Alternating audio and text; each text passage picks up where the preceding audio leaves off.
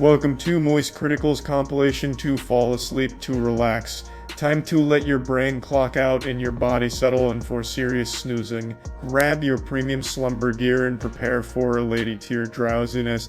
If this helps you drift off to dreamland, drop a like, subscribe, and comment goodnight below. Sweet dreams, you beautiful sleepy souls. I went into season 2 of Squid Game with pretty low expectations. I was just expecting a lazy cash grab, but it's kind of late for that since it's been 3 years since the first season became a global sensation.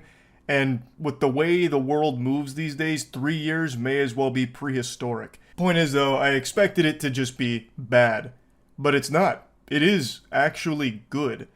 Now, I do need to spoil a little something here. There's no Jim Wool, which is a damn shame. That's a big missed opportunity because Jim Wool is almost synonymous with Squid Game at this point. He is a natural disaster, the devil himself in the Roblox Squid Game circuit, and I really thought that they would tip their hat to Jim Wool in Season 2 here, but they did not. What they did do, though, is not just do the same thing again, which is what I expected. What I really thought Season 2 would be is they just do nothing but games. The same games and then maybe some new games. I just thought it'd just be nothing but games out the wazoo like we're playing fucking Mario Party.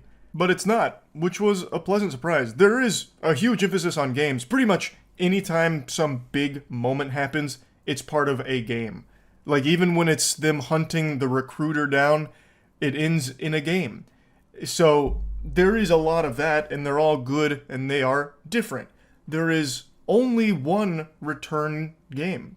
So that was nice. I once again expected them just to do the greatest hits again. Now that's what I call Squid Game Volume 2, basically. Fucking Kids Bop Squid Game, the second rodeo. They didn't. That's nice. Now, I don't think Season 2 has a chance of reaching the same heights that Season 1 did. That was lightning in a bottle, in the truest sense of the word. It came out at an unprecedented time where everyone was inside, and there was nothing like this out. Of course, there's still a ton of hype for Season 2, but I don't think it's going to reach that crazy, set the world ablaze popularity that Season 1 had. Though I'm sure it will reignite the Roblox Squid Game circuit, and God rest all the souls that cross paths with Jim Wool. Anyway, though, I do think Season 2 here is good. Very good, even. I went into it expecting it to kind of be dog shitty. Nope, not the case. So, Season 2 is much more of like almost a revenge action show than it is a show about survival by any means necessary through these depraved games. Here, we now see a very different Gi-hun, who, I still don't know if I'm saying that name right. I don't remember if it's Ji-hun or Gi-hun. I'm not entirely sure. Sorry if I butchered the pronunciation. But we see him in a totally different way. He even has his own John Wick arsenal. He is using that money that he won, every fucking penny of it, to try and track down the recruiter so he can go to the games and tear it to pieces. Shut it down for good. He no longer has the red hair that we saw at the end of Season 1. I suppose the director said, all right, I was playing a bit of a goof on you. We'll get serious again. So that goes away within the first 3 minutes of Episode 1. And we see that he has spent the last 3 years training with the sole focus of stopping these games.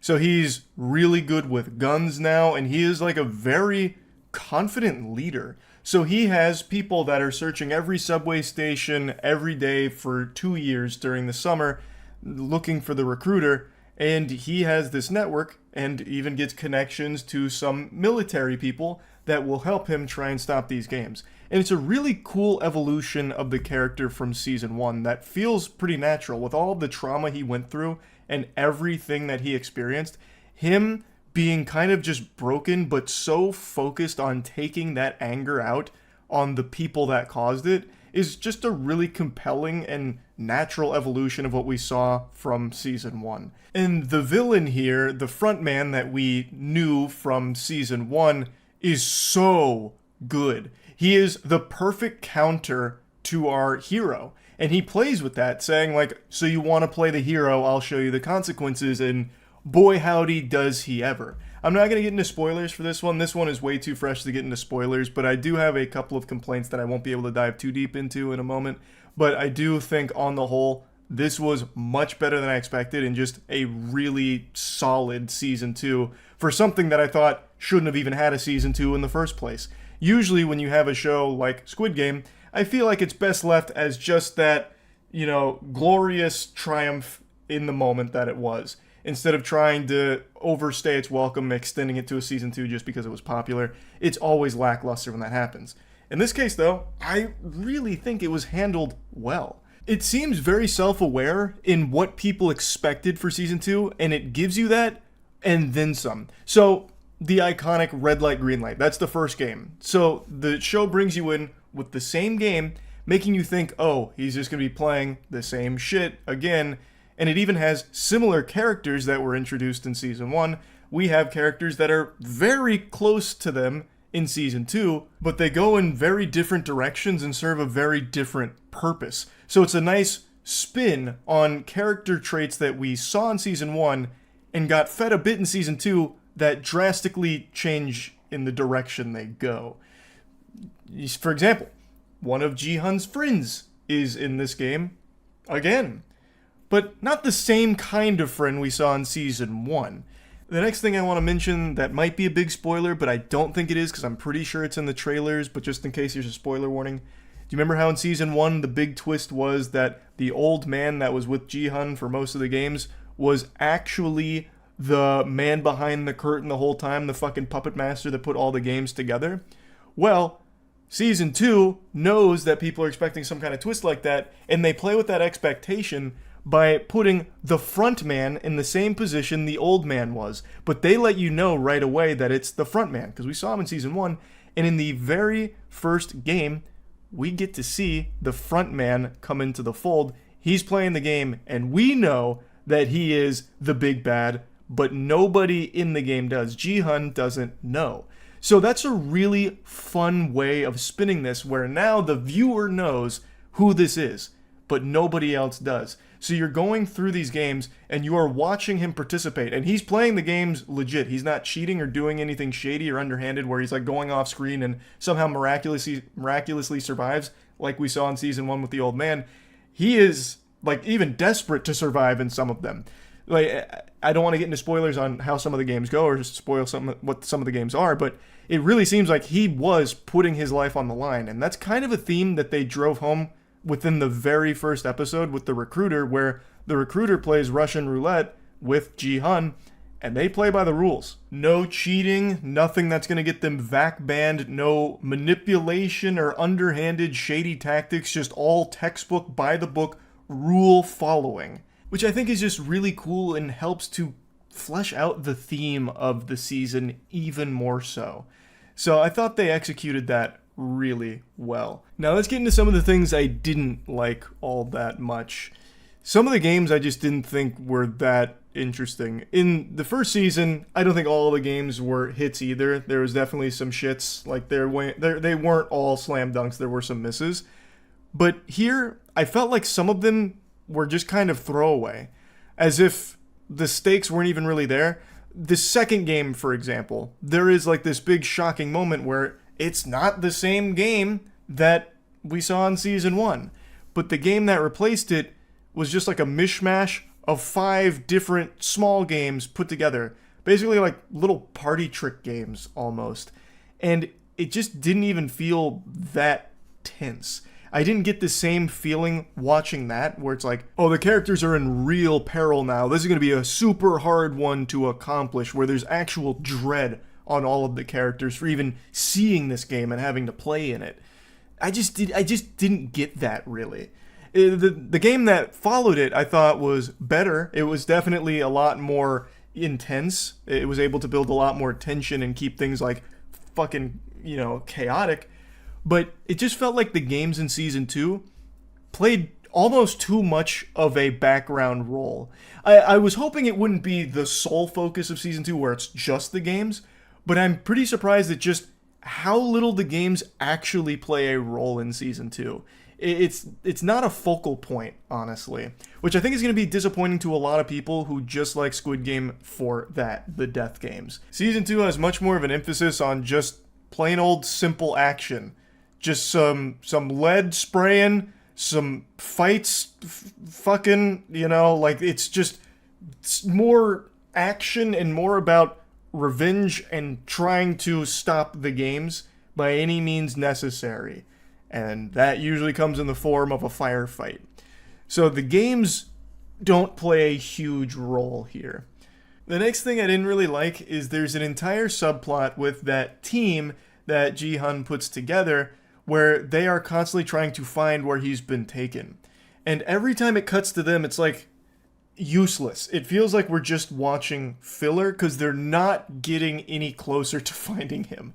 They're just constantly on this wild goose chase and nothing's really getting accomplished there at all. Now, it does set up a very interesting character that we get introduced to in Season 2 that has some very... it's going to be a spoiler if I get too deep into it. They introduce a character that is clearly going to play a big role in Season 3. That's another thing. Season 2 is basically just a setup for Season 3. I mean, it's more than that, obviously, but everything in Season 2 is building for Season 3. So there is a character that's introduced here in that side plot that is doing some real fishy shit that is definitely going to play a big role in the next part. But just, I can only talk about part 2 because that's what's out. Anytime it cut to them, it was just boring. They were not accomplishing anything at all. It just felt like wasted time. I can pretty much summarize an hour's worth of that side plot with just a few sentences. We need to check this island. This might be where the games are being played. Alright, we checked the island. No good. We'll cross that one off and check the next one. Then they get to the next island. Jeepers, it wasn't that island either. Let's check the next one. That is everything that happens every time they're on screen without fail, and it doesn't really get deeper than that, except for that one character I mentioned that starts to do some more things that are clearly going to be a big deal later on. But as of now, they're not. It's just, try another, try another, try another. Eventually we'll find the island. Try another. And they just go on this deep sea adventure of just going to fucking island after island after island to no avail. So it's just, it feels just really useless. The other thing I also just didn't like, and this is less about the actual content of Season 2 and more so just this trend with dividing things into parts.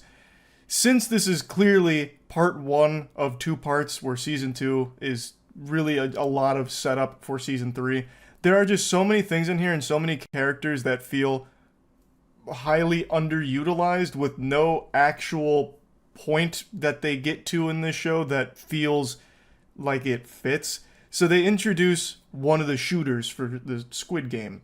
We get to see from their perspective someone who actually kills the contestants in there. We get to see a little about them outside of the game and inside of the game and the things they go through, which is a cool concept and something that's a fun thing to explore because you get to see a different side of it. Even though you did get to see a lot of it in Season 1, this is now seeing it from someone who is actively killing the people in the game. And that character we do learn a little bit about, not a ton, but we get a bit, and we see that they're going through some shit while doing this job, but the character doesn't really do anything in the season. It's just, we get like glimpses of a different perspective every now and then. But there's nothing narratively that we get from the character that pushes anything forward or really changes anything. It feels like it's clearly going to matter a lot in Season 3, but that's what I'm talking about. When you're just breaking something up into parts, you get things that are half-baked like that. And that just always kind of bothers me a bit. I'm really getting tired of the trend of breaking things in half because then you only get half of like the whole package that you need to now wait X amount of time for, probably like a year. It just feels disjointed. I'm getting really over that trend. I'd rather just wait for the whole thing to come out. Because usually when you do a season, like a full season, things wrap themselves up and storylines reach some level of closure. Of course, they don't need to be fully finished by any means if you're going for more seasons that are planned. Like, I think Game of Thrones always did a good job before, of course, it absolutely shit the bed with season 7 and 8. But it always did a good job of a whole season feeling like, oh, you got a whole complete package that is going to have more going forward. Whereas in a case like this, you just feel like you got half of the package and you have to wait for the next one to get the whole thing. So that's just starting to bother me a little bit. That's not even like exclusive to Squid Game Season 2 or anything, but you know, it is just getting to be a bit of a nuisance. Like House of the Dragon is the most egregious example, where the most recent season is actually just putting chess pieces on the board and not using them. You have to wait for the next season for those pieces to do anything. So fucking like nothing really moves in Season 2 at all. It's not nearly as bad in Squid Game Season 2 by any means, but there is just obvious things that are just setup pieces that don't actually contribute anything in this season, but will in the next. So it just, again, feels half-baked at the moment. But I know when the whole thing is out, we're going to see the whole vision for it and the role they play. But overall, I do think Season 2 was very solid, much better than I expected it to be. So I definitely do think it's worth watching, and I'm really looking forward to the final season of Squid Game. Assuming, of course, Season 3 is the final season. They might just milk this cow for many, many moons to come. There's probably going to be tons of spin-offs. There's already been one spin-off, too. So they already are showing a track record of having Squid Game as like a flagship IP, but I have to imagine this next season will probably be the last one. I don't even know how they could stretch it further. But anyway, I thought it was good. That's about it. See ya. I know this gets said all the time, but it's true, and it's sad. People will believe in anything. Today I just learned about slapping therapy, which I'd never heard of before, and you would think me, of all people, someone who has covered slapping tournaments for years, would have heard about slapping therapy, but even I couldn't imagine something so stupid. And today, a practitioner is being jailed for 10 years due to the death of a 71-year-old woman at one of his slapping therapy workshops, and it turns out he's also responsible for the death of a 6-year-old boy at one of those slapping therapy workshops.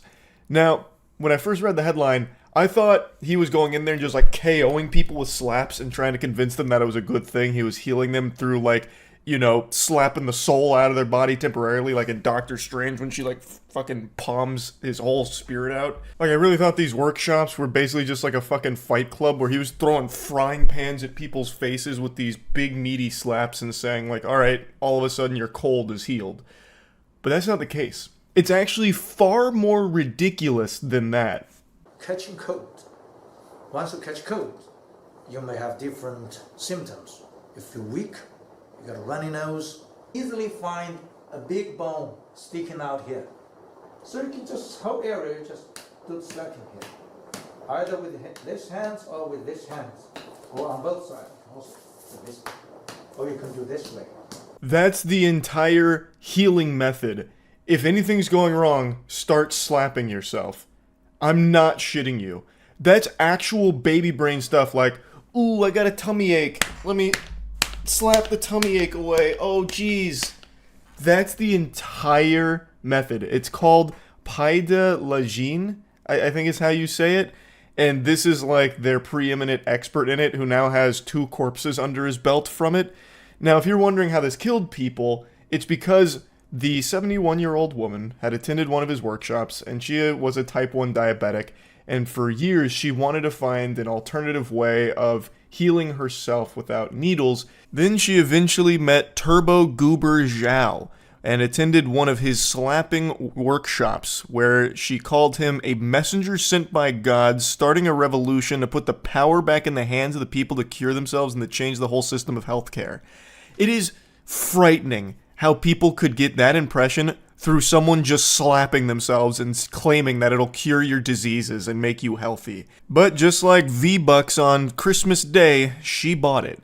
She was fully on board, hook, line, and sinker to the self-healing slap technique, the forbidden jutsu, and she stopped taking her insulin, instead just slapping it away, and Zhao said, well done, congratulating her on it, and eventually she started vomiting, got tired and weak, and then was howling in pain, unable to respond, and passed away. The 6-year-old boy passed away in similar fashion, where his parents stopped giving him insulin after they attended his workshops because his workshops claimed that they would slap away the poisonous waste, which is the same nomenclature, the same verbiage you hear from all of these con artists that promote this absolute ridiculous dog shit that doesn't work.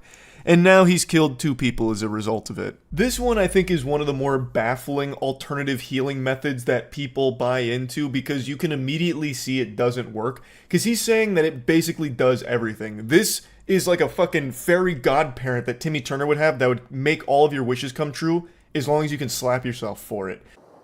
I would guess 80% of the problems or the symptoms will be gone after doing those. If that is still not enough, you can do the whole chest here, like this. You can do it by yourself here. Here, see? This side, see? Here, here.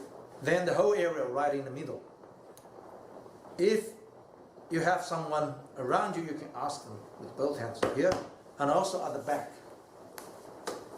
After doing what we call carpet bombing, all these areas. This asshole watched Patrick Star ham bone in an episode of SpongeBob and then said, I can make an entire business out of that. So now his whole thing is that you can cure anything through slapping yourself. So he calls it carpet bombing on your chest when you're slapping a cold away like this. But what's crazy is anyone who would watch this and maybe think for even a fucking millisecond that this might work would try this when they had a cold and learn that it doesn't work. You can't fucking slap away a cold. But that's not enough proof for them. Even though it doesn't work, they still believe in it. He actually made a video addressing the death of that 6-year-old where he doesn't actually say anything. He doesn't actually address anything. He just keeps saying, it's an accident over and over. And the comment section is nothing but swallowing his meat. Now more about the accident happened in Australia for that little boy. What I want to say is, first of all, this is an accident. When I say this is an accident, that means this has nothing to do with the workshop. It is purely an accident. It actually has everything to do with the workshop because he encourages everyone to just slap everything away to get that poisonous waste out of their body, all that toxic sludge that's infesting their body through some of this, some of that. And then the parents who got brainwashed into believing it took their child off insulin as a result of these workshops. Now, of course, the parents of the boy are brain-dead idiots that should never see the light of day outside of a jail cell again. They are too stupid to be reintegrated into society. But that stupidity was manipulated by this scam artist, and it led to the death of that 6-year-old. Now, the comment section here is people supporting him. And I do mean every single comment is just down here practicing their own brand of slap healing by slapping his meat into their mouth. So they're just talking about how this isn't going to stop them from spreading the gospel of Paida Lejeune and changing the world one slap at a time.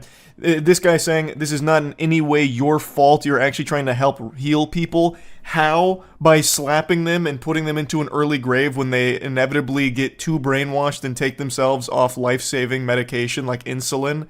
Like, it's crazy to me that even when someone dies from this, and even when every single person in this comment section can confirm it doesn't work, they still latch onto it, this fucking fantasy that this is somehow the secret that's healing everyone, and they're going to be an immortal being because they slap their chest 5 times a day. Now, I do understand why people seek out alternative healing methods, because medications and normal doctor visits are unbelievably expensive.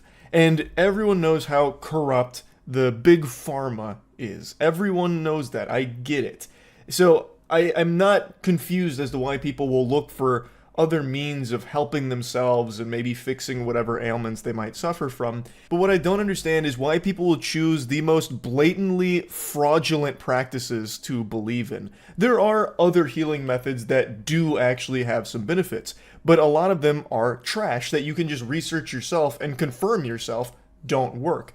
But people will still just for some reason, become this lifelong believer in it based on nothing. I don't know how someone could sit there and watch this dumb asshole slap a guy's arm and say that it's healing him.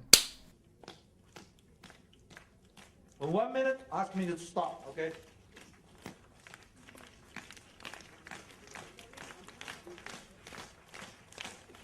One minute. Look, see? Just in 1 minute. It's like more than double the color. Let's show to the doctors, the professionals. Wow! Just like Jesus turning water into wine, Zhao just turned skin into bruised a little bit. He basically claims that Paida Legine can solve everything. And I mean everything, even baldness. Trying to circulate the energy inside. But this way is okay, is it? Yeah, this is okay. Not so fast. Slower and Oh, the slower, better. let Yeah. the energy penetrate inside. Okay, that's how I do.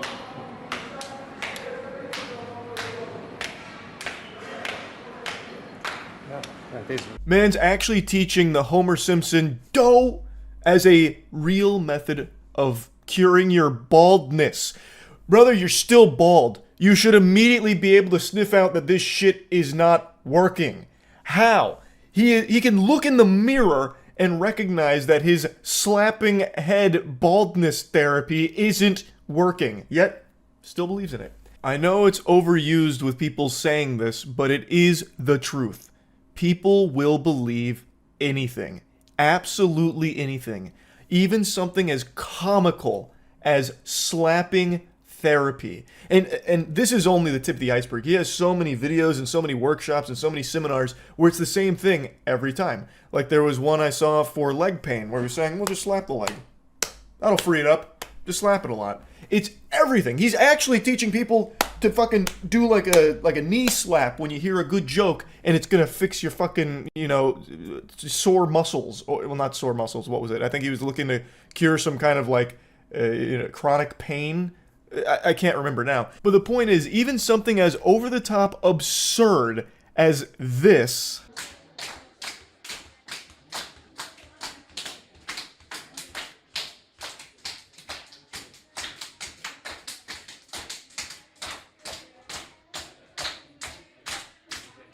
has people believing in it and worshiping Zhao. It's actually fucking crazy. Just sitting there playing people's head like drums. And they're like, oh yeah, he's curing him. He just fucking cured him. Amazing. Absolutely amazing. Extraordinary work. In fact, actually clapping is a form of slapping. So every time you clap, you're actually cleansing your body of toxins. Did you know that? I bet you didn't know that. I just figured that one out through Zhao's teachings, actually. And the most pathetic part is no one will ever be able to get through to people that have already bought into it in this way that it is fake, that it is bogus. Even the death of the 71-year-old woman and the 6-year-old boy is not enough. That will only strengthen the believer's resolve in it, saying things like, oh, they must have done something wrong with the Paida Legine teaching. Zhao would never have misled us. He's healing all of us. He's a messenger sent by God. And the fact that they're jailing him now for this only proves to us that his teachings are a threat to the established medical order. So it must be true. His slapping techniques must be true if they just threw him in jail for it. There is nothing you can do to get people out of this. It sucks, man. Like, it's actually so sad. I'll stop ranting about it now, but it's fucking crazy. That's about it. See ya. Yeah, the Hawk Tuah girl launched a meme coin. That's just like a term they use, calling it a meme coin. It's really not. It's just always a scam coin. It's made for the sake of rugging her viewers within the first hour of its launch.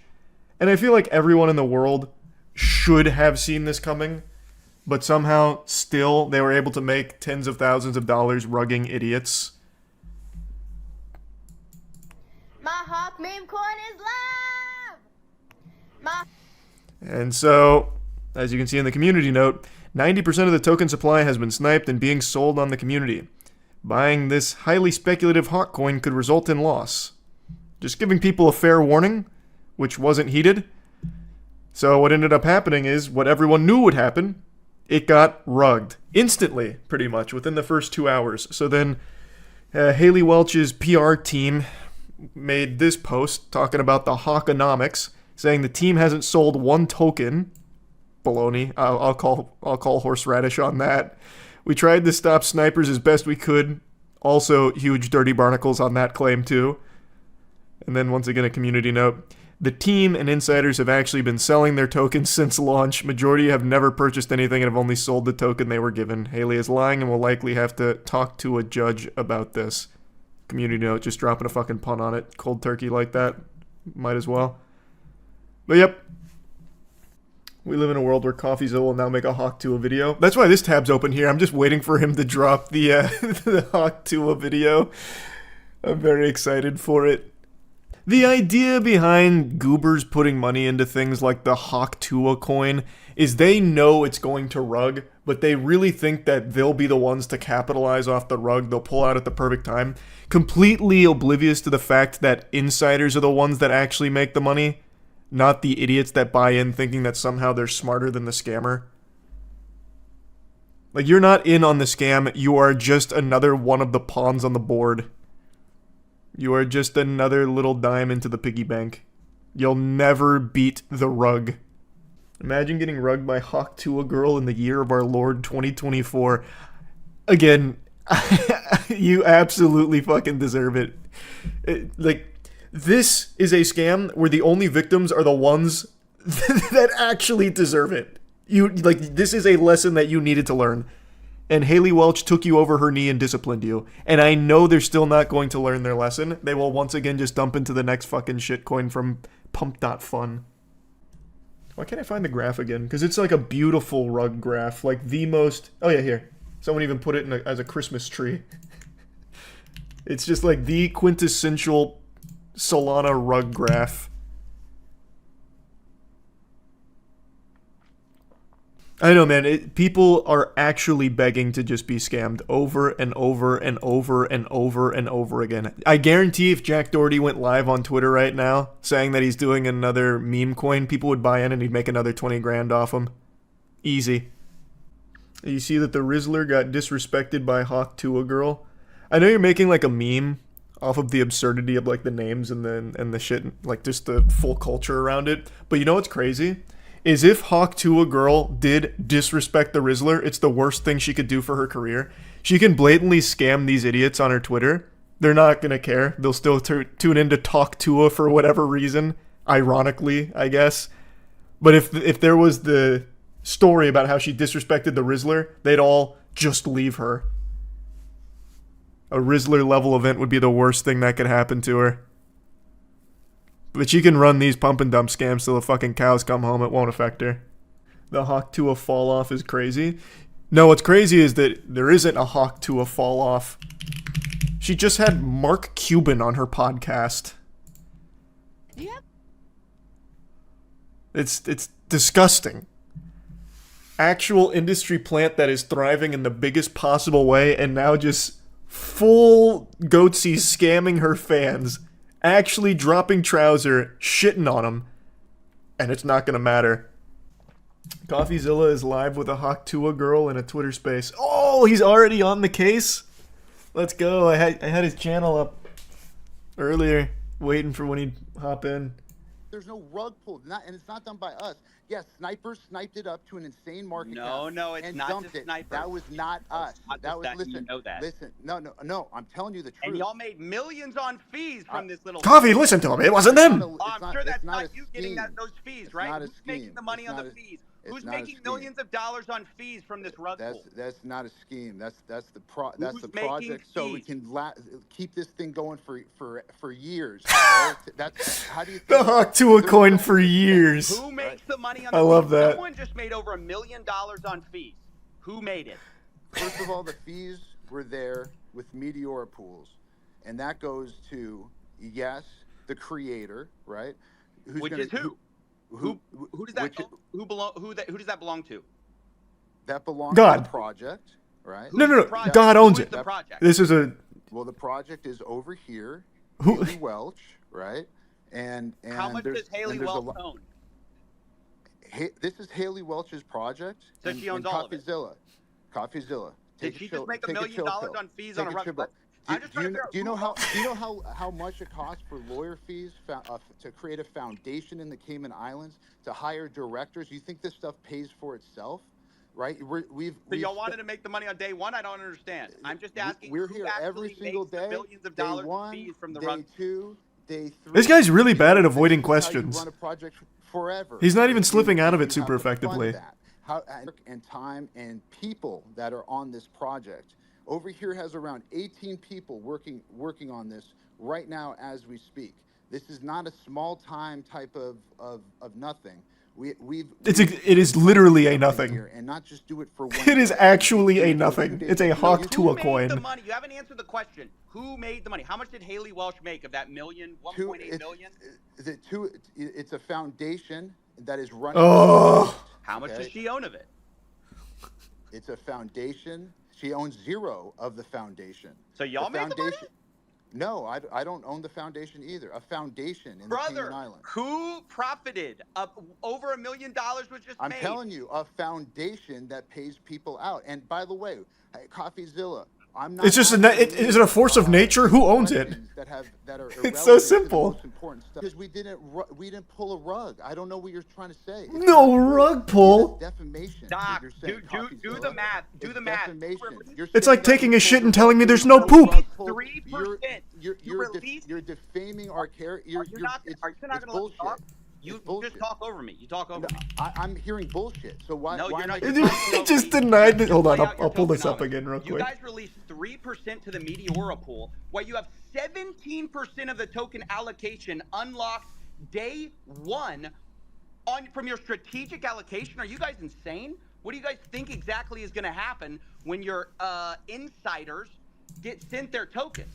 And by the way, who made the money from your 17% pre-sale while you're giving a tiny piece of the pie to the public? Like, what the hell? This is the worst tokenomics I've ever seen, and it is a scam. It's not a scam. It is literally a scam. Actually a You can scam. say whatever you want about it. You can cry defamation. That's my opinion. It's a scam. Well, And I only do this for a living. I've only seen 1 million of these projects. This one's different, Who Coffee. pays you, CoffeeZilla? Let's track your Ooh, wallet. turn it around. Who But, pays? over here, why don't you tell Nobody's CoffeeZilla here what for we're me. doing Everyone's with this here project? for you. Where did the fees go? Where did the money for the pre-sale tokens go? Why I did love the y'all who pays unlock you day Coffee. one so people could dump on Haley Welsh's fans? And how involved was she really? And how much? What just happened? They muted him. I just got muted. That must have been a glitch. Yeah, so I mean, like we as mentioned, like we raised a 17% strategic allocation that was done at a 16.69. Oh my God. Valuation. You know, we tried to kind of keep that kind of premise here was that we had the restriction, like we heard the request for us to do this in a public manner, and I think that we having consulted with like You were saying fucking nothing right now, and you're saying it with a big lisp. I guess like the legal. He's about to just opinion was start that, talking about to kind of dedicated protect wham. Haley, and kind of mitigate any kind of consideration. This is nothing. Basically, Just answer the simple questions Coffee is posing. Who owns it? Who made the money? Americans. That 200 people participate. A lot of people within the industry that were very supportive of the vision. Because I think that they Why even listen to this bullshit if he muted Coffee? Because he's got to unmute him at some point. I think that Coffee and Connor Eats Pants are in here we're kind of spamming hoping thumbs that downs. This can be like a little bit of a paradigm shift. I mean, like I said, nothing that we've seen thus far with It's a hawk Tuah rug pull shitcoin, man. In a sustainable manner. He's yapping about nothing. Of longevity of an extended time frame, and we're just trying to, try something different, right? Like I said, we went back to first principles and kind of tried. Did they answer any questions yet? In a No. way that we think makes No. sense, by we kind of felt ultimately that was probably the best representation of who were her true fans. These are actual just filler words of Sure nothing. that, Actual when she was nothing. running this initiative that, He's speaking just into the hands of the That's people all. that have been most supportive of her and like kind of really engaged with her. Holy. content. I just want everyone to, be respectful. Yeah. But yeah, listen, this is You guys hear something me? that means a lot. Go ahead, FaZe Banks. Appreciate it. I just heard this guy blab about pretty much nothing. And repeat the same shit that he said the first time around. You said something about Web 2 in layman's terms. That just basically means 90%, 97% of all the tokens owned were by related wallets, friends of friends of friends of friends. They were like, no, that's not true. It's not true. Yeah, yes, it is true. You can Yes, see it. no, You it's you 100% you true. can see it. Brother. Yeah. You're talking about some fucking, what did you say, in the Cayman Islands? It's how you legally launch these No. types of things. It's a foundation. But listen, this isn't a bundled scam. This is and prove that they were not sold by us. So the bubble map stuff was totally false. It's not what happened. Oh, so this is all a Over lie. here, maybe you can. They're the explain trustworthy ones at the Hawkonomics. allocations to these different wallets, and clear up a lot of this. These allegations that are just false. Yeah, I mean, like in terms of like. Oh God, not this guy. The different wallets and stuff like. Whoever guided you in this, or whoever directed you to do this, or gave you the advice to do this, you should fire them immediately. And yeah. Yeah, I just want to jump in here. Yeah, I'm doing the best I can. Thank you, FaZe. Was that a Looney Tunes sound clip? What was that? Ugly launch, cool. There's day 2. There's day 3. There's day Bulletproof 4. response. The key is just Bulletproof. not giving up. That's how you handle it. Every single day memeing. The key is to actually onboarding her real, true fans. This might not be for Sounded like everybody. Sandy Cheeks. It's not a big deal to us. We ain't going anywhere. Haley's not going anywhere. And the Hawk Tuah meme is definitely not going anywhere. Yes, they were from the deployer wallet, but they're put into wallets for her true fans to claim. They were not sold. None of You have those to tokens were unlock sold. the true I just fan want to make that prestige very, level. very, very clear. But listen, it's all love. I understand everybody around here is kind of used to the same thing. There's only one way to prove that this is not just like everything else, which is just not give up, right? And keep going and keep doing everything, that you possibly can. Inspirational. Right? Inspirational. To keep it pushing. And the He's only right. way that it's a rug or the only way that it's a scam is if you give up on it. And that's the one thing that we can say is no one's given up on this. Mm-hmm. So over here, or if you want to ask Haley some questions, let's Haley is somebody who's an incredible person, and she's had a lot of fun memeing. She really enjoys X.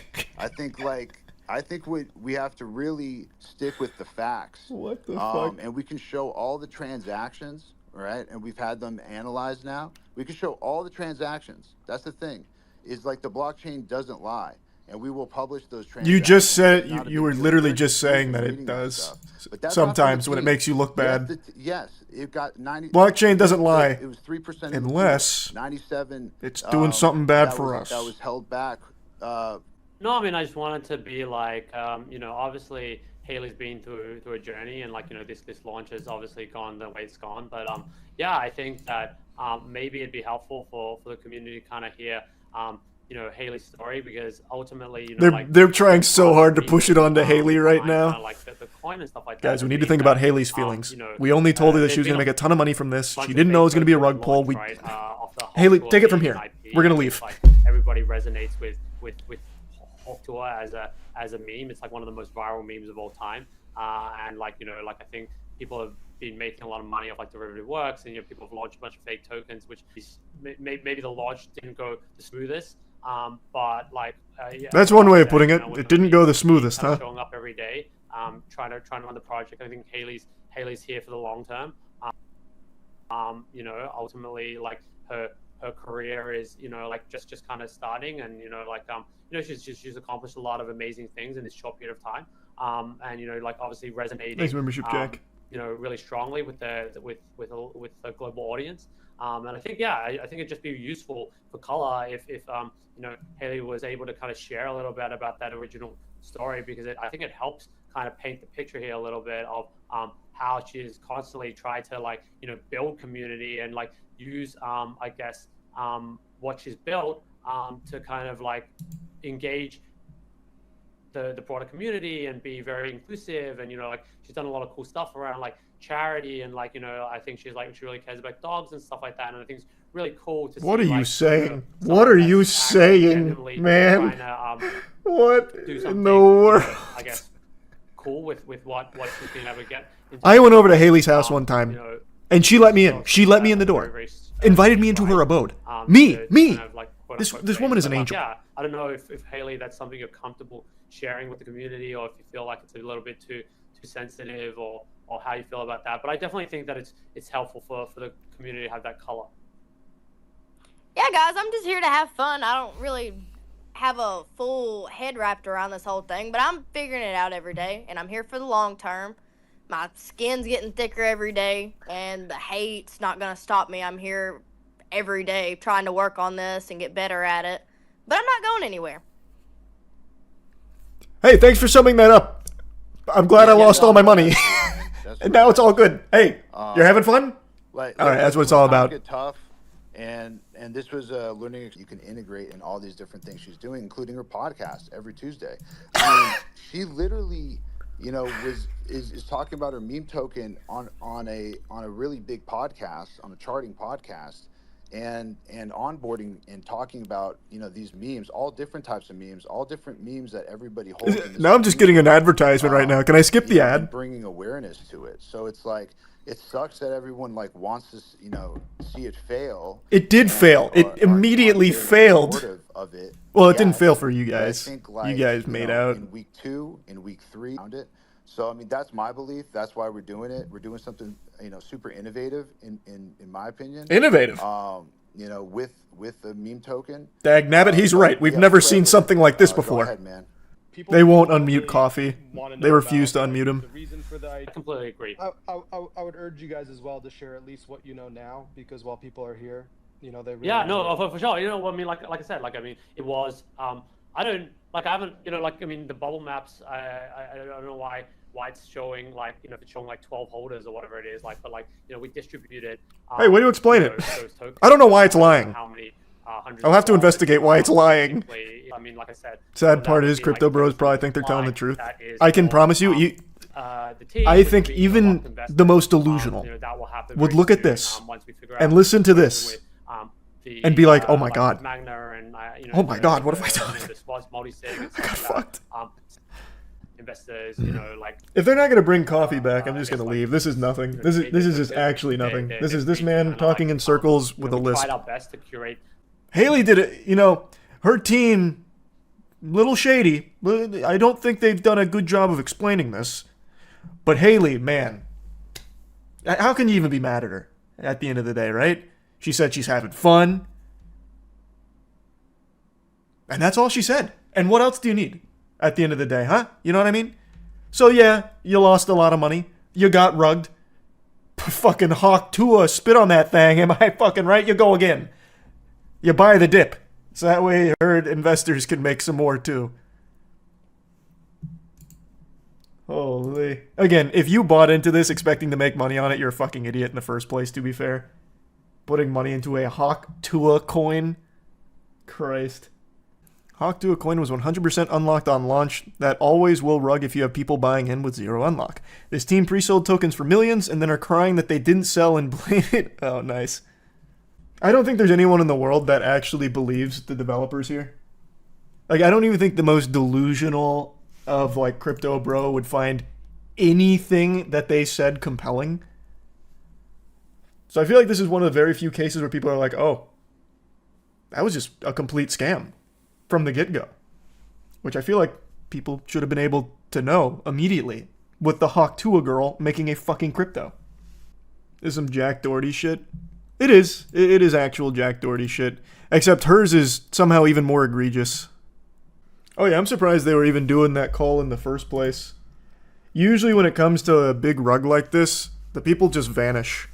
Meanwhile, those two goofballs were somehow taking it in a Twitter space, pretending that it wasn't a scam.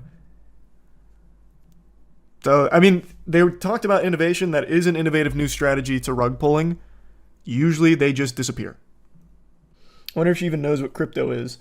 I can say with at least 85% confidence, Haley Welch just learned what Solana was a week ago.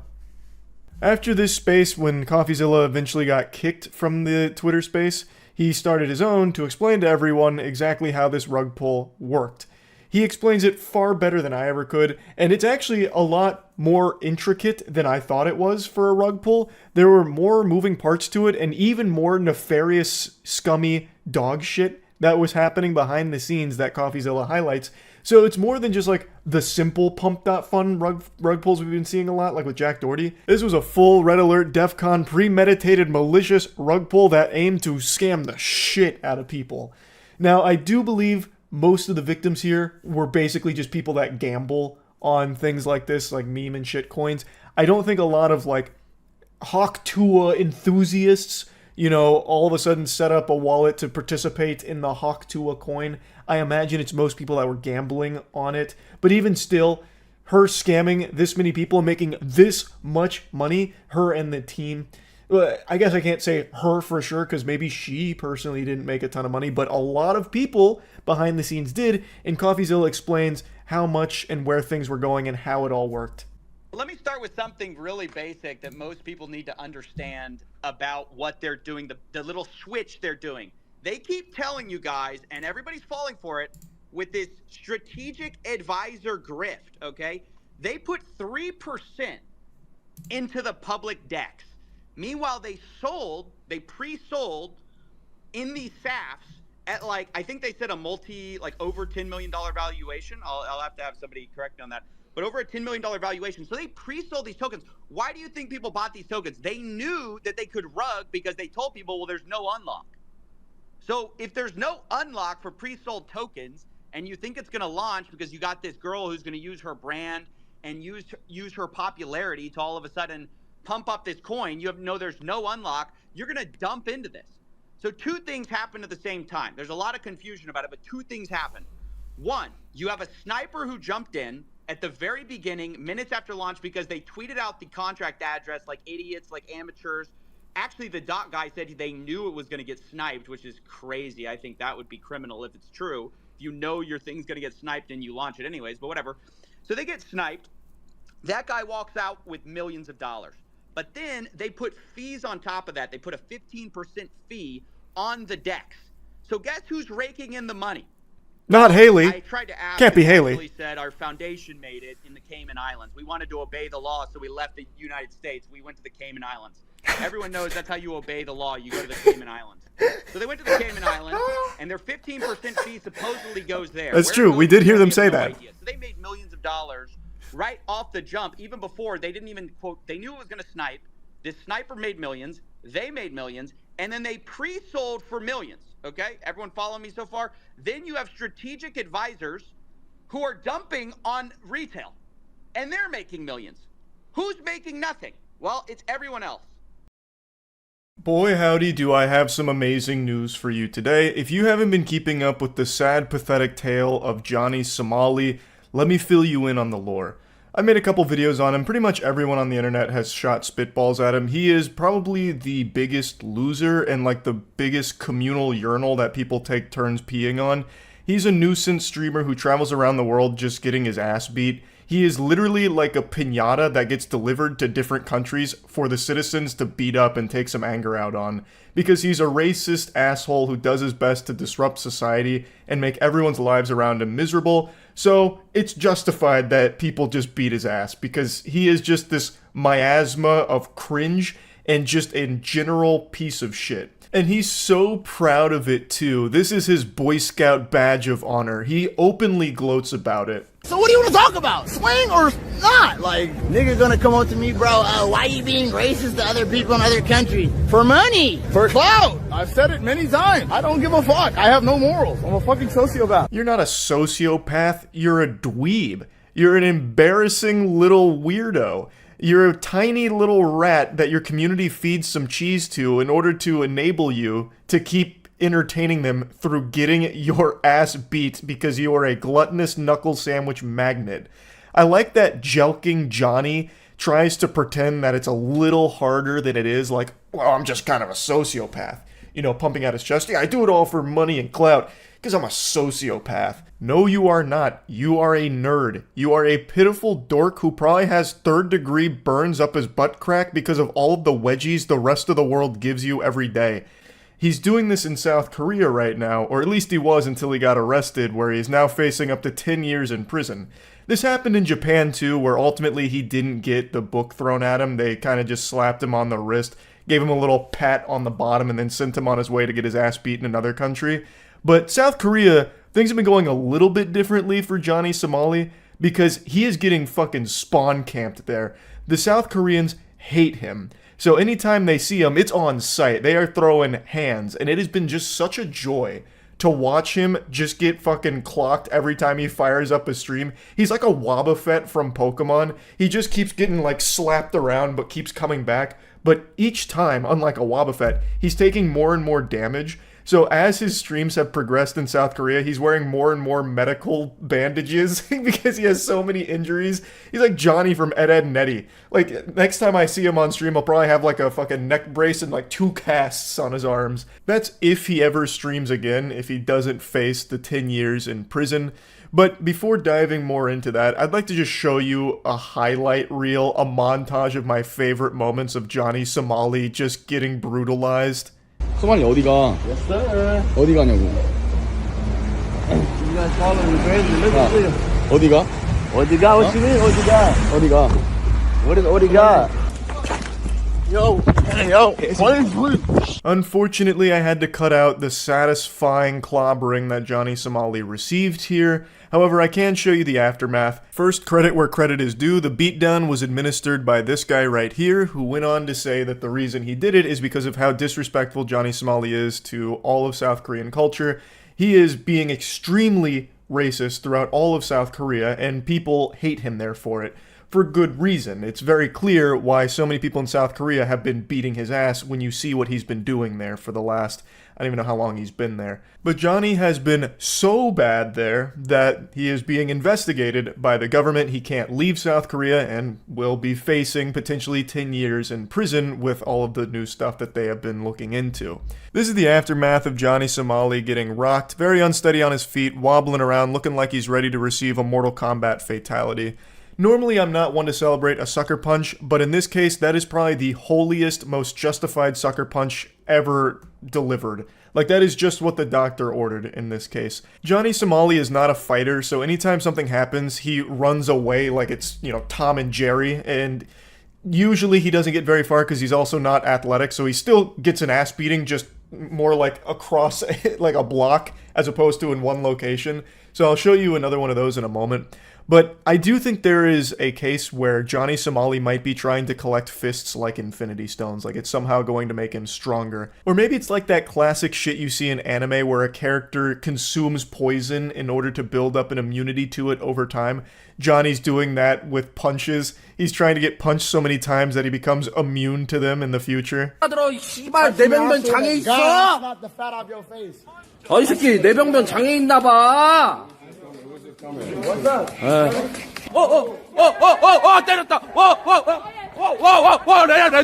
레전드. Once again, I had to cut out the impact as well as the ensuing fight. Not with Johnny Somali. Johnny Somali, whenever he gets into a confrontation, he goes like fetal position, but this guy 1v3 Johnny and his friends. So after he stormed Johnny and gave him like a fucking flying kick, Johnny, of course, sprints away, and then he's not fast or anything, so he easily gets taken down further up the road. They throw him to the ground. He continues to get fed his desserts here. And then one of Johnny's friends also starts just getting manhandled by this guy. And it's just a beautiful 1v3 where Johnny and his friends just get blasted. It's so good. And one thing that's just a classic Johnny Somali move is he likes to pretend he is the victim when that happens, even though he is the instigator. So before this clip happened, it was Johnny threatening them. Like, people don't like Johnny, so they'll go, of course, like, tell him, get the fuck out, stop being racist and all of that. And Johnny will usually just keep trying to elevate confrontation in order to, you know, stir the pot and hope that something like this happens. And then when it does, he's like, oh, this is ridiculous. I've got it all on camera. It's so pathetic. Put this in your next YouTube documentary. I don't give a fuck. Korean niggas is weak as swing on the I was waiting for him to swing on Johnny. I was waiting, bro. I was waiting for him to We're ready, Reddit, Twitter, come. I wanted to stop on his Hank is here tonight. We're not scared. Go to Johnny's favorite.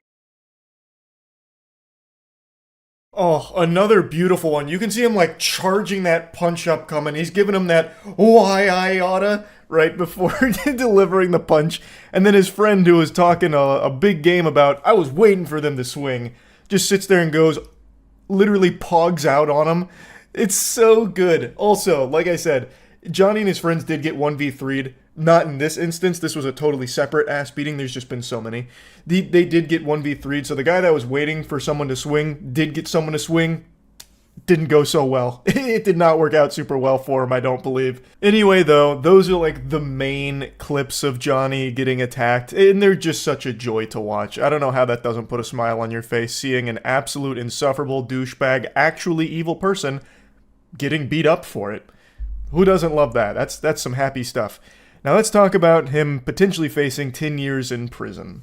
Now what kicked things off in a big way was Johnny doing his classic degeneracy, getting kicked off a subway, causing a scene in a convenience store, also just antagonizing people around him, not mentioned here, but that's most of what his content is, and then sparked big outrage by kissing the Statue of Peace, which is a monument to victims of sexual slavery.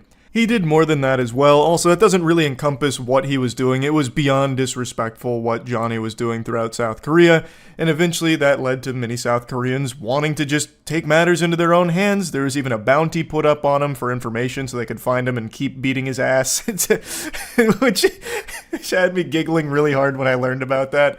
They actually had like a 3-kill streak UAV online so they could keep tracking Johnny and keep giving him wet willies and beating him up. So then he eventually got investigated by South Korean parliament, and that restricted him from leaving the country because he's now facing charges of assault and narcotics use. Apparently South Korea is very strict when it comes to drug use, so possession or use of illegal drugs can result in a sentence of up to 10 years in jail or a $72,000 fine. Meanwhile, the assault can carry a maximum penalty of 2 years and a $3,000 fine. And this is just a little tidbit that Dexerto threw in at the end here. Should the case go to trial, this would be his second time in court in an Asian country. After his trial in Japan, Somali admitted to lying to the judge, claiming he wasn't making any money streaming and was filming documentaries. I can only hope that South Korea will not be as lenient as Japan was with this absolute worm. He flexed, openly bragging about how he got let off easy in Japan. And his lying. It's actually crazy. I hope South Korea plays some hardball with him here and doesn't give him an inch. He is going to keep doing this across the globe. He's not going to stop. Do the world a favor. Lock him the fuck up. Please, Jesus. I mean, it's for his own safety, really. Like, it really is in the best interest of Johnny Somali to be in jail. Because anytime he's out of jail, all he does is just keep getting pummeled into the ground. So anyway, just wanted to talk about this a little bit. That's it. So, yep. Yeah, Wolverine's fun. I like Wolverine. Even though Hella's the strongest character in the game, she's just really boring to play, I think. Yeah, I know, Hella's permabanned in Diamond, which is why I'm just going to start spamming her, since I'm on the cusp of Diamond. Now I'll hold it. Actually, I'm gonna rip it just to avoid that. Saved us. God, that was clutch.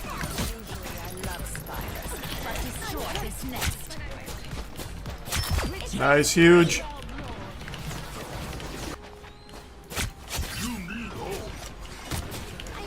I'm just gonna rip it up. Might as well.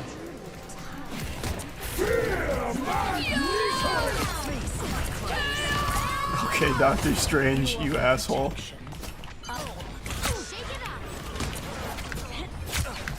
Man, that Star-Lord is terrible. Oh, that Luna ult was terrible. No! I didn't know you could even kill Luna while she was ulting. Jarvis, unshit my pants. God, Hela is just a really stupid character. Our Iron Man did really well, though. That wasn't even just a Hela difference right there.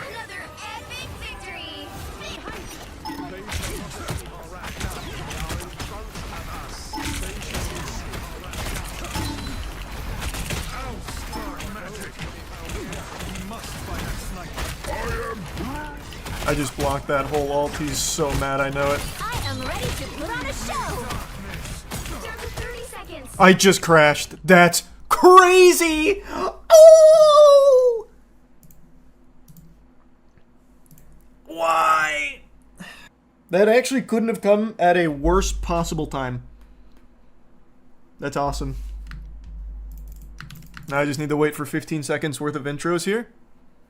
Unskippable, by the way.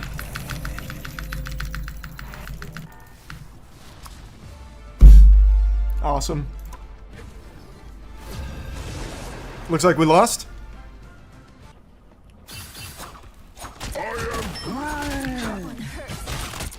The solo ult is crazy. I love that.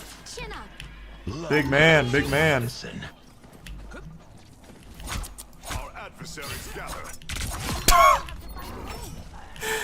Nice. Good shit, Rocket. Good riddance. That guy's a psycho. Their power.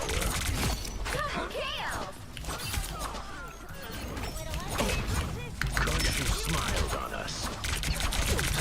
Man, I am cooking these guys. Holy. Bro, the Luna ult too, just for the icing on top. Final score 1, 2, 0. 4, 3, 2, 1. Steve, you're crazy. Why, Steve? Why? There's still a chance to stop them. Fire mode. Why? Why? You make me sick. Holy fuck, Scuba Steve. They hit a checkpoint. Now might be a good time to stop them. Armed and dead again. Alright, gotcha covered.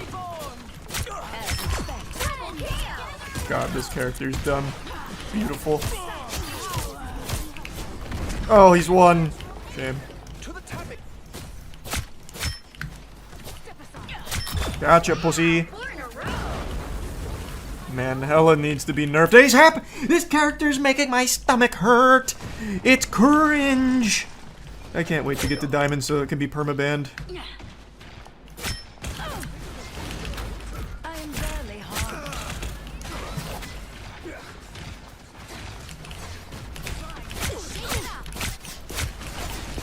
Ah!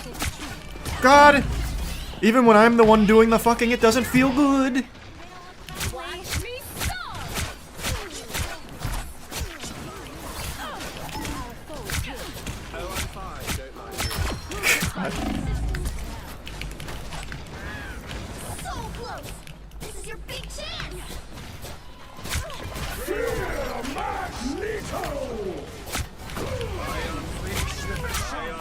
She wanted to ult so bad. Also, our Doctor Strange just had the worst Strange ult.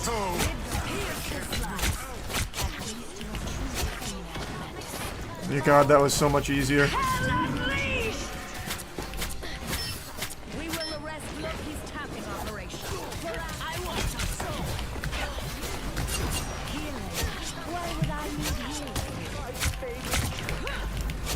A 20-player KO streak. Might as well pop it.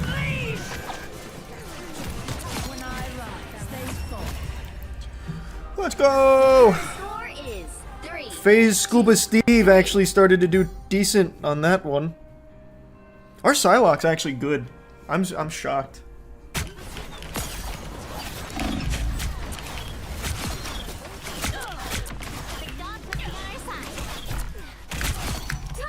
I got both their DPS. A brief taste of hell. I am ready to put on a show. 30 seconds. I smashed this young. No! Wait, what? I was just doing that for something to do. I don't think she thought she could die there either. God damn, Hella's disgusting. You don't win these. I'm playing Hella. Stop doing that. You're hurting my feelings.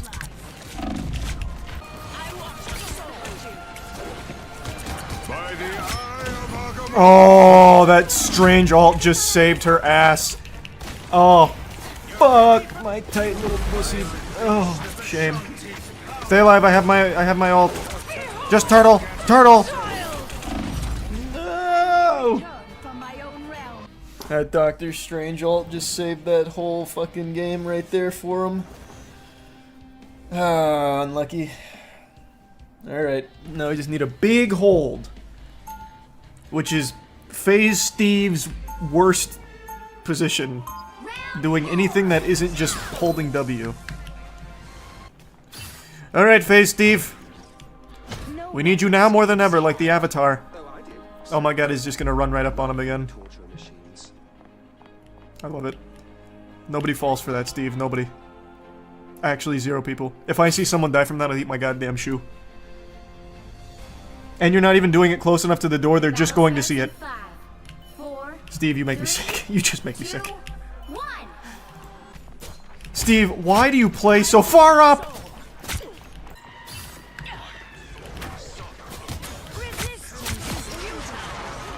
That Wolverine got baited by the Loki clones.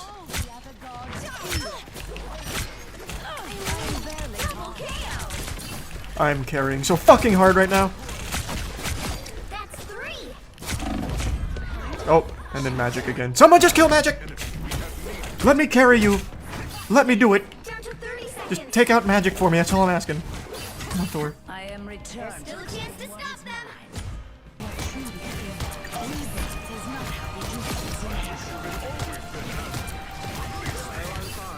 How is Wolverine still alive?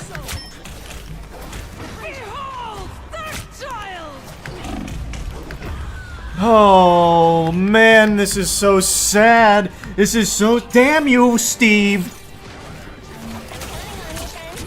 I just know it was somehow your fault. I don't know where things went so wrong in there. Oh god. Yeah, our Psylocke sang Penny Fed twice. Just why, Steve? Why?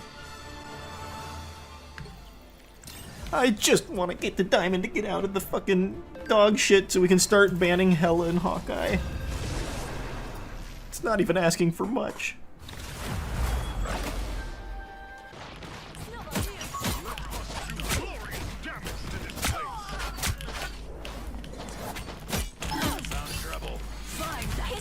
Oh, that's an interesting one. Okay, that was awesome. So what the fuck was that Luna ult, huh?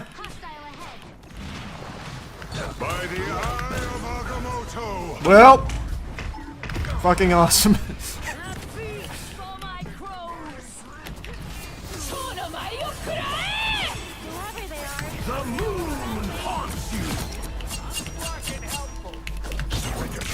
There we go. Gets him every time.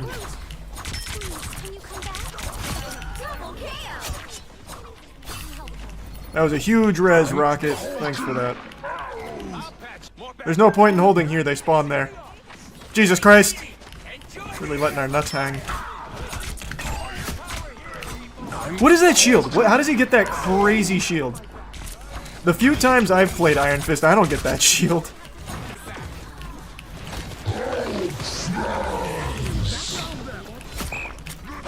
No! Ow! Ow! Oh! Oh! Oh! Ow!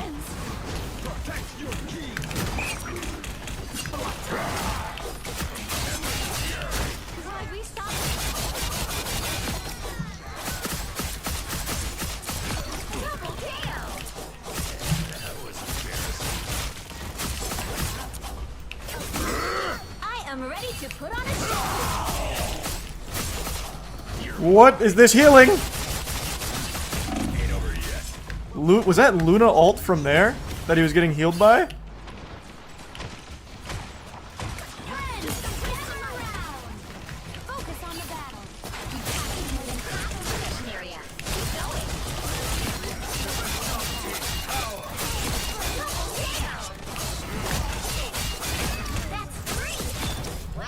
Looking good. Yeah, the only people that think Wolverine is bad are like really low elo. Wolverine's good. He's not like the best player or the best character in the game, but he's good. Holy.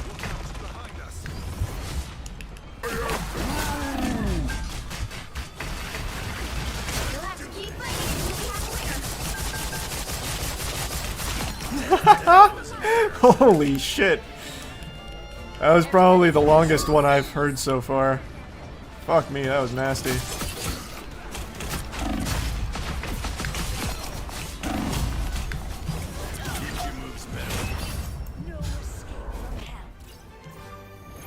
Pretty clean.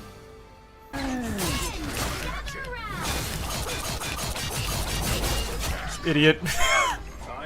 He fucking panicked so hard. Hold on, check this out. I got a crazy play. No, I missed her. Fuck.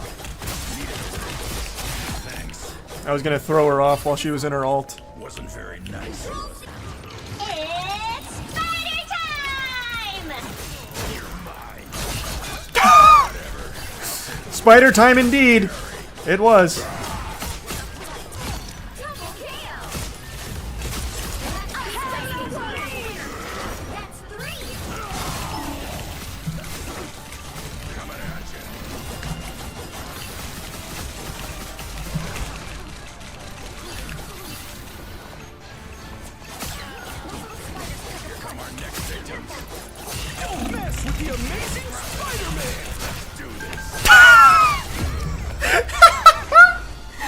Yes! This poor fucking guy is having the worst game of his life.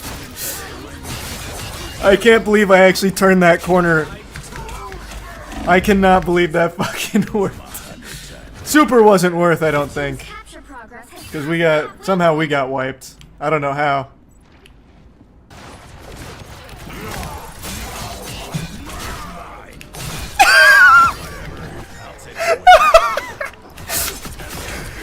That one he could have absolutely avoided.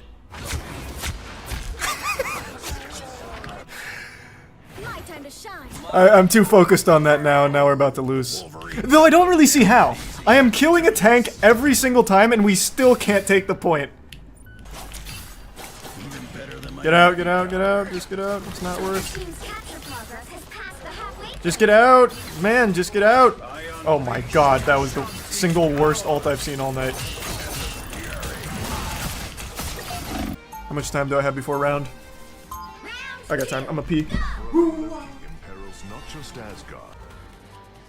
The battle starts in 5, 4, 3, 2. Oh my god, that timing was fucking perfect. Don't forget. The toilet beheld the god of urine. Why are you playing Storm? Ready to do some damage. It just couldn't get any worse. Put up your shield, brother! Right click! Right click! Okay. Luckily when they're right up in his face. Hey, they're walking us to... Hey! Hey, bud. They're walking us down. Leave them to Khonshu. Oh my... Whoa, whoa, what? Only 60 seconds left. Holy... What? I've never seen a Moon Knight ult get more than 2 kills. And that was unreal. I don't have to be center stage. I couldn't rest until I final 10 seconds. God, Luna's just so broken. What the fuck? I used to think Mantis was better. Luna is just unbelievable. I can't believe we squeaked that out. I cannot believe we squeaked that out. Well, this is a fucking slaughter. Are they down a play or something? What is going on? Who's good at this? Much better. It's okay. Admit it. You need me. To be center stage. Born again!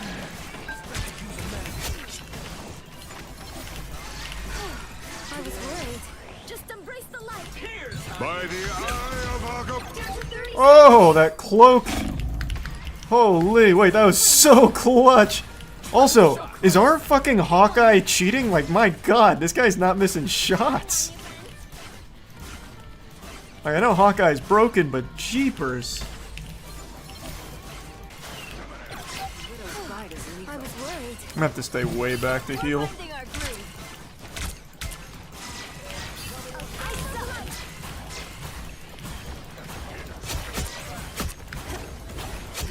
We're good. That was easy. Close game. Final score 1-2-0.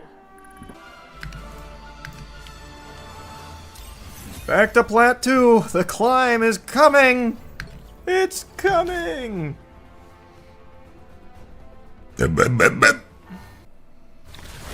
be honest, the one tank 3 DPS is kind of working. Well, I think it's actually only working because the tank has been Doctor Strange both times, which basically is 2 tanks. All the difference. Oh, it's the same Hawkeye!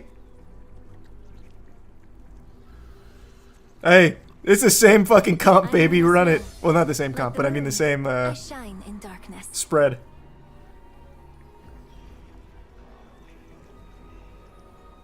Hey, no, it's all good, B.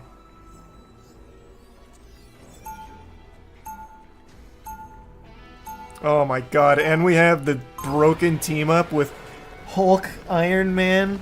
Oh. So much for your squids, I was worried. We should really switch off this Hulk. I'm gonna be honest with you, Poop Eater. That Hulk is not what we're looking for.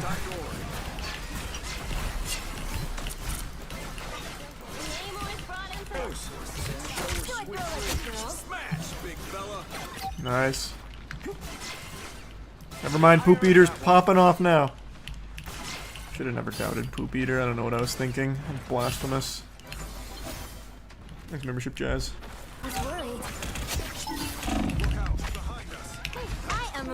Oh, that was such a waste. I thought there was... Well, actually, this wasn't really a waste.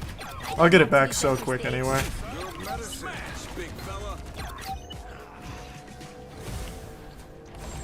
Look at how long that ult lasts. How does that pass Q&A testing? It's sickening. That is... What was that? 38 seconds?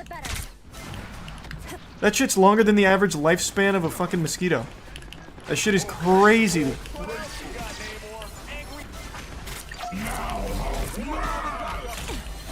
Man, Poop Eater is so deep right now.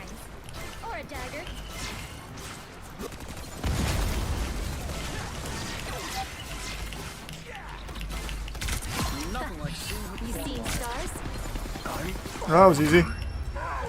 Man, playing Luna is just playing a completely different game. If you do not play Luna, you are putting yourself at just a massive disadvantage. Why do I look like a Tony Hawk American Wasteland character? Well, it's because when we were doing our Twilight movie marathon like a year ago, a buddy of mine named Ridley had this shirt and he gave it to me and I thought it was cool. And then today, a friend of mine let me have this Shadow the Hedgehog chain. And I thought the two of these together was one of the most diabolical fits I could put together, so that's why I'm in this ensemble. But it's also like perfectly matching today's video because the vibe is right on the money for crypto bro degeneracy. So the big story today is about the 13-year-old that rugged people with his quant shitcoin. CoffeeZilla posted a video going in depth on it into the nitty gritty. I'm here just to point and laugh at the whole thing, so if you want like actual smart discussion on it, definitely check out Voidzilla for his coverage. Meme coins, Gen Z in particular has gotten interested with one called Gen Z Quant rug pulling a token recently, and well, it kind of went viral for all the wrong reasons. Well, oh, yo, it's nuked. Why is it nuked? No way. Oh. Holy f***. Holy f***. You full clip. Holy f***. Thanks for the 20 bandos. Imagine being a grown-ass adult and putting your hard-earned cash into a meme coin called Gen Z Quant that is made by an actual toddler, a milk-drinking, pudding-eating, fidget-spinning baby, and then being surprised that you lost money on it. Even if he didn't blatantly rug you and spit in your face laughing at you for being a deplorable idiot, you still should have never treated that as some kind of Galaxy Brain investment. That was always going to just be a donation to Chuck E. Cheese Troop. That is the stupidest shit ever. Now, I know crypto's blowing up huge again. Trust me, I'm well aware of that. But this is not how you get ahead of the curve. Like, I know FOMO is huge, fear of missing out, so everyone's just putting as much money as they can, throwing all their clams into every shit coin imaginable, hoping for these moonshots. But this is just a new level. This is turbo moron shit that not even Patrick Starr would recommend. You would have had a better chance of making money if you took $1,000 and just asked a random person on the street to double it for you. It's so incomprehensibly stupid, and it only gets worse, by the way. So look, I don't know. There's so much here, from pretending you aren't selling. Wait, what? He said, wait, Wait, what? I'm so confused. To like, what's going on? To the double middle fingers, to the thanks for the 20 bands. Thanks for the 20 bandos. Now, in total, he made about $30,000 on this coin. He then launched another coin called I'm Sorry, where he rug pulled that for about $10,000, and then launched another coin about his dog, which he also rug pulled for another $10,000. The kid said, you know what's better than scamming dummies once? Twice. And you know what's better than 2 times? 3. This man went for the back-to-back-to-back triple heat scammerooski. And every time people kept putting money into it, and he kept rugging them. He made 50 grand off people putting money into his shitcoins. So he rugged them the first time with Quant. Then you've got all of the investors hitting their whippets and feeling really sorry for themselves. So the kid comes back with the I'm Sorry coin. They're like, okay, maybe this is the redemption arc. I'll put money into this one. Surely it won't happen again. Bang. It happens again. And then fool me once, shame on me. Fool me twice, shame on me. Fool me 3 times, I need to check myself into the Arkham Asylum, a mental institution. I need to be fucking locked up because somehow they went back again. Not just for seconds, for thirds. They bought into another shitcoin from the kid, which he rugged immediately too. He rugged the same people 3 times for a profit of $50,000. Holy shit. This wasn't taking candy from a baby. This was a baby taking candy from you. You can see that all here. Here's his $30,000 rug pull. Then he does the sorry rug pull for $13,000, I guess. And then finally, his dog Lucy rugs for $11,000. And I got to say, the third time, maybe you could have said the first time, he caught you. The second time, he got you. He said sorry, you thought it was real. The third time, you deserve that one. Actually, if you bought into this, you probably deserved all 3. It's very... it's embarrassing that this is like a popular thing. CoffeeZilla pins the tail on the donkey. You deserve all 3. 100%. It is beyond embarrassing. Being an adult with money and investing in a 13-year-old's meme coin on a fucking service called Pump.Fun, which, by the way, CoffeeZilla brings it up in his video, so I recommend you check that out if you want more insight on it. Pump.Fun is the one that makes all of the money from these, and your odds of actually making money from it are unbelievably low, to the point where you almost have the same odds of just winning the lottery straight up. Like, people go in there with the assumption that, oh, I'm here early, yes, it's probably a scam, but I will be the one that capitalizes off the scam. The data actually suggests, and CoffeeZilla goes over it, that is so rare because you fail to take into account the insider trading. You're not the one that's in on the scam, you are the victim no matter how much you think you're not. So, you will likely never be the one that benefits from the rug that inevitably comes with these shitcoins. Now, the story is still not over because the kid that created Quant, well, it actually didn't die with the rug pull. You see, some of the people that put money into it were so salty that they decided to run it up, and they brought the market cap to a crazy number. I don't remember exactly what the number is, but they drove the value through the fucking roof. Tens of millions of dollars of market cap. The kid's supply, they say, would have supposedly been worth, like $2 million or $1.2 million. You can see that here. His original holdings worth $1.28 million. And then they doxed the kid, which, is really bad. But I think it's funny. Like, people are like, ooh, we got you because you rugged us and then we made it worth a lot of money. But you would have never done that if he didn't rug pull you. I don't know. It's just so, it doesn't make any sense. And honestly, it sounds like cope from people who are trying to do a secondary scam where they got scammed and then they need people to buy in so they can get out of the token. Apparently the logic was they wanted to make the kid feel bad, like, you got 30 grand, but your supply could have actually been worth millions, you know? That was the thought process there, like, make him feel like a fucking idiot for it. Not us, the adults that got scammed by a 13-year-old. But as CoffeeZilla said, it really feels like the reason they did that is because they lost that money, they got upset about it, so then they pumped it themselves in order to get other people to buy into it so they could get out. So that way they could get their money back from the scam. So the whole thing is a fucking mess. It is degeneracy from top to bottom here. And they doxed the 13-year-old as well. It's just craziness that grown adults that are capable of using a computer are not capable of recognizing that giving money to a 13-year-old's shitcoin is a bad idea. And then not only that, they do it again. And then they do it again. That is literally putting your hand on a hot stove 3 times before you realize that it's hot. And in fact, I don't even know if they came to that conclusion because he stopped at 3 shitcoins as far as I could tell. If he launched a 4th shitcoin, he could have probably kept doing this and continuously farming them forever. An infinite money glitch off of the same people that he initially scammed. Like, that's mind-boggling. So yeah, I just had to talk about this because holy shit. That's really about it. So yeah. Recently learned about this guy called the Silver Lake Spankologist, and I can't tell if it's real. It's a 70-year-old doctor who spanks people to cure them. There's a video on YouTube. It's safe.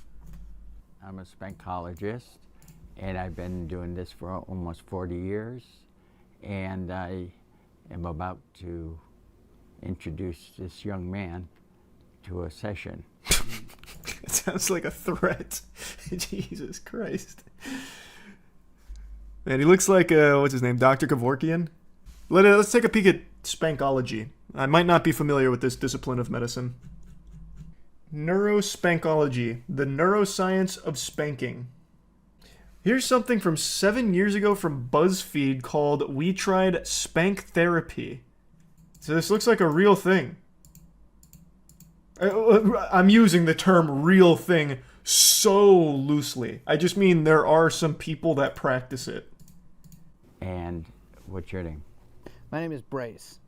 About an hour ago, I was bent over the waist with a 72-year-old, I believe, man wearing a doctor's coat who used his hand as an implement of both healing and pain. So be comfortable. Okay. As all the best medicine does. Position here, so you can hit. Yeah. Okay. He did most of the talking. We just kind of let him show us what he was all about. Stand over here. Now look at this. Now this is how you get access. I see. Yeah. You aren't touching me. Okay, doctor, far be it from me to question a medical professional, but are we sure? Who's that helping? At the end, is it for her benefit or yours? Are you sure? You sure I can watch this here? This doesn't. I mean, it is medicine. At the end of the day, sometimes you got to do the dirty work of spanking a tuchus every now and then. Let me just skim through to make sure there's no nudity. You can only do so much healing on a clothed bottom. We're going to need to take down her trousers here for this next procedure. She's got a lot of tension on her L4, and in order to relieve that, it's going to need to be skin-to-skin contact. I came there to learn.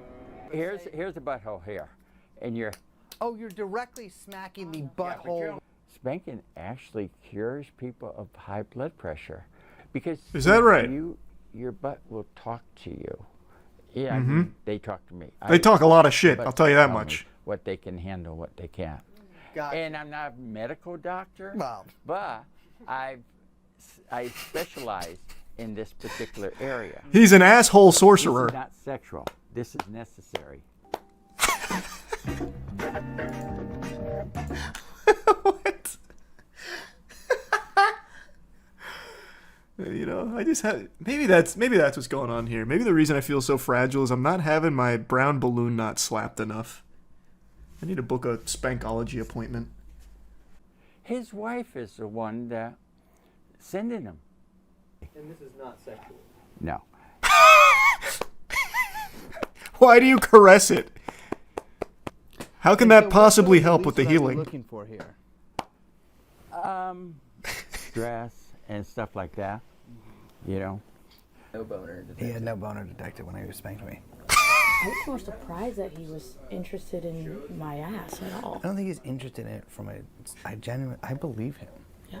She's got a good butt.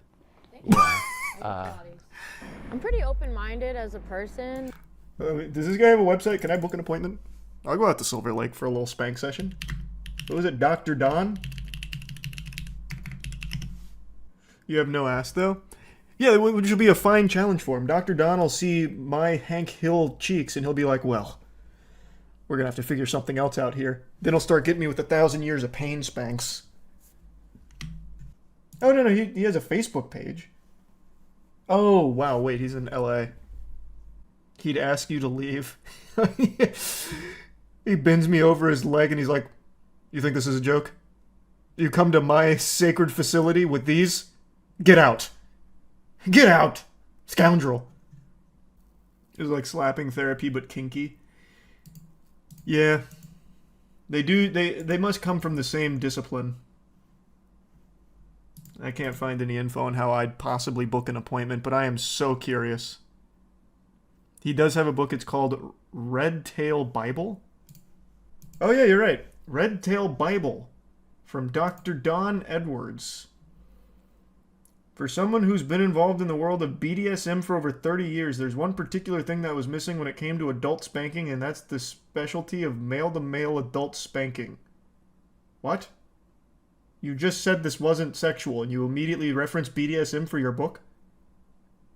I don't know what to believe. Is this not supposed to be therapeutic?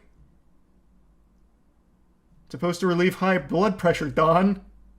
I also appreciate that he was investigating. Like, he wasn't just in there, you know, lollygagging. He was in there trying to get down to the brass tacks. He was checking for boners. He was spreading his cheeks. Like, man was doing the due diligence. Don is a professional. He's got a couple books. So he's got the Red Tail Bible, which is about the spanking. He's got another one called Behind Closed Doors, The Secrecy of Darkness. If you've been spanked as a child, then remember it was not fun, but lately you've been hearing more and more about adult spanking as part of a foreplay or brought up in playful conversation and start to wonder, now that you're an adult, how it may feel to either spank someone else or be spanked. How many books have you written on spanking, man? Here's another one. Spiral Dynamics in Action, Humanity's Master Code, Russian edition. I don't... How does this relate to spanking? Well, let me skim through. I'll have to watch the whole documentary on my own, but I want to skim through just a little bit. So it looks like they spend the day getting to know Dr. Don, and the spanking therapy is mainly just like the start of it that got them interested in this really interesting character. About history, do you think things could have gone differently if they had been spanked? Obviously, Hitler, but If I could spank any president, it'd probably be John Kennedy. Do you think Oswald acted alone? Oswald, well, I don't even think Oswald did it. Okay, let's talk about this. Well, it went straight in. You know, Asking the hard-hitting questions. It's about goddamn time. So then they get, oh man, they get deep. Like, this is what happens when you get spanked. You start opening up your third eye. And that's important. This is more than just relieving of high blood pressure. This is an awakening. Are we sure this is real? I mean, dude's written 2 books on it and he's selling the books. It seems like he's kind of based his whole life around his spankology. This also seems like it's kind of old. Like, this was posted 3 months ago, but I'm pretty sure this video is far older. At least based on this, because Dr. Don hasn't had a spankology session that I can track in quite a while.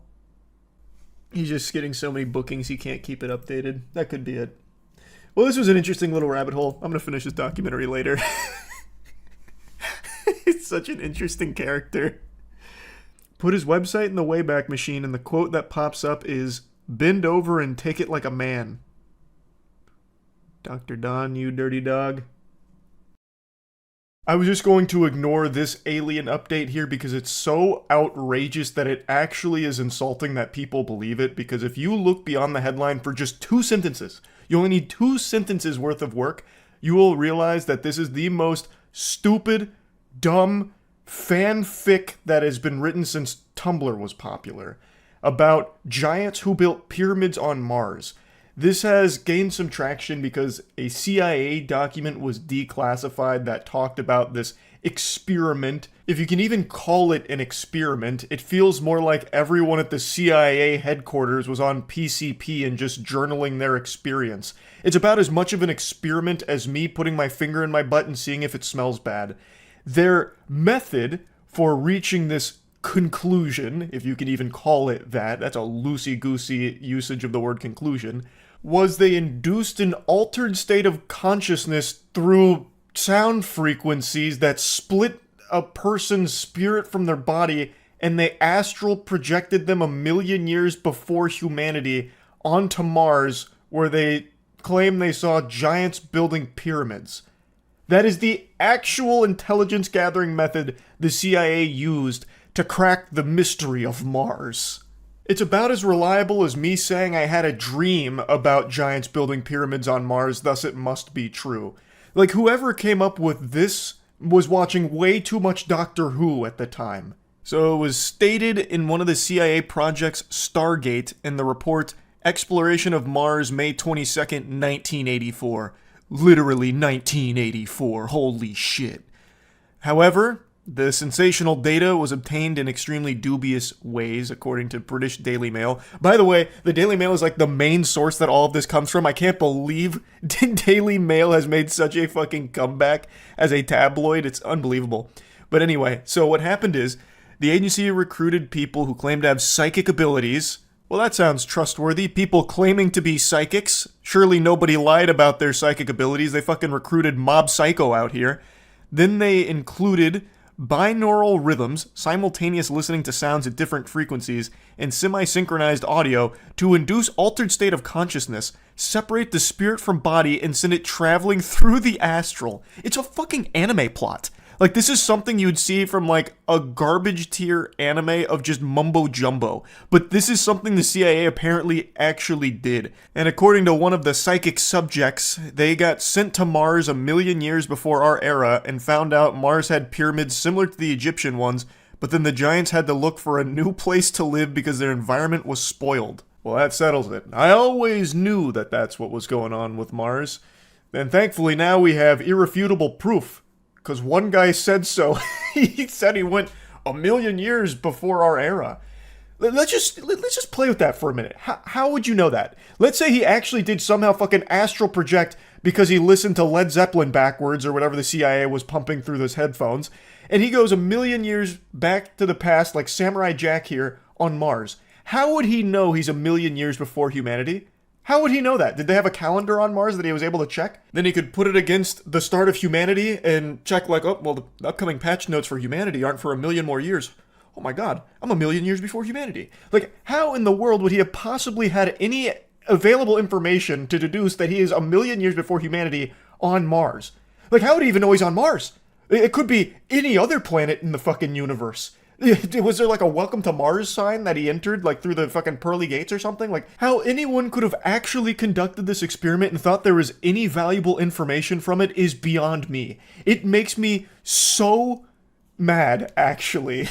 Like, at this point, people will just believe anything at all. Not to go off on too big of a tangent, but it somehow Flat Earth always comes up because I think it's just the shining example of people just wanting to believe something because they want to, and no matter what you do, you can't convince them otherwise. No matter how many times flat earthers prove themselves wrong, they still just wipe their ass with it and don't care. There was just another one done called The Final Experiment, where a bunch of flat earthers were talking about how there could be no 24-hour sun because the earth is flat and it doesn't fit into that model. Well, The Final Experiment brought those flat earthers out, and they, with their own fucking peepers, confirmed that, yep, there is a 24-hour sun in Antarctica. And then instead of just accepting that and being like, I guess we were wrong about flat earth, some of them were saying like, well, doesn't mean that we're wrong about flat earth. Now we just need to figure out how a 24-hour sun works with a flat earth model. So no matter how many times you have overwhelming evidence to suggest something is wrong or can't be true, people will still just believe in it because. And what do you do about that? Nothing. You can do nothing about that. And to tie that into the giant pyramid building Martians, there are people that are now running with this and saying like, finally, the CIA has confirmed what we always knew to be true about alien life and Mars and pyramids. And if you just look at how that data, if you can call it data, was collected, you should be able to realize that it's a load of hooey. It's fucking baloney. Project Stargate was meant to be a weapon against the Soviet Union that aimed to basically create psychers from Warhammer 40k. I'm sure all of you know by now some of the torturous experiments the CIA performed on people.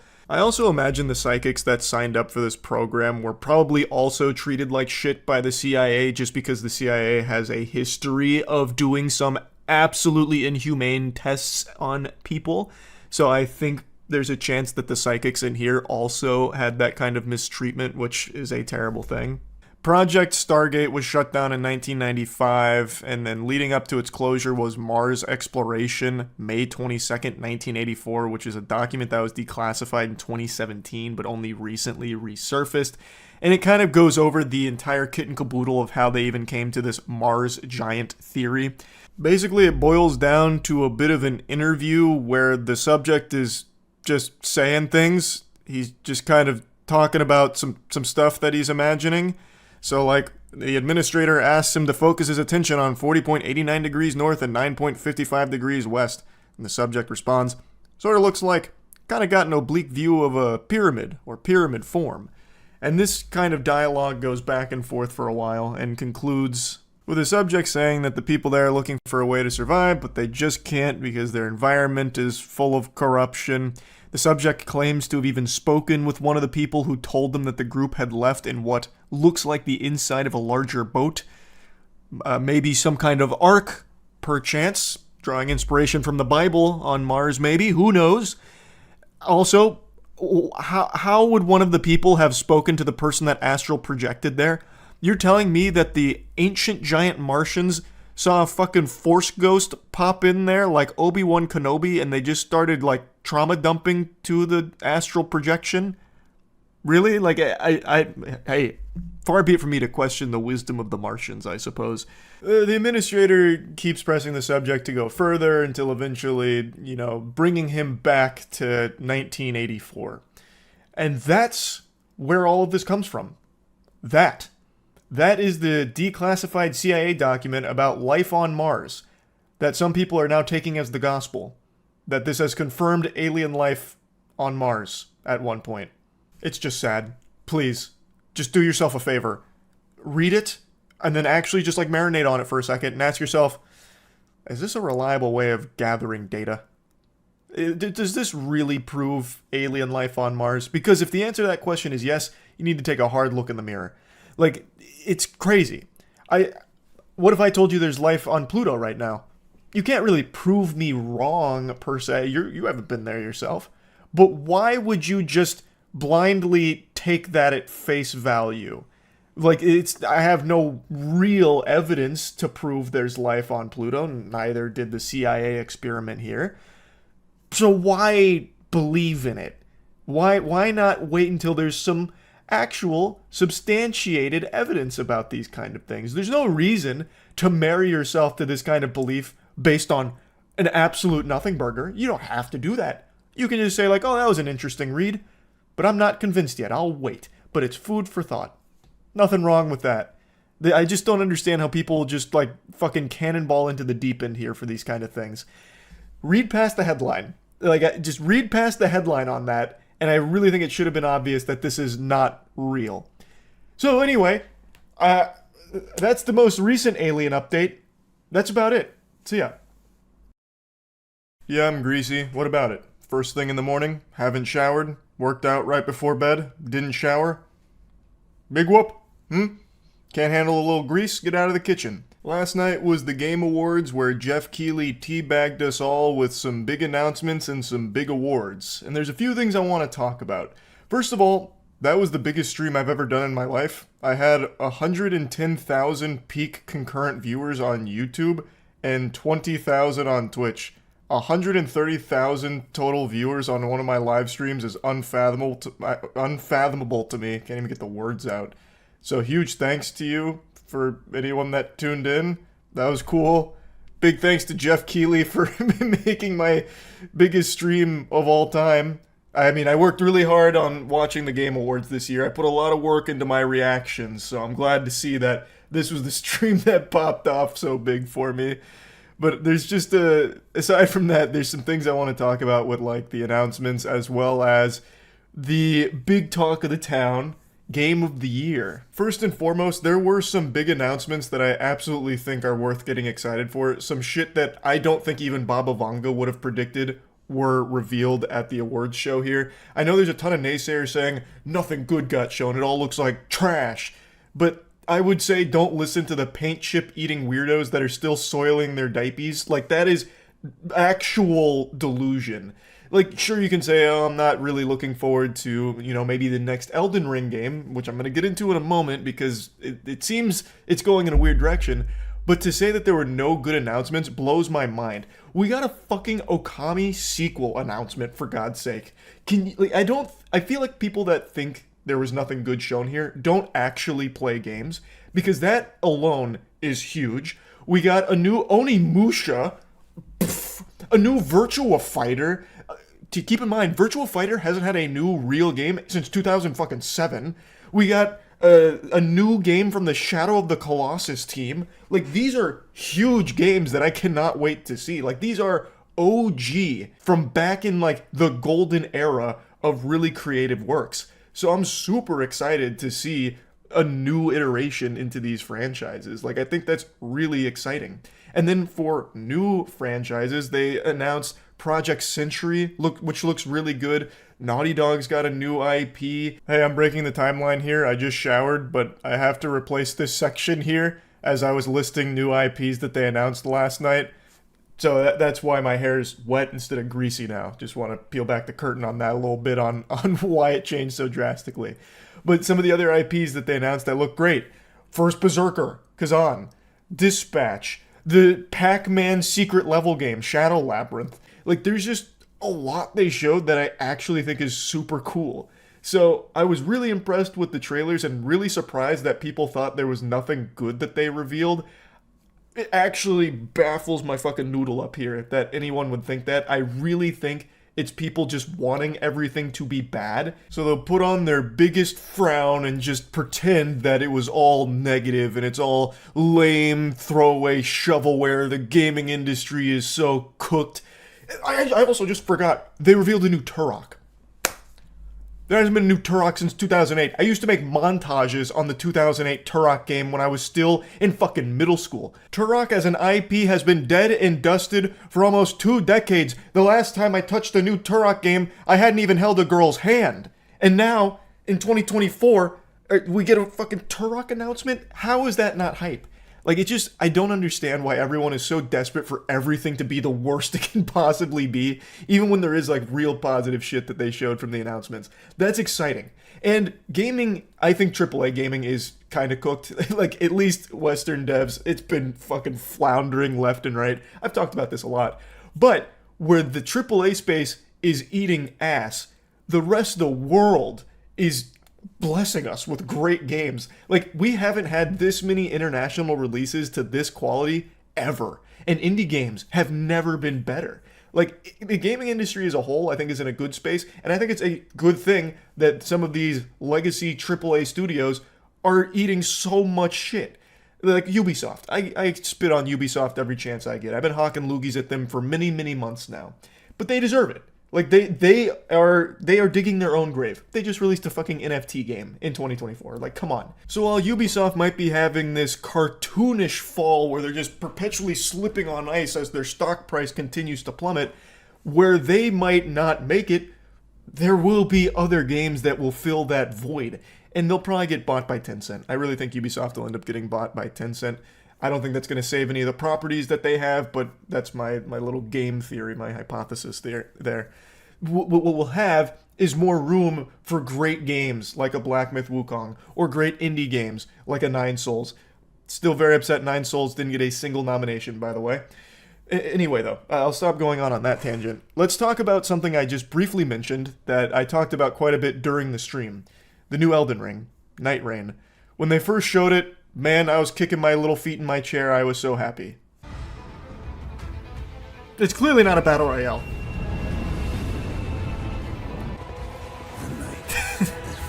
I'm so fucking hyped. I really... Oh my god, the Nameless King, I'm gonna come. Jiminy Christmas. That guy just has an eagle for a head. That's the most American patriotic shit I ever seen.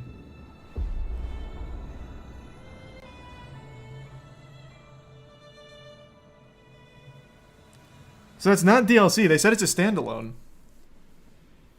So it's a new Elden Ring game?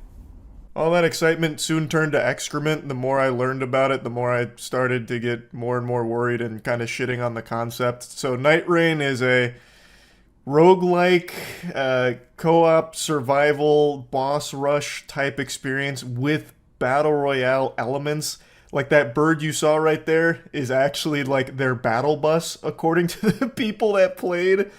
Oh, it's painful. Like, I have nothing but faith in FromSoft, but I am really concerned that this might be their first blemish. And this is not with Sony buying Critikal yet. So this is a FromSoft decision. And I'm gonna be honest, sports fans. I'll play some clips from the stream where you can see the realization wash over me that this might not actually be good. But I think this really might not be very good. I don't like the concept. I do not think it makes a whole lot of sense for a Souls game, but I am willing to be proven wrong, hoping I'll be proven wrong. Please don't let me down, FromSoft. The vibes get even stranger when you see a battle royale style wall of deadly rain encircling the map and characters dashing around on foot like wait, what? Night Rain is Elden Ring Turbo, condensed 3-player roguelike with a little dash of Monster Hunter to it as you choose a final boss to face at the end of a 30-ish minute run. That's assuming you survive 2 days of the circle shrinking to focal points where someone in Alt Limgrave each night, culminating in its own tough boss battle. I don't really love that. Yeah, I know Miyazaki's not on it, that's what chat was saying, but even still, that just seems like such a blatant cash grab. I don't like that. I mean, maybe, again, I have nothing but faith in FromSoft in general, but that direction I'm not super stoked on. When I started my first session by dropping onto the map from a spectral bird, the entrance was so Fortnite coded I wondered if From Software was joining the live service party with a battle pass seasonal event and $20 epic skins. So that's what the bird was that they showed? That's their like battle bus dropping? Oh, fuck me. Oh, yikes. We wanted to have a game that felt like a complete package out of the box on the day of purchase so everything is unlockable. It's not what we'd consider a live service game. We're still in the process of thinking about possibilities. No PvP elements at all, no invasions, no esoteric multiplayer covenants. We wanted to have a sense of accomplishment. You don't put those words together. You never put those words together. Ever. You never put sense of accomplishment like that. Man, I'm a little worried this might be FromSoft's first miss. And this isn't even Sony's fault. This is before they're getting bought out by Sony. Shit! Well, okay, I'm counting my chickens before they hatch. But man, how do you even make that good? That is like the antithesis to a Souls experience. Like, I think you can make a roguelike work. I think you can make roguelike elements work. What I'm not convinced you can make work is a battle royale influenced boss rush. Has Miyazaki-san had any input in the game, or is he strictly hands-off in the project? Initially, I took the idea to Miyazaki-san, who gave it the green light. He was a little involved in that initial concept phase of the game, but after that, he gave full reign to me. Isn't looking good. It's not sounding good. But I guess we'll see, man. I'll give FromSoft the benefit of the doubt. They haven't let me down yet, but this feels like something I'd expect them to do under Sony, to be honest. But it's not Sony. This is something they just decided to do. I'll go ahead and stop yapping about Elden Ring, and now let's blabber about the big one, Game of the Year. I've said for a while my Game of the Year was Black Myth Wukong. My favorite games of the year were Black Myth Wukong, Nine Souls, and Space Marine 2. I absolutely fucking loved those 3 games. Astrobot, I do think is a good game. It wouldn't be my personal game of the year, but that is what took home the gold medal. Come on, Wukong! I think it's gonna be Astrobot, like I said. I think it'll probably be Astrobot. And the game of the year is... But I'm pulling for Wukong, please! Astrobot! Damn it! Fuck! I told you though. There were a lot of people upset about this dubski from Astrobot here, especially during stream in the chat.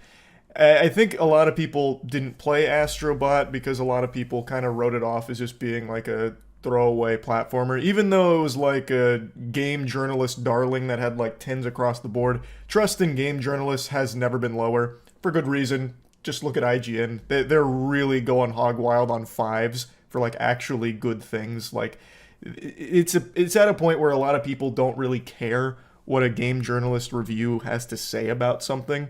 So people didn't put a lot of stock into something like Astrobot being an actually good game. It is. Astrobot is a great game. It was a wonderful game, super fun, full of soul. It has a lot of replayability, but I do still feel personally that Black Myth Wukong was something a little more special. Astrobot set out to make a really good platforming game, and it succeeded in a big way. Black Myth Wukong set out on like a really unique path. It's not like the most unique game, the gameplay in it isn't something we haven't seen before, but the complete package that it delivers is unlike a lot of things I've played, because it comes from a Chinese developer that really tried to carve its own road with this game. And I think they succeeded. Like, it has so much style and so much to it. Like, it took me 35 hours or something just to beat the game the first time around, and that was without getting the true ending. So the game has a lot of meat on its bones. It never really overstays its welcome somehow. Like, it still constantly feels fresh. It's challenging, but not in a way that ever really felt unfun. I've glazed Black Myth Wukong plenty. I'm sure all of you have heard me gushing grannies over it. I just really thought Black Myth Wukong was Game of the Year for me. Wukong did win Player's Voice, which was the 100% user-voted game award, so Black Myth Wukong got the Player's Game of the Year award, the People's Champion. But I just really did think that it was deserving of a Game of the Year win here. Not that I think Astrobot isn't, I just still felt Black Myth Wukong was stronger. Anyway though, I just kind of wanted to talk a little bit about the Game Awards last night. Really, that's about it. So yeah. Hello, my name is Charles Jr., son of Charles Sr., and I am an avid musical hater.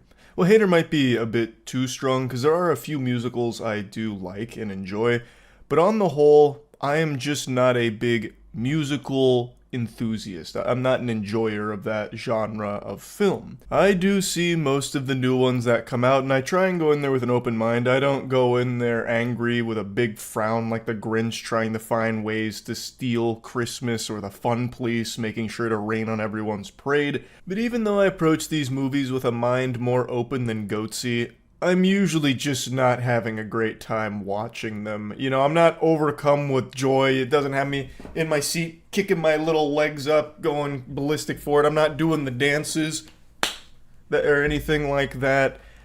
So when it comes to Wicked, I wasn't even going to bother going to see it because I was pretty confident I wasn't going to like it.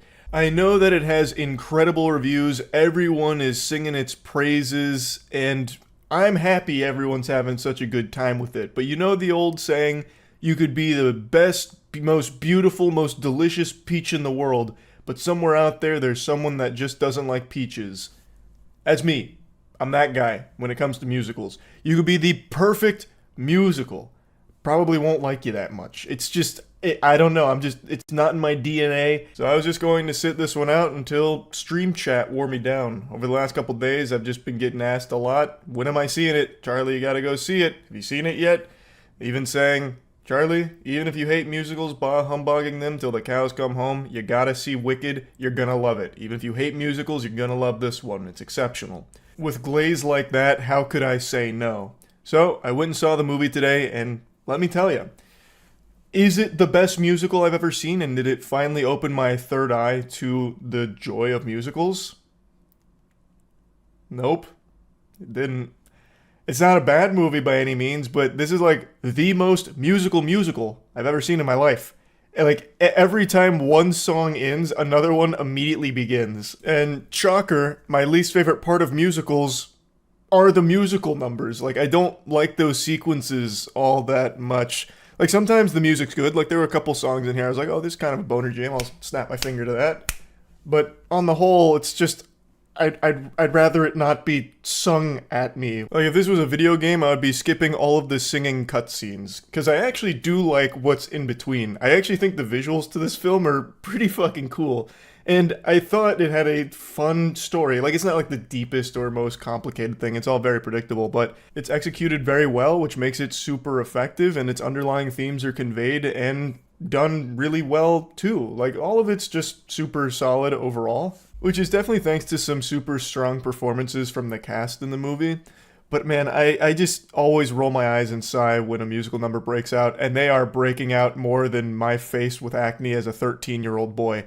It is anytime a character is experiencing anything or feeling anything, it needs to be verbalized and sung about in a song. It just feels so unnecessarily frequent here, where anytime any character experiences anything, no matter how small, it's about to get a whole fucking ballad based around it. Like, even just straight up nothing burgers. Like, you'll have Galinda, you know, go hog wild singing like, oh no, I've done it again. I drank too much milk, now the bubble guts have set in.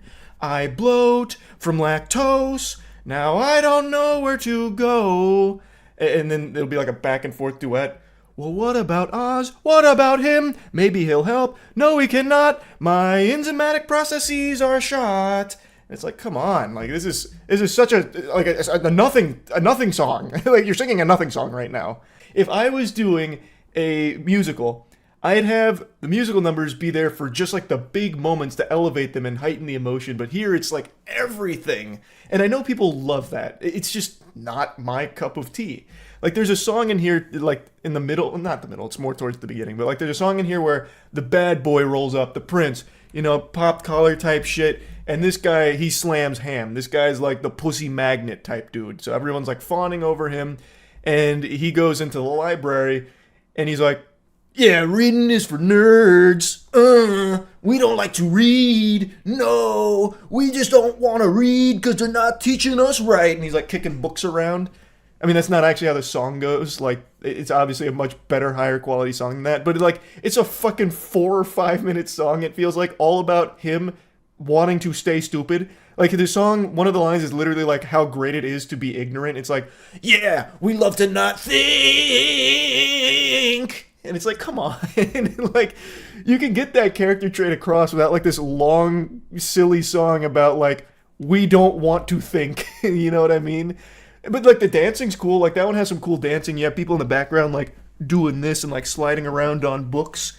Like, that's kind of cool, but it goes on for so long, and I just do not want to hear a song about it at all. Of course, every song's not like that. It's just that one really stuck out to me as a, what the fuck? Why did this one need a song? The joy of being dumb, you know? Like, it didn't need this long of a musical sequence. But, like, I didn't hate the movie, right? Like, I don't hate it by any means, but I just don't like musicals. It's just that simple. It's just not for me, and that's okay. Like, I think it's totally fine that I don't feel the same way about this movie as most people do. I can see why people would really enjoy it. If you're into musicals, this seems like one of the better ones that's come out recently. It's based on a beloved play. Like, I understand all of the reasons why people are loving it. I get the hype. I'm just not on that hype train. The conductor hasn't gotten me on board. I am just not a musical fan at the end of the day. But I gave it a chance. I don't regret it. Like, I don't think it was a waste of time or money or anything. Like, I wasn't miserable by any means. So yeah, just wanted to give you a little update on what happens when a guy who doesn't like musicals goes to see the most musical of musicals. kind of plays out the way you'd expect it to play out, really. I don't know if there's anyone that's necessarily super surprised that it's not like my favorite movie of the year or anything. But yep, that's really about it. So yep. Are you going to do a top 5 movies of the year? Probably. I do it every year. I'll do top 5 best and worst games and movies. It's been a very competitive year for top 5 worst movies. Oh, God. It's been cutthroat. Is Craven in top 5 for worst? No. That's how bad some of the movies have been this year. Craven is not in my top 5. Actually, you know what? I can do the top 5 worst movies of the year now. I don't think there's any other super stinkers coming out between now and the end of the year, right? I think it's safe to go through the top 5 worst. Okay. Here, we'll just pull up a list of all the movies and we'll go through it and check for worst movies of the year. Oh, man, I forgot Night Swim was this year. That was the very beginning of the year and we got one of the worst horror movies the year had. But it's actually, again, you know what's crazy? Night Swim is not in my top 5 worst movies of the year. That is how competitive this year's been for trash. It's been like 2024 is a year for the history books in terms of how shit movies can be. It's been unbelievable. But here, I'll make a special note for Night Swim up here. Madam Web. Oh my God. It's hard to believe that was less than or only a month after Night Swim. We had such a fiery start for dog shit. Madam Web would definitely be in my top 5. It's just a matter of where. This movie, actually probably one of the worst superhero movies ever made. Nothing happens in it. It's also one of the very few movies I fell asleep during. So at the end of the movie where it was reaching its big like climactic final battle, I already forgot who the villain was. I fell asleep for a little bit. It's just very bad. Everything about it. I don't think I could possibly fish for a compliment even if my family was held at gunpoint. But it's not the worst movie of the year. I still firmly believe it's Borderlands, but we'll get into it. We'll keep going through the list. Imaginary. Another horrible horror movie. I don't think there was a good... No, there was a few good horror movies. I was about to get a little off my gourd there with that claim. The horror movies this year were something very special in terms of being shitty. Most of them weren't even fun bad. They were just almost unwatchably bad. Imaginary is not in my top 5 worst movies of the year, but it's horrible. Just a genuine waste of time. Going to a movie like Imaginary is just like going to sleep, but worse.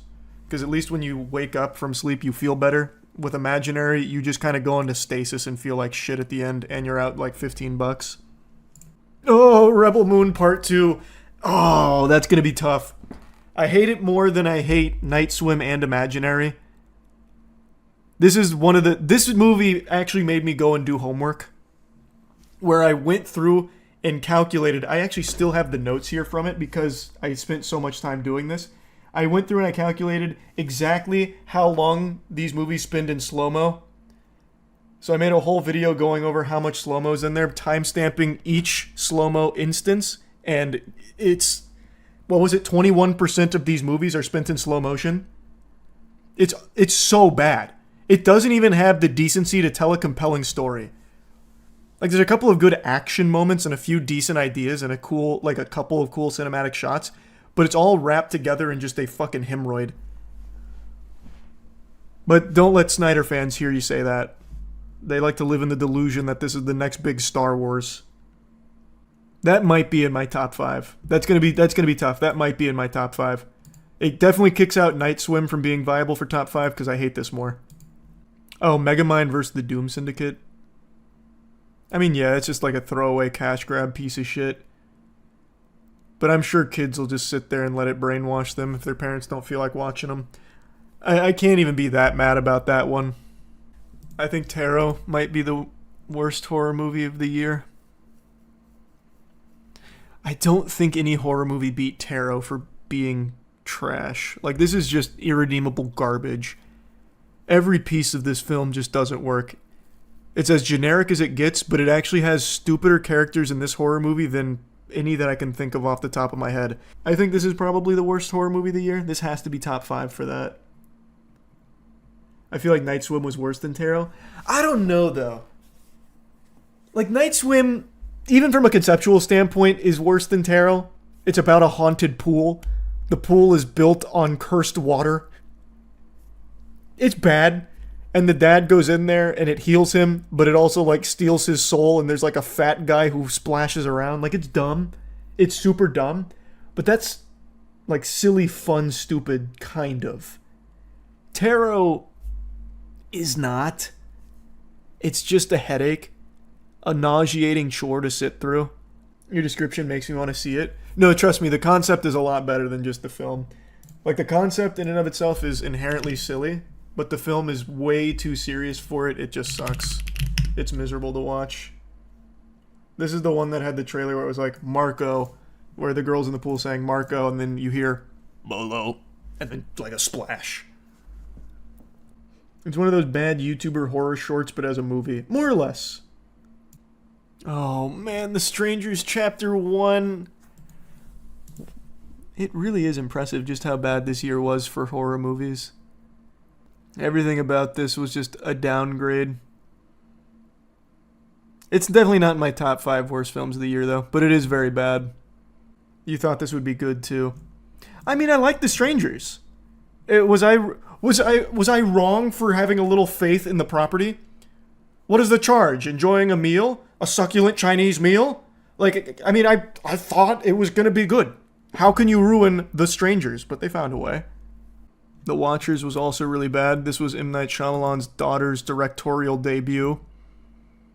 Really kicked it off with a wet fart. There are people that really liked this movie, though, which I was surprised by, because I don't know how anyone walks away from this theater feeling anything other than bored. Definitely not in the top 5 worst. Exorcism super sucked. This was Russell Crowe in his flop era. It's also like the second Exorcist he played in the last, 2 years. The Exorcism was fun and I stand by it. How can you possibly stand by that? What happened? Did you walk into the theater, see the intro, and walk out? Because the intro is great. Like, the first, 15 minutes of the film, I thought it was pretty good. And then everything else is really bad. It's not the worst, though. Oh, it's far from the worst. This is definitely not in top 5. It's probably not even in top 5 worst horror movies of the year. But it's still just not good. Yeah, I know Russell Crowe's just collecting bags. I get it. Like, I'm not mad at him. And in this movie, contrary to Craven, he actually did put in effort. Like, I do think Russell Crowe put in a good effort. Like, the possessions in there, he really did try with this. It's just the material was so flat to work with. It's just the movie itself didn't deserve him trying. This was M. Night Shyamalan's new movie. Apparently people really like this film. I don't know how, unless you just like watching concerts. Because half of this movie is a concert, and the second half, then it changed. I won't spoil it, I guess. This one's probably a little too new to get into spoilers. But you're fundamentally just watching M. Night Shyamalan's daughter have a concert. But it's definitely not in the top 5 worst. Oh wait, never mind. I was thinking of Pope's Exorcist. You see what I mean? Do you see what I mean? You couldn't even remember what fucking movie I was talking about with Russell Crowe and his exorcism roles because he takes so many and they're also underwhelming and forgettable. You see it? You see what I'm saying now, Archive? Case in point. And here it is. Worst movie of the year, Borderlands. It has to be Borderlands. Borderlands is not only insulting to anyone that likes Borderlands, it's insulting to anybody with eyes. There is nothing to enjoy about it. There's not a single joke that gets told that could even elicit the slightest smile or even the semblance of a smirk. Every joke is just a complete flub, and it's just annoying. The CGI is bad. Everything about it is bad. It's gotta be the worst movie of the year. And also, $110 million to $120 million budget for this piece of shit. Which is the only good joke about it, to be honest. That huge box office blunder. Your review of this movie took place in a hotel room. It did. We all got together, including the Apex boys, and we went and watched Borderlands together. And everyone was mad at me for suggesting it. Like, I knew it wasn't going to be good. I knew going into it wasn't going to be good. I could have never imagined it would be that bad. That entire budget went to this star-studded cast for no reason. I still don't understand why you have a near 60-year-old woman playing this role. Like, nothing against her. Like, she was clearly just cashing in the bag, but Cate Blanchett is like the worst possible fit for the Siren. It's unbelievable. It's had nothing to do with the games either. Not that not even that's my biggest complaint. Even if you don't know anything about Borderlands, I don't think there's a single thing to like about this movie. Megalopolis is definitely in the top 5 worst films of the year. No doubt. Where would I put Megaflopolis? That's a tough one. I do still occasionally think about Adam Driver when he's talking to the girl and he starts hitting her with like the Reddit fedora tipping like explanation for, you know, her being a partier and him not being one or whatever. He's like, well, I actually have to crunch some quarks. As you see, I'm very busy running an empire. I'm building something that your feeble mind couldn't possibly comprehend. So why don't you go back to the club and get out of here? Like, it is fun bad in a lot of ways. Like, there are things to enjoy about the shittiness of Megalopolis, and I think that might save it from being the second worst film of the year. You skipped Afraid. Oh, you're right. Where was Afraid? It's not in my top 5 worst films of the year, but that movie was also pretty bad. This one's about AI. They basically just get an Alexa AI that starts to threaten them because she wants to be mom. It's pretty stupid. Not in my top 5 worst films of the year, but man, that's like something that your like uncle would pitch you on an idea for. Like, check this out. AI. It's evil. What do you think? And that's about as deep as the movie gets. Joker 2 is definitely in the top 5 worst of the year. And not because I think it's objectively worse than something like a Night Swim or an Imaginary, because it's not as bad as those. Like, speaking purely from like a outside perspective. But the disappointment of this movie and just how off the rails and how badly it missed the mark, it has to be in the top 5 worst of the year. Like, this is the most disappointing movie I think I've ever seen. Turning it into a musical, not even a good musical, didn't even have the fucking chutzpah to deliver good musical numbers. Tells a terrible story as well. God, and Todd Phillips, every time he opens his mouth, Christ. Ugh. Like, listening to an Amy Schumer routine's less painful. Everything Todd Phillips has to say about this movie just sucks. No, you guys just really didn't understand it. You see, he's not the Joker. This isn't a movie about the Joker. How deep. How very profound, Todd. And then that brings us to Craven. Alright. Craven doesn't breach top 5 worst of the year. Bad movie for sure. But definitely not worse than Madam Web. I think this will probably be our... Oh, this is 6. Someone's going to have to get... Oh, wait, no. Yeah, wait, someone's going to have to get cut. Oh, shit. Also, apparently Craven opened to a lower box office start than even Madam Web. Which I don't think anyone's surprised by. Damn. What would I cut here? Rebel Moon Part 2, Madam Web, Tarot, Borderlands, Megalopolis, or Joker? It'd probably be Rebel Moon Part 2.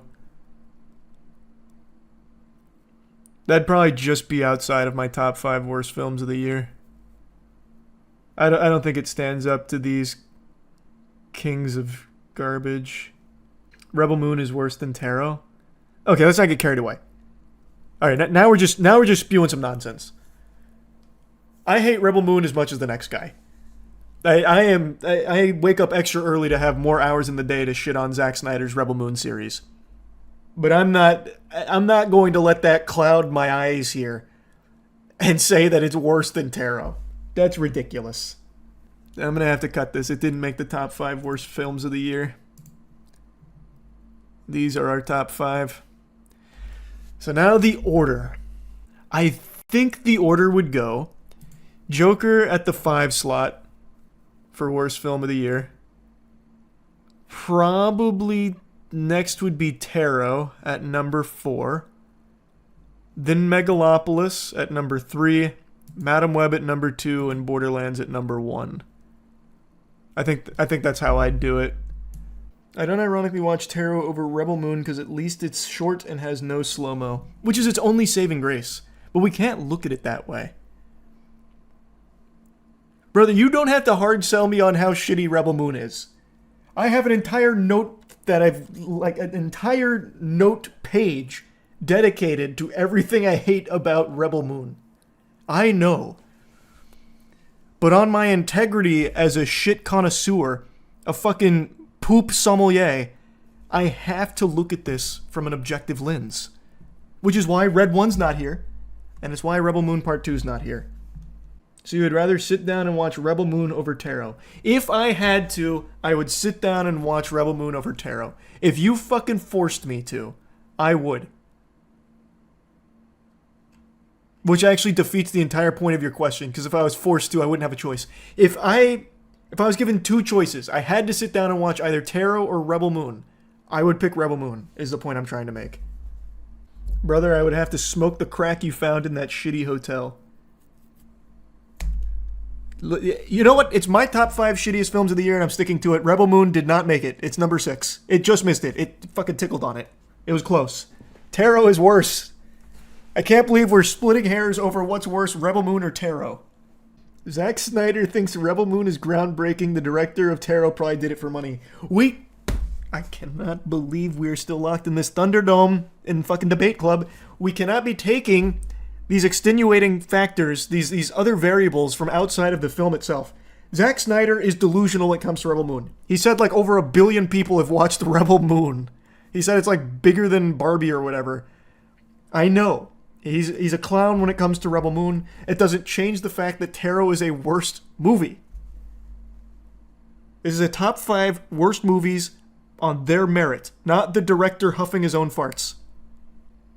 Should I give Borderlands a shot if I like bad movies? No, there's nothing to enjoy about Borderlands, even as a fun bad movie. It's miserable. The ET Max goes 70 miles per hour. On the mountain. I couldn't imagine Really nice, guys. It's one of my favorite things about actually going 70 on this. That is shockingly fast. 1 pothole and you're dead. That's what I'm saying, man. I could never, ever ride an electric unicycle or a motorcycle, for that matter. No matter how good of a driver you are either, it just takes one bad driver you have no control over and you're just insta-dead. It's just life on ultra nightmare mode. I couldn't do it. There has to be... There's no way. It's gotta have something to prevent you from just eating shit on like a rock. I've never seen anyone on the road with these. Are they... So they're street legal. They have to be, right? Considering the cops aren't just blasting him. Like, I think this would be super fun to ride on like a closed circuit. An isolated spot. On a public road, that's fucking madness. They actually have races for EUCs. Let me see. I bet crashes in these are devastating.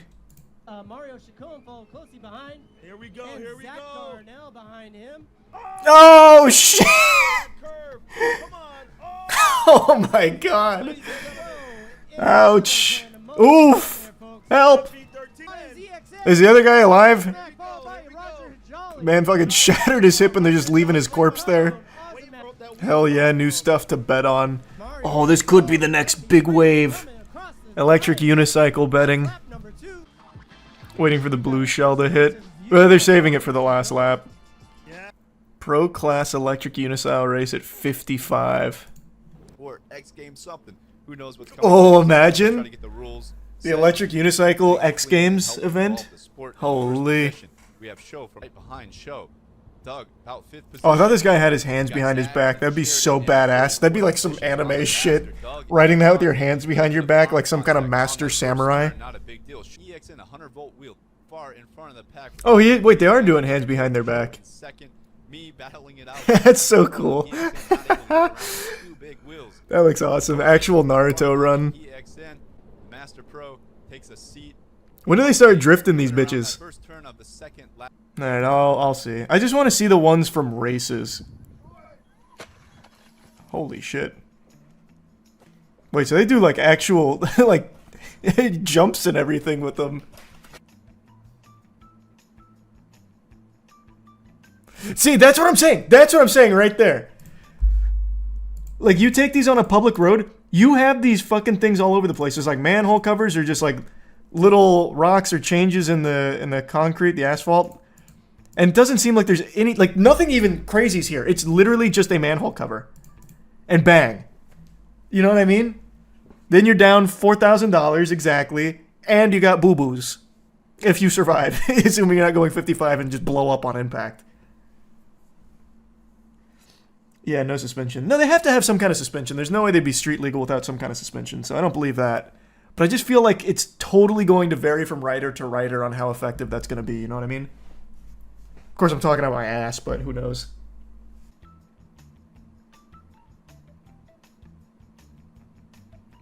You see, like, that cannot be...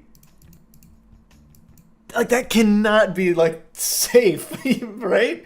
Like, look at, that's not even a pothole. That's like the tiniest discrepancy in the elevation there. It drops just so slightly, like a centimeter, it looks like. And then it immediately gives him, like, the wobbles. That's a non-suspension wheel, so those are death traps. Oh, so, like, this particular one? Yeah, because that's, like, nothing. Like, you'd walk over this with your actual bare feet and wouldn't even know. But this, it's like hitting a landmine.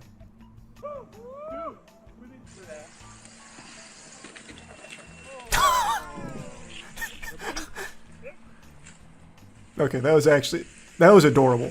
That was like the cutest little wipeout I've ever seen. And then he was in battle armor. He's got the knee pads, the elbow pads, the pauldrons, the helmet, the jetpack. Man, this guy he is ready for war with the Tyranids. He said, I'm getting on my electric unicycle and god damn it, I'm not even gonna let a bazooka hurt me on it.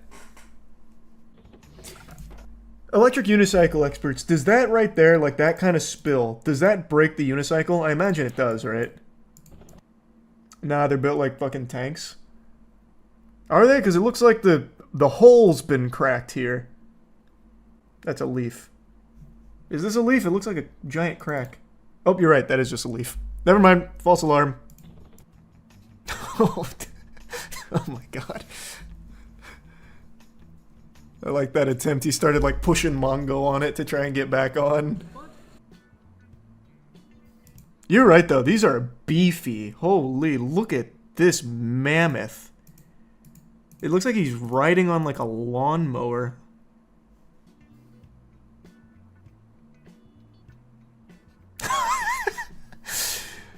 Oh shit! What a disaster! The Razor scooter wins again! This video looks AI generated. It looks like taking a spill on one of these is like taking a spill on ice. You just come down hard. I'd ride one, but again, I wouldn't ride it in like an actual street. I'd ride it like on a... I'd probably be more inclined to ride it on like a trail or something. And I certainly wouldn't be going like 50. That's... There's not many tricks you can do with it though, is there? I'm trying to think. Because you have to keep your legs on it. And you can't really spin with it, can you? It's too heavy to like grab like a skateboard, right? So you're not going to be doing like any fucking 360s, I don't think. Well, I guess you could kind of... No, you couldn't even really do that, could you? Could you... How electric unicycle freestylers, how easy would it be to do like some 360s and all that? Available PEV that can do it. And since you encounter curbs probably every day when you're riding your EUC, let me tell you how to do it. Before clearing looks like you give it like a little ollie. Is below 5 km the curb by itself. That's cool. And the more you jump before the curb, jumping. There are basically two methods to... Oh, so you can ollie with it. Around with the wheel. One bit with your toes as well. To get Let's see a spinaroo. you spinning as well. I just call Oh, okay. Wait a minute. And you can make them in several ways. You can... Nice. That's cool. So there's a freestyle community that's brewing. They're cooking a little bit. Look up a video called EUC Freestyle Blind Spin. Okay. Okay, yeah, you guys have already got your Rodney Mullen. I can already tell. You don't need me here. This guy's got it. Oh! I did not expect that transition there. That's cool. That must feel amazing.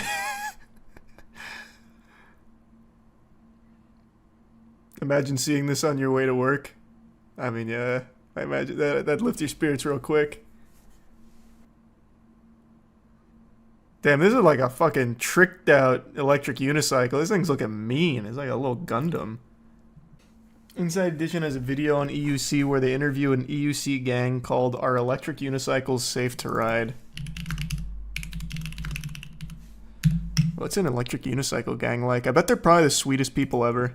Once upon a time, unicycles were pretty much ridden by clowns under the big top, but today's unicycle has been redesigned, it's been electrified, and some It feels like it was to a 60 jab. miles an hour.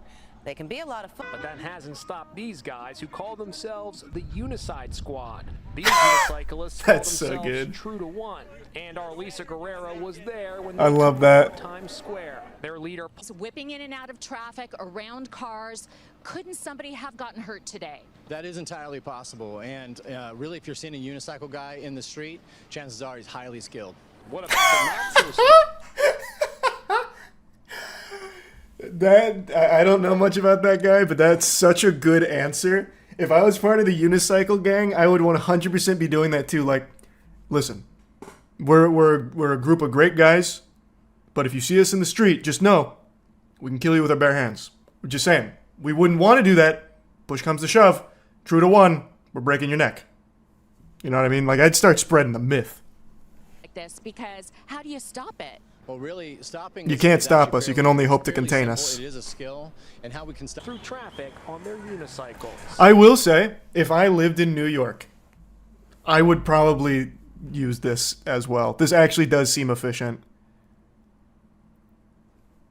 Maybe not this. Maybe I would just get like a normal e-bike, to be honest. This I'd probably actually die on pretty much day one. But I think there is an argument to be made that this is pretty helpful in New York. A scooter would make more sense. Yeah, that's what I'm saying. I'm probably doing e-bike, to be honest. But I see the reason why you'd use these in a place like New York. The penalty for riding a unicycle in New York City is a $100 fine, but the guys we spoke with say they've never gotten one. Yeah, because the police are afraid of them. Unicide Squad and True to One, they run that city. Gotham is theirs. I think the police are gonna fucking give them a fine. Get out of town. Cops can't even catch up to them. Unironically, the cops probably could not catch them in New York. What are the cops gonna do? They can't part the sea like Moses. New York is nothing but bumper-to-bumper traffic for fucking miles. My personal game of the year is Black Myth Wukong. I think Black Myth Wukong will 100% get a Game of the Year nomination, but I think Astrobot will probably win it. That's my prediction. Favorite indie was Nine Souls, right? Not only my favorite indie, one of my favorite games of the year is Nine Souls. It's just behind Black Myth Wukong for me. The most bored you've been playing a game this year has to be Star Wars Outlaws. I can't think of another game that I was that bored playing. 10 years ago, Jeff! a journey together. Hey, Jeff. Celebrate video games as the biggest, most. So let's do it. Here are the nominees for the Game Awards 2024. They better be exactly what I agree with, Jeff, or I'm gonna be fucking pissed. Tell you right now. Destiny 2, Diablo 4, Why is Destiny 2 here again? Why is it always here? and Helldivers 2. There's Helldivers at least. Performance nominees are AFK Journey, Balatro. Yep, Pokemon Balatro wins. Trading Card Balatro's Game gonna Pocket, sweep for everything it's Wuthering in. Waves, and Zenless Zone Zero. That one's already a wrap. That's Nominees for Balatro. Best art direction are Astrobot, Black Myth Wukong, Gotta be Wukong. Elden Ring Shadow of the Erdtree, Metaphor ReFantasio, Oh, wait. and Neva, Silent Hill 2, and Stellar Blade. Oh, it's In gotta the be Stellar category of Blade. Best It got the audio nomination. I design, love the these games are soundtrack to nominated. Stellar Blade. Astrobot, Call of Duty Black Ops 6, Helldivers 2, Super Mario Party Jamboree, Tekken 8, and Warhammer 40,000. Whoa! Space Marine 2 got a best multiplayer nomination? Did we have like a slow year for multiplayer? I like the multiplayer, but it's just like Xbox 360 level arcade. And it's fun, like it's super fun, but damn, I am shocked. Bulletproof. Big thanks to OperaGX for sponsoring this video. I've been saying for years for sponsoring. Next is Best Debut Indie Game, which recognizes a Nine development Souls. team that hasn't won a Game Award Nine before. Souls. In fact, these teams published their first game in 2024. The nominees are Animal Well, Bulletproof, Manor Lords, Pacific Drive, and The Plucky Squire. For Best Maybe it wasn't their VR first. game, That wasn't their first nominees indie game. It wasn't their Arizona debut. It wasn't their Sunshine debut. Remake, They had a Asgard's Wrath 2, previous like horror game, I Batman think. Arkham Shadow, They had a previous Metal horror Hellsinger game. VR, and Metro Awakening.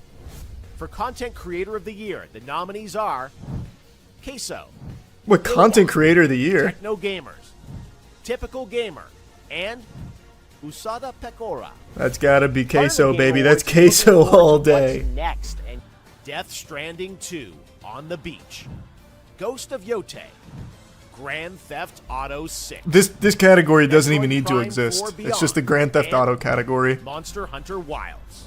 The best Nothing even action stands a adventure chance. nominees are That's the biggest sweep of all time. Astrobot, Silent Hill 2, Star Wars Outlaws, What? and Why? The Legend of Zelda: Echoes of Wisdom. Why even slide Outlaws For in best there? role playing, the jury selected Dragon's Dogma Made me 2, want to puke.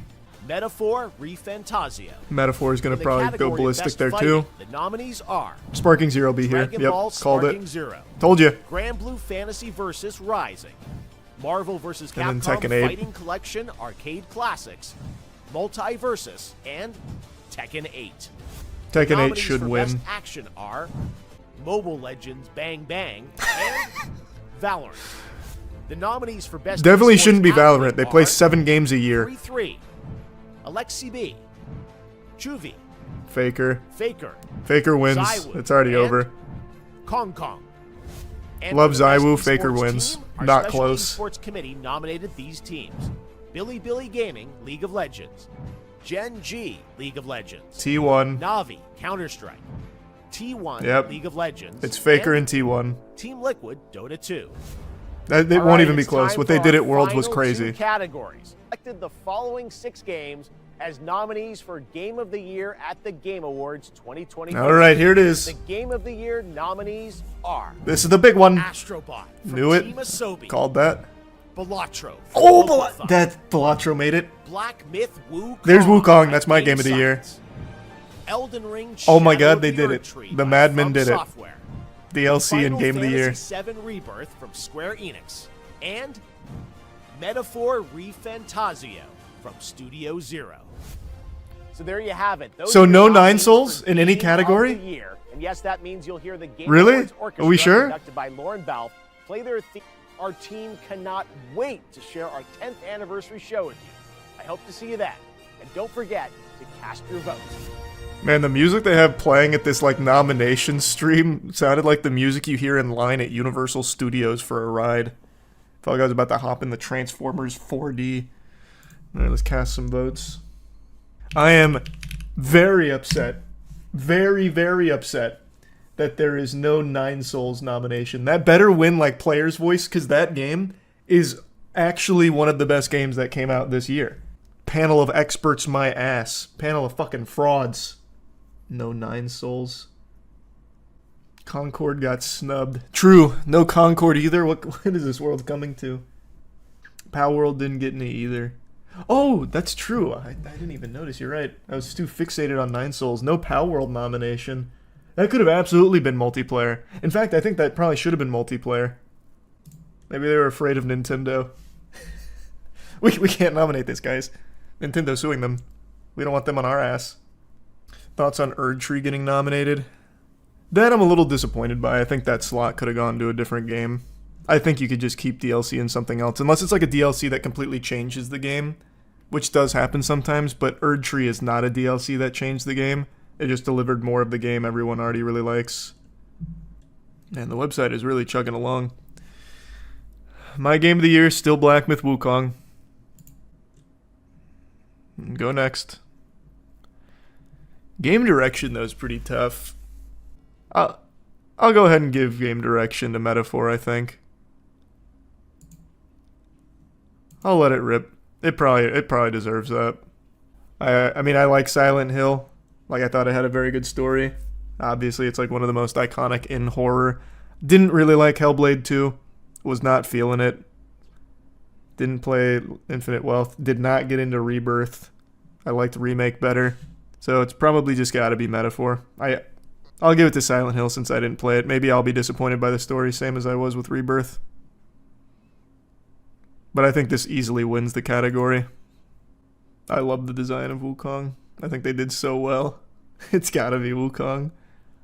God, I'm glazing the shit out of the game, but it's just super good. Best score in music, that's Stellar Blade all day.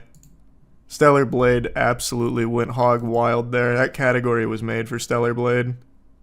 Didn't play Life is Strange, did not like Star Wars Outlaws at all. So for me, it's between Silent Hill and Hellblade. I think it's gotta be Hellblade. Like, even though I didn't like the game, it'd be very silly to think that Silent Hill had a more inspired performance than Hellblade. It's gotta be. It's fucking gotta be Hellblade. It's on performance, not game overall. Exactly.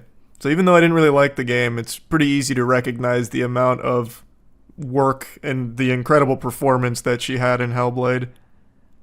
It's not like I think Luke did a bad job in Silent Hill 2. I think he did a really good job, but I don't think it's as good as what she was doing here.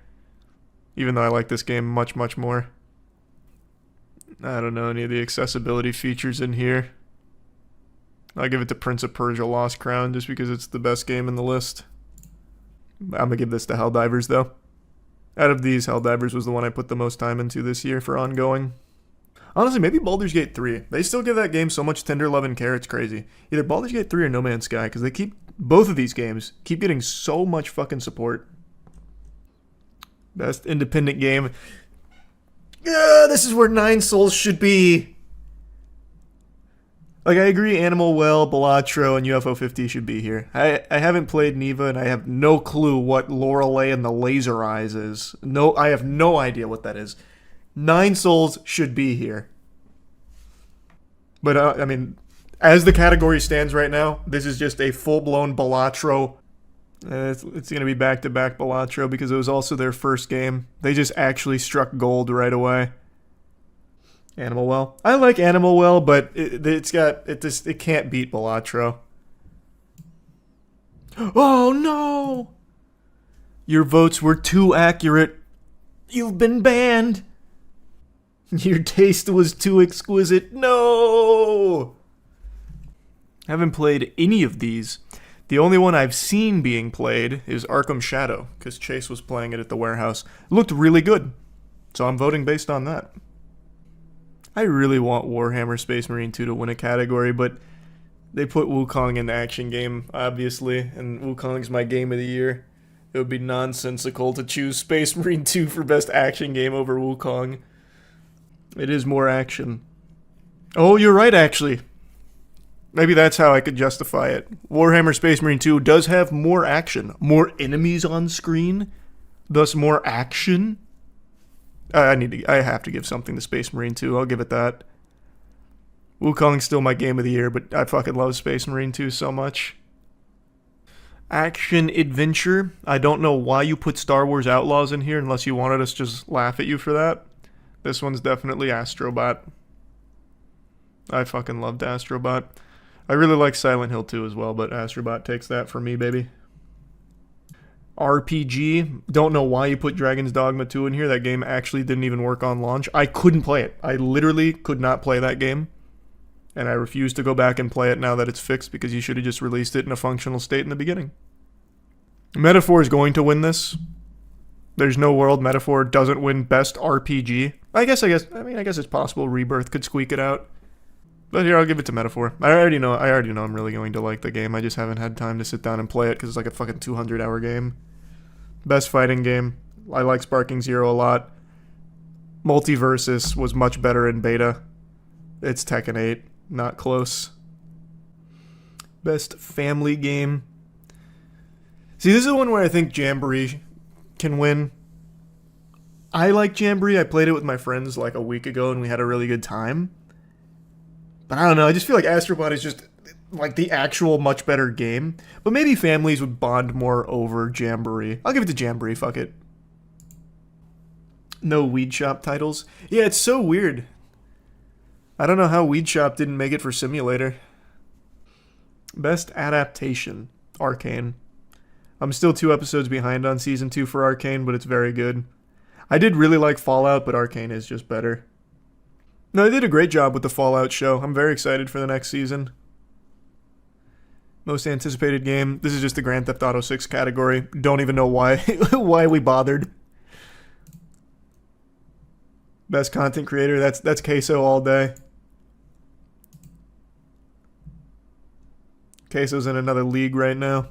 Oh, speaking of League, this is absolutely going to be League. I already know they're winning this category because of how crazy Worlds was this year.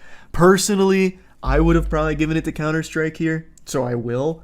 But I know League's winning it. Best esports athlete. This is just, again, this is Faker. Like you can't beat the GOAT. Fucking 5-time world champion. He does it again. Built different. Actual fucking cyborg deity. And T1 for the world's win. That's just a wrap. Those 2 categories were so fucking cooked. Alright. The votes have been cast. I let my voice be heard. What games do you think will be announced at the Game Awards? If you want like some moonshot predictions, I'll go ahead and put them out there.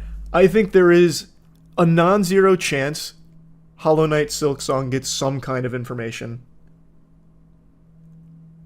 That's my big moonshot. I think they might finally have a little something from Hollow Knight Silksong. That's my Hail Mary cope. Silksong never coming out. Time to accept it and move on. I have. I'm the one who's been saying that. I'm pretty confident that we might never see it. But I'm just saying that's like my moonshot one because there is a chance that they do. So does that mean there's a non-zero chance Bloodborne remake is announced? Why are we comparing the two? How is a Hollow Knight Silksong trailer or information even comparable to Bloodborne Hopium? Those are two different, those are totally different kaijus. Bloodborne is never, Sony has made it clear, Bloodborne will rot and fester and die forever. But Hollow Knight Silksong is actively being worked on, supposedly. Like, fucking Phil Spencer went out there and said, Hollow Knight Silksong. And he had the trailer. Everything you just saw comes out within a year. And it didn't. But it is, like, it is there. There is something. There is nothing for Bloodborne Remake. Or Bloodborne 2. So, there is much more of a chance of Hollow Knight Silksong. We can't even compare those.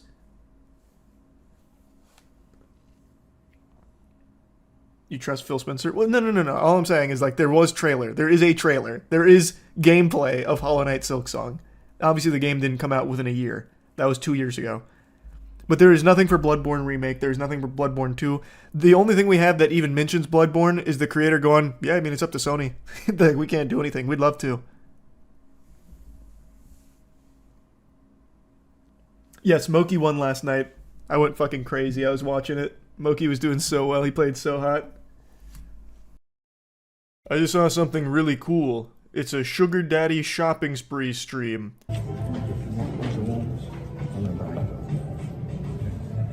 It's about if you want me to have them. It's not about that. We're gonna take those. Mm-hmm. That's so badass. We'll take them both. What princess wants, she gets. I'll just go ahead and take a little extra money out of my grandkids' Christmas cards this year. So this dude who looks like someone tried to create David Hasselhoff and the Soul Calibur character creator is the sugar daddy of this streamer, and she did a stream where he just bought her a ton of shit. Wait, I feel like I'm gonna cry. Did you show me that? Wow. I'm obsessed. Harry, you have no idea what you just did. Unironically, he might not know what he just did. He is old. He looks like he was around when they first invented chocolate. There's a good chance he forgot that he just bought you this. You shouldn't be taking him to the mall to just buy you a ton of expensive items. You should be getting him some fucking Metamucil. I've made fun of sugar daddies for a long time. I think it's one of the more pathetic things you can do. I have more respect for people that lick public toilet seats clean, to be honest. But seeing it unapologetically streamed here and putting a face to the title, it was just like a new level of sad. This guy throws on the leather jacket, puffs out his chest, and just starts buying his kitten everything under the sun in the hopes that she'll fall in love with him. Even though it's super clear from the stream, she's just using him as a piggy bank and that's it. And even beyond that, it goes a step further. She's now streaming it. So using him not only as a piggy bank directly, but also as a prop for even more money through her stream. It's also not the first time she's streamed a date with the sugar daddy. She streamed like this entire outing of expensive indulgence, and it seems like she's got him wrapped around her finger. It is a coin block, and she is Mario just jumping and popping all the coins out as often as she can here. Thank you. No. I know, and I've been wanting it for so long. That's what you said. God. Oh my god. I can't even believe it. Congratulations. Thank you very much. Thank you so much. Happy holidays. Oh my god. That little glitch in the footage seemed like something straight out of a horror film, like the videotapes from The Ring. But yeah, he'll spend oodles of cash for a quick peck on the lips and a brief hug, and she'll usually laugh about it, look uncomfortable, and then show off the items to the chat. Now, I watched some of the date stream she did with Terry, and then I watched some of this shopping spree stream as well. She actually treats this guy like she's taking care of her senile grandfather. She's helping the customers that are buying shit. He said, where does she go? To the people that are fucking paying. Come on, Terry. I'm gonna start asking other people's boyfriends to buy me shit at this point. Love you, Terry, but come on, bro. A little peek behind the curtain there. Who could have seen this coming? She doesn't actually care about Terry. What? Oh no. That just shattered my whole universe. Who could have imagined? I also can't help but just be in awe of her gluttony. He just bought her some expensive shit and now she's like, might have to just start asking other people's boyfriends to buy me things. Tick-tock, Terry. Come on, you're awfully slow here. Let's get this farty sharded. I'm going to need more expensive items. I haven't had my fill yet. I'm not satiated. Terry, you might want to really start jogging over there and get her attention so you can buy me more things.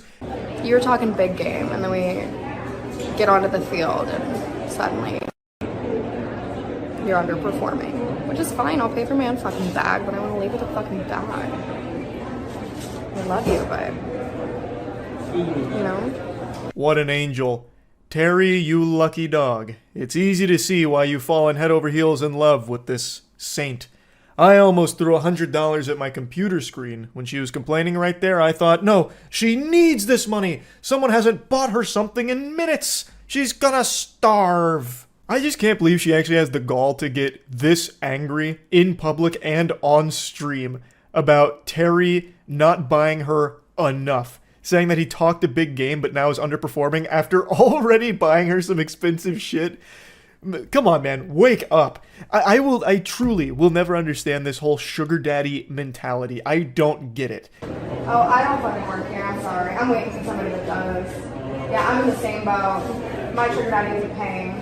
Yeah, my sugar daddy's here. Look, wait for him to come in. He told me he was talking big fucking game, right? Get in here, suddenly. I don't know if I like it. It doesn't look not a bitch, it's for me. It looks not a bitch, it's for me. I can't even put on any sarcasm for this part. It's just too insufferable. She is fuming, throwing a temper tantrum because Terry hasn't bought her enough. And she starts whining to just normal people in the store about it as well. Just exposition dumping, just throwing out all of the lore about this. Well, my sugar daddy said he would do all this, and he hasn't done that. What the fuck? Like, how can you have so little shame? Okay, let's get that. Let's go. Let's do it? Let's get that. Really, Squid? Stop. Let's just get that. Really? Yeah. Are you sure? Yeah. We don't have to. We can walk out right now. We'll go ahead and get it. Okay. You better get it while he's saying yes. Yeah. We'll go ahead and get it.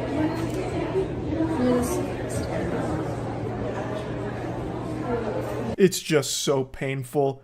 I'm guessing Terry got stun-locked for a bit, fighting with the devil on his shoulder, arguing about whether it's a good idea or not to keep buying her all of these things. He eventually did cave in and buy it for her. But I really get the impression, since he took a little while to think on it, really just let it marinate, let the juices stew, that he doesn't have, like, $1 billion to just be pissing away thousands on a girl who treats him like a fucking zoo animal. Like, it feels to me like this is a guy who's just been really manipulated by this streamer, and now he just keeps spending more and more money to try and make her love him. Of course, I could be very wrong. This could very well be like a superstar sugar daddy with 50 sugar babies, all of whom he's letting suckle from his bosom, his financial bosom. It's very possible that he's got his financial teats and his udders just fucking spurting milk all this money to tons of different women. I have no idea, really. But just the fact that it took him a while to decide to buy this for her makes me think that he really had to consider that financial decision. Let me know if you want me to pay you back.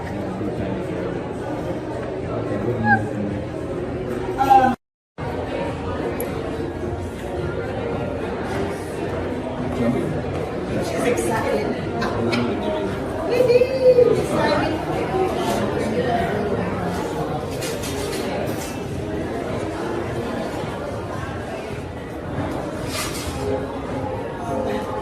Get something right. Thank you so much. Thank you. I'll be right back. Thank you so much. Ma'am, did you get taken care of? Not yet?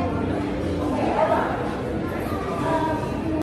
Dude in the background knows this is a bunch of barnacles. His expression really sums it all up. It's so fucking weird. She hits some Fortnite emotes while she celebrates getting this man to spend more money on her. Even drops the "I'll pay you back" line, knowing full well she has no intentions of doing that whatsoever. And if Terry did actually say, "Hey, can you pay me back?" there would be hell. It would be scorched earth. It would be the last time Terry ever saw her face. She would lose her mind, go ballistic, go off her fucking gourd. Cheers, sweetheart. I'm looking at you. You're beautiful. You're so sweet. And you're fun. And you are pretty fucking smart. I try to throw stuff by you, but I tried 3 or 4 things. I didn't get anything by you. Thank God. But I'm not giving up. I want to continue. You can keep trying. One day, if I'm really drunk, you'll get me. But I couldn't drink today. I was driving. Okay, no D&D. No drunken driving. Terry, my Connie. Tiffany bracelet, my necklace, the purse. The purse that we... And they say chivalry's dead. Romance, like something out of a fairy tale. Terry, she's not pretty fucking smart. You're pretty fucking dumb, man. Open your eyes.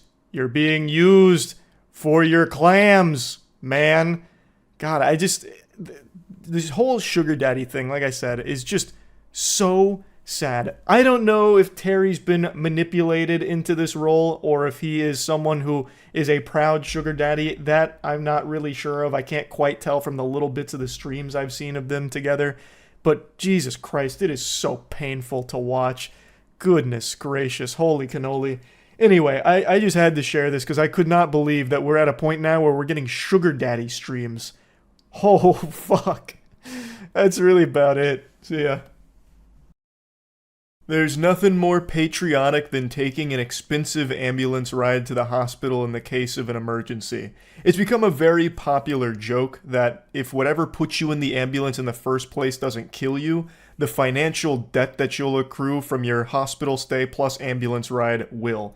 That'll throw you 6 feet under, that'll bury you. You're actually looking at a back-to-back ambulance rider champion here. I'm a bit of an aficionado. Back in high school when my lung kept collapsing, I took a spin in an ambulance twice because of it. And my parents obviously care a lot about me, but I could tell both times that ambulance pulled up, their souls left their body. Because getting visited by an ambulance is like getting visited by a money dementor. It just sucks your shit up.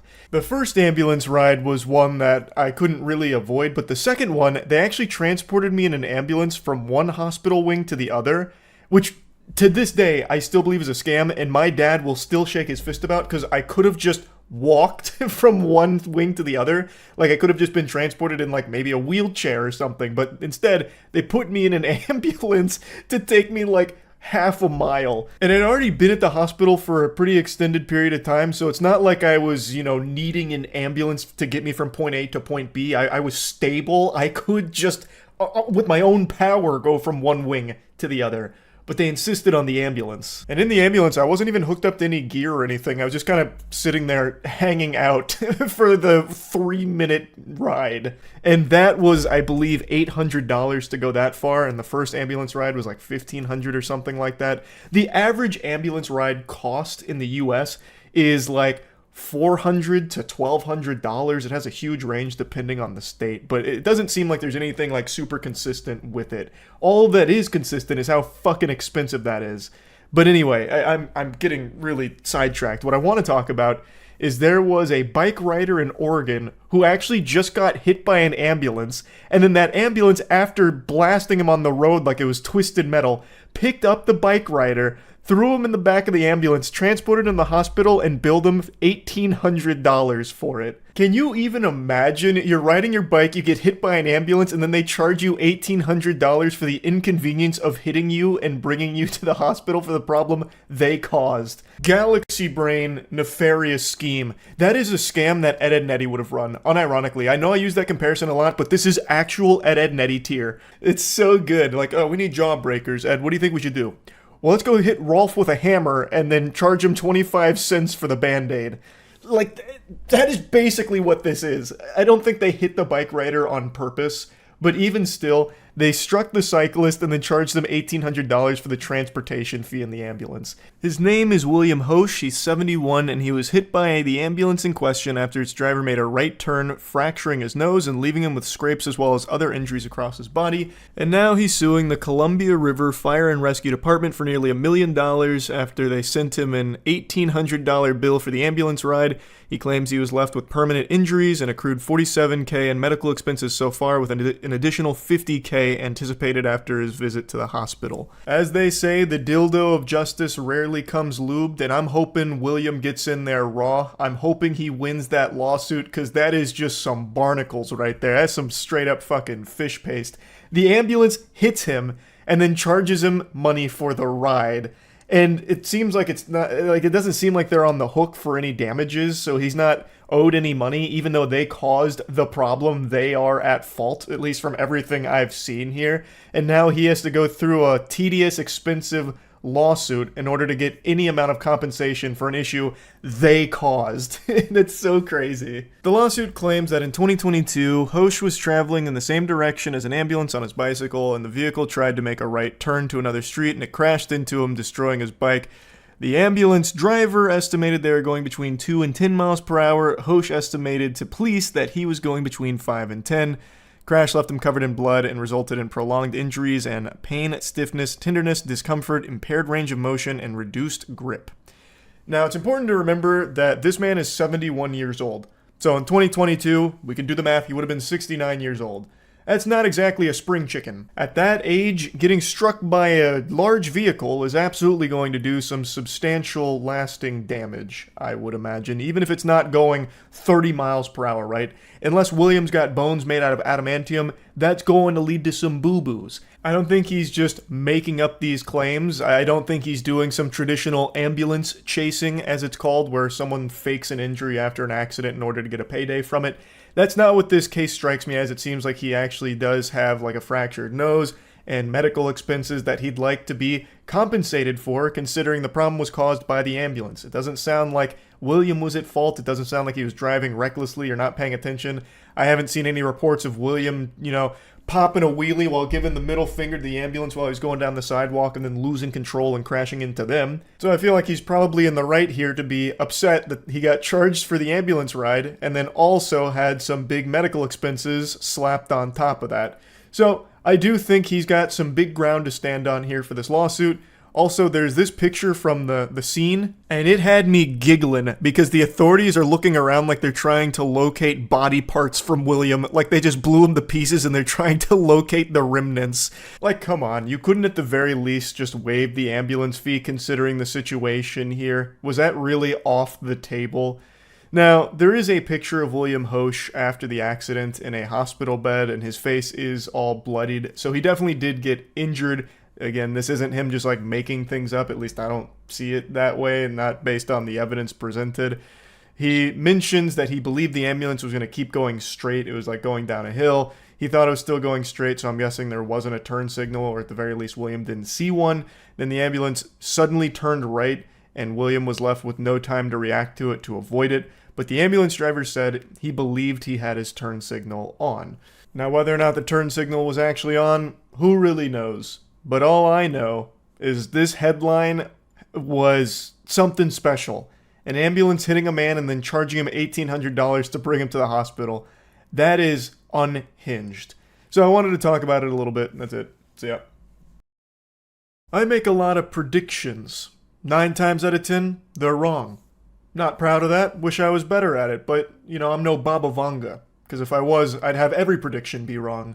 So, I'll take the occasional victory, and one thing that I predicted and have been proven right about time and time again over the years is that once you reach a certain level of status in any given industry, it is impossible to fail. You only fail upwards. Not exactly a prediction, more so just a hard truth where once you're an elite member of an industry, you can't get knocked down at all. It's impossible. It's like fucking Derek Zoolander, but instead of being unable to turn left, you're unable to go down. You're unable to look downwards. You can only continue to fail going up the ladder. It's incomprehensible. It is a phenomenon that defies all logic. Why would someone who is bad at their job, a terrible leader that leads companies into financial ruin, just draining them of ham, constantly just hemorrhaging money, bleeding out, why would that person continue to land new jobs in equal or higher power than their previous one?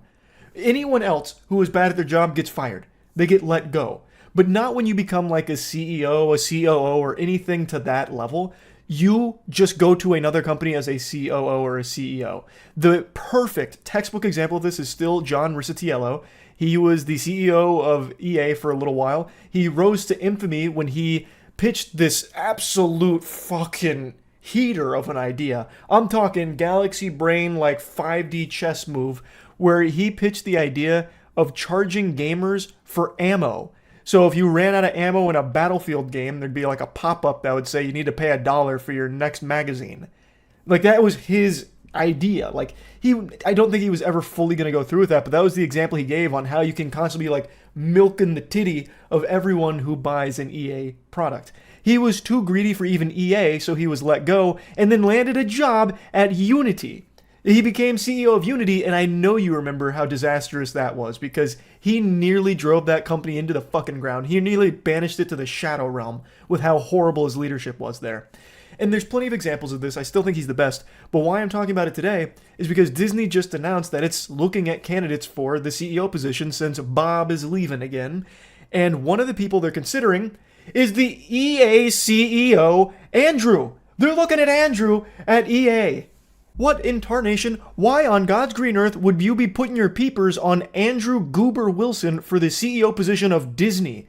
EA has been one of the most consistently hated companies in the world for over a decade now. If Umbrella Corporation was a real entity, it would probably have a better reputation than EA currently does. It is a company that no one likes, except for shareholders. So Andrew Wilson has done a good job at EA for shareholders and nobody else. And you know what Disney really needs right now? Is a good reputation with anyone that's not a fucking shareholder, because people are getting really tired of what Disney's been shitting out. They have been pooping out slop, and a lot of people are tired of the stink. They're tired of smelling the shit. So Disney, I don't think, is needing an Andrew Wilson, cartoon villain here that's going to... Andrew Wilson, the reason why I said he's good for shareholders is because the EA price under him has raised pretty significantly. But I feel like Disney right now, what they really need is some slam dunks in products and properties that people really start to like again, because they are missing that entirely. Star Wars, for example. Holy Lord, what a fart in the wind. Most people don't care about Star Wars at all anymore. Most people roll their eyes when it comes to Star Wars. Like, look at Outlaws. That was an open world Star Wars game. Of course, it did have Ubisoft on there, so it was already doomed for mediocrity out the gate. But nobody was hyped for Star Wars Outlaws. Like, there was a time when Star Wars was a guaranteed home run. Now, most of them are flopping. At least from what I can tell, like The Acolyte, that was what, $230 million budget, and it raked in, according to the most recent financial reports that I can find online, $46 million. So it lost like a total of $180 million. Like, come on. Let's put on our thinking caps right now. It's not an issue of, oh my God, we need to start figuring out ways to nickel and dime the remaining customers we have. The solution is, how do we start making quality products again that people actually want to watch or purchase or get engaged in? Like, grow up. Like, God, Jesus. Andrew Wilson is not the solution to that problem. Andrew Wilson is not the one that people are going to be, like, excited for at the helm of Disney. People don't like him because people don't like EA. Now, to give credit where credit is due, I vaguely recall Andrew Wilson pushing back against some investor-led horrible ideas in a bad direction for some of the titles over the last decade or so. I'm foggy on the details, but I do remember reading about it a while back that he did actually make some decisions that I think it was something about like allowing the developers a little more creative freedom under the EA umbrella. Again, I don't remember all the details, but it's not like he's been nothing but mustache-twirling evilness. But first and foremost, Andrew Wilson's priority is not good games. Never has been. It's been figuring out the live service model, because I believe it's 71% of EA revenue comes from live service games. So it's always been trying to figure out the way to maximally monetize every single person who sits down to play an EA game. And there have been some good games that have come out over the years, and even live service games like Apex Legends from them. But overall, and Apex Legends is unfortunately getting run into the ground in recent times. But overall, Andrew Wilson is not a CEO that I think anyone thinks of and looks at as someone who actually cares about delivering quality products. It's about delivering big returns to the investors first and foremost, and that's about it. And I feel like in Disney's current state, they need someone that actually wants to start pushing them forward into good shit again, instead of just the same recycled formulaic garbage that they've been doing for the last, I don't know how many years, but they've just been on autopilot for a little while, going through the motions, and now it seems like, you know, it's getting to that point where something's got to give. Like, they've got to start changing something, and they're looking at someone like Andrew Wilson to maybe be the leadership to do it. I don't think he is. I really don't. And in all fairness, this isn't really an example of someone failing upwards. I mean, he definitely failed in making EA a company that anybody respects. Like, EA is constantly spit on, but he hasn't failed in a financial sense or failed to the same degree as other CEOs like John Rizzitiello. So it's not failing upwards per se in this case, but it is still just weird to me how he'd even be considered for this position.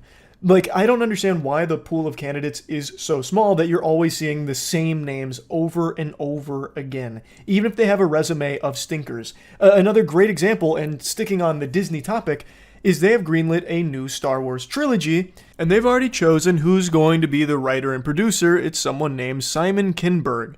And if that name rings any bells, it's because you probably still have trauma from his extraordinarily embarrassing pile of garbage that many consider to be one of the worst comic book movies ever made, Dark Phoenix, where he was the writer, producer, and director. Going through his entire catalog here, where he's only directed a couple of films, but he's been a writer and producer for a long time, it's more misses than hits.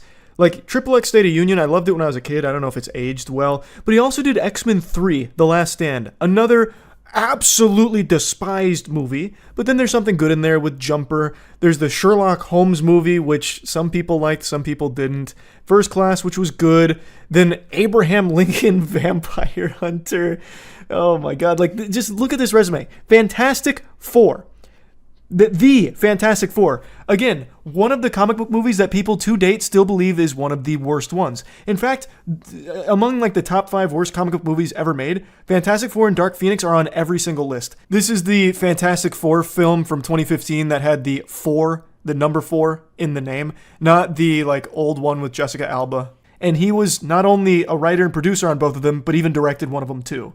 Like, his resume isn't very good. Like the good movies that he's a part of, he's usually a producer on, not a writer-producer on. Was this really the best possible writer-producer they could find for a new trilogy of Star Wars films?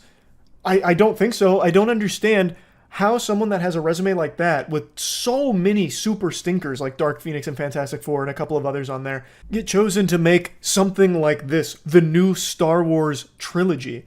Like, it's not like those movies that he'd written and produced were just received terribly by the audience. They were turbo box office bombs that lost the studios millions upon millions of dollars. Now, I do understand that he helped co-create Star Wars Rebels, which does have a positive reception from what I can tell. I've never watched Rebels, but I do know the name. But even still, if you look at his resume, I don't think this was necessarily the best possible choice to spearhead a new Star Wars trilogy operation. That doesn't really get me salivating thinking, oh, this could be like a good Star Wars new trilogy. Like, I just don't have that impression because I'm familiar with a lot of his work and most of it's trash. It just really seems like if you somehow break through to that level where you're a writer-producer on a Hollywood project, it doesn't matter what you do from that point forward because you will always still somehow be able to find work of equal or greater level. And I just don't get it because it's not like by merit or anything. It doesn't seem like, from what I can tell, Simon was the one that was like pitching Disney on this and they just really liked the direction, so they said okay. It seems like it was Disney that chose Simon to write and produce for them. So, like, it's not like he did anything extraordinary, that he has a great idea and a great script and everything that Disney just had to buy. It just, I don't get it. I really don't understand how failing upwards is even a thing. And yeah, I just had to rant about this a little bit because I'm so tired of seeing like the same names that have been in the industries for so long and have done so many things wrong continue to get huge positions at companies going forward, because then there's nothing to be like excited about. Like for the future of Disney, if they choose Andrew Wilson, it's not like I think there's going to be some kind of drastic change. I feel like it's just going to be business as usual, but emphasis on the business, where Andrew Wilson's going to be prioritizing like cutting jobs, reducing staff, and trying to maximize monetization on like Disney Plus and all of that. Not exactly an emphasis on let's start making some really quality stuff. I could be wrong. I guess we'll find out if they go with Andrew Wilson, what direction he takes it.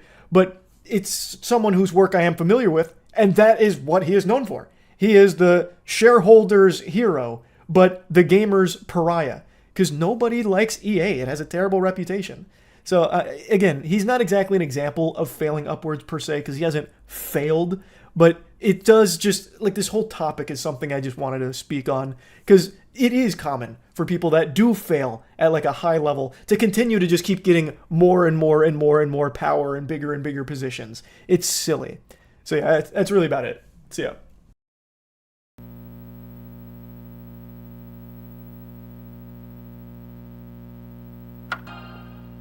So we brought out an expert here. We're going to be testing what the bare minimum you have to pay to get a real bulletproof helmet is. Matt's wearing the bicycle helmet from Temu. Yep, $40 Temu helmet. It's a dangerous world out there. Clearly, you know, sure. This one's Wish. So this is $250, right? 250. Yeah, 250. People on TikTok swear by that helmet. I don't know why they're using it. Yes. Well, TikTok's never wrong, clearly. I feel pretty secure, and he's wearing a real bulletproof helmet. Yes, HHV. Okay. That's why it doesn't fit my giant head. It actually. They don't want me to be safe. You're wearing hard head veterans. I'm definitely hard-headed. That's accurate. Perfect. Not a veteran. Yeah. No, stolen valor is fine. It's a big scam. I'd be so disappointed. How much did you spend in this helmet? It was like $700, I think. Oh, we're gonna. Which I'm gonna be honest. I thought it'd be more. If I were like, I don't want a bullet in my head, I would pay $7,000. I think so. Well, too. I think for the most part, the real ones are like way more expensive. Okay, But so then we also may with have the three complete not sets. real ones. They didn't specify what bullet, probably. That's true. That's a good point. I mean, for all we know, they tested it with throwing rocks at it and say, yeah, this thing's bulletproof. Projectile. Is it just the warm up?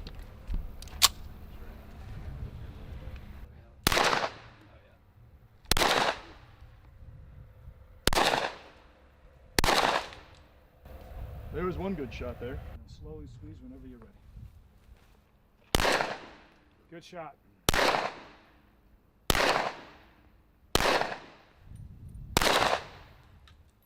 Well, They're all A shots. That's good.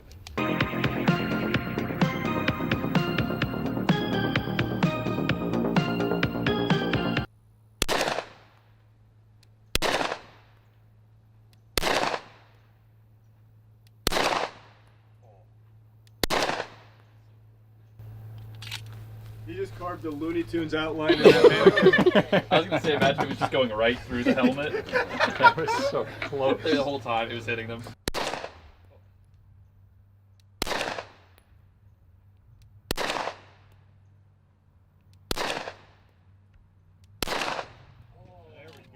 I just saw that bullet deflect. I swear to God. Okay, guns clear. Through the fucking, flew right through it. Flew through everything. You might be able to see me through That is a... That's made out of styrofoam. That's like almost perfectly centered, man. Holy This shit. is what they used when they built my house, the drywall.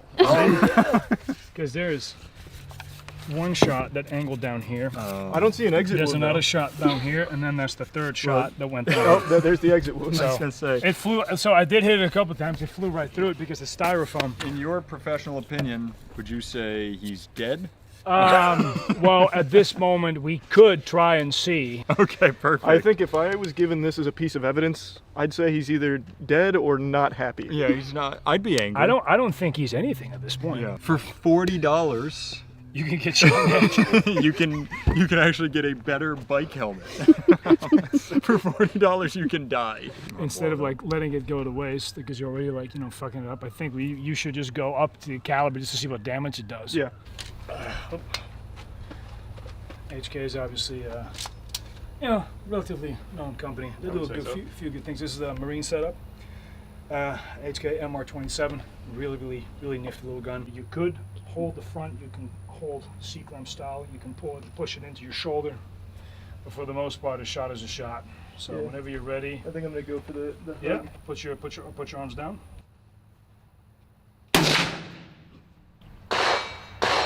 I think it might have deflected off of the helmet. It did. Sparks flew and everything. You said there was only one in the chamber? No, there's like 30 okay. in them. Good. Not in the chamber, but in the mag.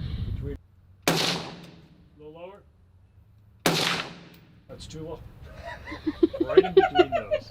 I think the helmet's giving him some kind of camouflage.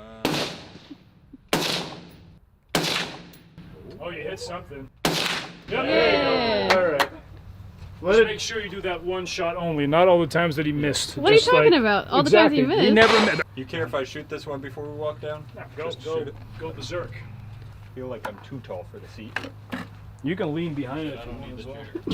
Get that chair. I don't need that. Down. I always got a T-bow. And then you were puffing.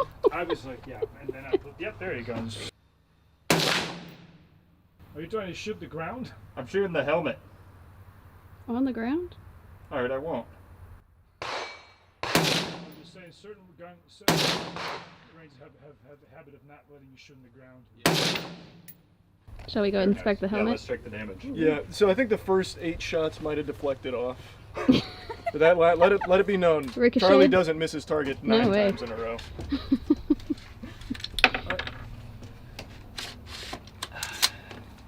Guns clear. All right. No, after me.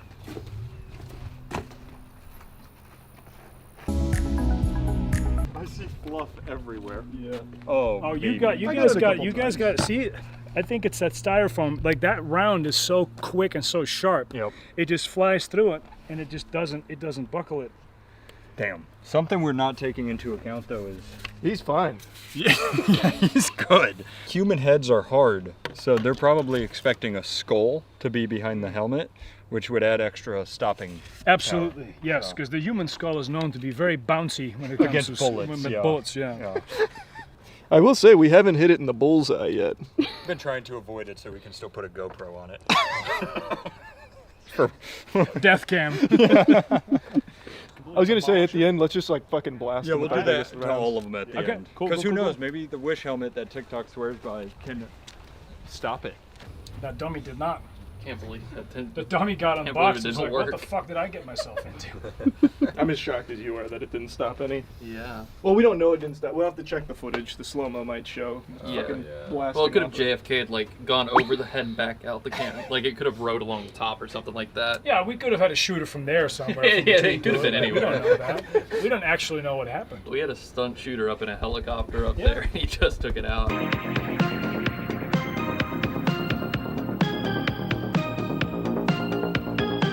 So just fucking whack this thing. So the safety on this thing is this thing. Yep. Right? So now right now it's in your safety. This is your safety out. Gun's not loaded, I'm gonna let you load it. And that's by slapping that. Yeah, just slap the shit out of this thing. And then what you wanna do is you wanna handle it like that. Or like that, yeah. Alright. There you go. Pull it off safety, and then at that point you're ready to take a few shots.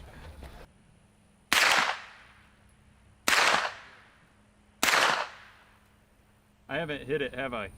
No. You got it. Close, very close. Not close. Oh, I think you got it, dude. That deflected. I think you got it. Yeah, that went, yeah, not even Joe. I think you got it. That, All right. Matt, that actually deflected off of it. I'm That fucking would be shocked. so sick. I hope one actually stopped the bullet. I'm telling you right now, it did. Alright, so this is the Wish one that once again all our TikTok shooters tell us is great. Wish I his love face the other way. I did, he didn't want to see it. Okay. So here, right here. You clipped his ear. But even still, so if even if this was a short sight and it's already kind of ripping through it, that's especially with a 9. Well, I mean that kind of counts as a deflection, right? It's like even when you look at it. Yeah, I would say. Yeah, we're gonna. Do you want to do 9 again or just go? I would say 9. Yeah, I would say one of you put a round of 9 through You it. wanna try it? So. Yeah, I'll give it a whirl. So Monique says that this is like rated to stop 9mm, so it makes sense that it deflected 1. Yeah. Ready? Ready. Oh, that was close. A little higher, Charles. Oh. Yeah, there we go. I'll try and get it off the table. Atta boy, one more. So close. Empty it.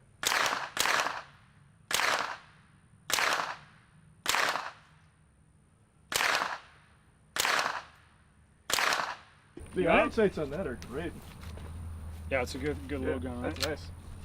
Yeah, the one he gave me had pretty bad iron sights. Gun's He was telling clear. me. Yeah. Really, Matt? That's what the MP5's known for. Yeah, he said this one's one of the least reliable guns. Oh, you look at his neck. Oh, we got it. Oh, that's right. Oh, right in the artery. Oh my God. I had the bulletproof helmet. And then on you stuff. look at it like this though, and you go, looks like this guy's been turned into jelly. Wait, this is so I actually got it Okay. right in the middle there, but it actually deflected that. I think. Wait, actually? It didn't No, go through. it did. Yeah, no, there's a deflection. It like has slight penetration. Just nothing too much. We're sure this is the Wish helmet. This is the Wish helmet. No Let me make sure, shot. because the high-end helmet, has a like Velcro on it and stuff. I'm actually like I mean, how much was that helmet? $250. Okay, so it stopped the 9 Wait, show from the camera 50 where it yard. hit. Yeah, right here. And it was dead center too. It was a good shot. Yeah. Always is when I'm behind the helm. This is yeah, definitely not in the helm. No, so Yeah. I loosened it up for you though. God, this whole video is just shitty jokes. Welcome to our whole channel. He looks backwards but wears the helmet forward. It's a balance thing. That's smart. It covers his face better that way. Yeah, there we go. Leaving the whole occipital region exposed. That might be the first thing we've gotten from Wish that works. Yeah. All right, ready, Wait, no, the warmer. Oh, and the food warmer, right. Yep. Ready when you are. Ready? Ready. Oh, that was quick. He's gonna go over and execute Come on, him. guys, stop. Dad, stop. Oh, this went through. Oh, jeez. Look at how small. Went straight through. Went straight through. Oh, holy shit. But again, I think this is rated for pistol caliber, not like rifle caliber. He got a little mohawk. Holy shit. Just Technically, he could still be alive. alive. Yeah. It's completely fucked. Yeah, it went through there and out the back. Hey, What? real quick, give me. Looks like this guy's gone. Punk. What the fuck? All right, do another. No. That's one punk off the streets. That was so much better. Is there an exit on it? Or No, just so the bullet, you can Fragmented on the inside. see it. Yeah, it went through here, and then. But still, that's blasted off the impressive. back. Like, it's rated for a pistol, clearly. So I'm thinking this is 9.45 and 3.57 mag. Yeah, probably. I think that's right. Or 3.57. Like, I feel like you're not gonna take this to an active war zone from Wish, right? No. Like, Can you imagine? After this video, the military's going to start contracting to Wish. So, guys, we watched this video from moistcritikal.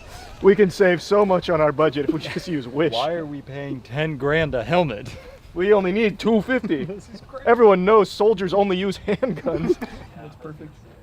I think I got it lined up for a beautiful shot. Have you loaded it? All right, we ready? Yep.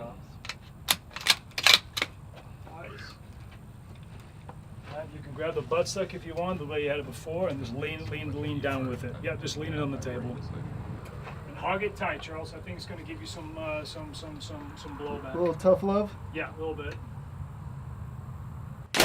Holy fuck! Good shot. Do you think it deflected it? What a shot. Look at all the cavitation in his head. Right in. Holy.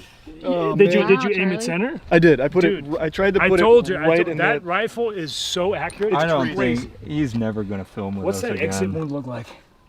Oh my God! Shit, Charlie. I good also job. would Good suspect, shot. or I'd Who would have thought that there was sand in his brain? I would have never guessed that. I hypothesized the helmet deflected it. How correct were you? I actually did. I don't. Right here. Yeah. Right in the center. No, that's that was the 9 first mil. one. That was the 9. Did you miss you the just- helmet? I think I missed just. I think I Did you just hit blow him. his brain out? Yep, I just hit Well, him. wait. No, because look at the back. No, that's Oh. where the bullet blew up. Yeah, it didn't hit the helmet. I just hit him. No, there. I think that was the 5.56. Oh. Look, the bullet's still in here. So that's That was the 5.56? 5.56 bullet. Oh, well, actually, Matt, you're right because you put it back. Yeah. You put it backward, or you put his head backwards Yeah. with this forward. So I think I went through the back of his head and out the back. Okay, wait. So actually, Yeah, because basically this what was the what we can 5.56. say You now hit it is right that there. the inside of the helmet is more bulletproof than the outside of the helmet. So I think it was like I that. think it's that one I right think there, it. yeah. I think it Yeah. missed the front. I think he hit the head and then came out the back of the But helmet. nothing shot No, that nothing front came out part. the back. That was Well, the then 9 the mil. only solution Oh, is the to do 9 it mil. again. Yep, just hit it again. Okay, I guess I'll have to shoot it. So Matt, this is the gun that I used to hunt squirrels. Okay. So, you know. Now I know to before back they up. go really big, yeah. Pick it up. You want to pivot into it a little bit more. All right, gun's hot. Go.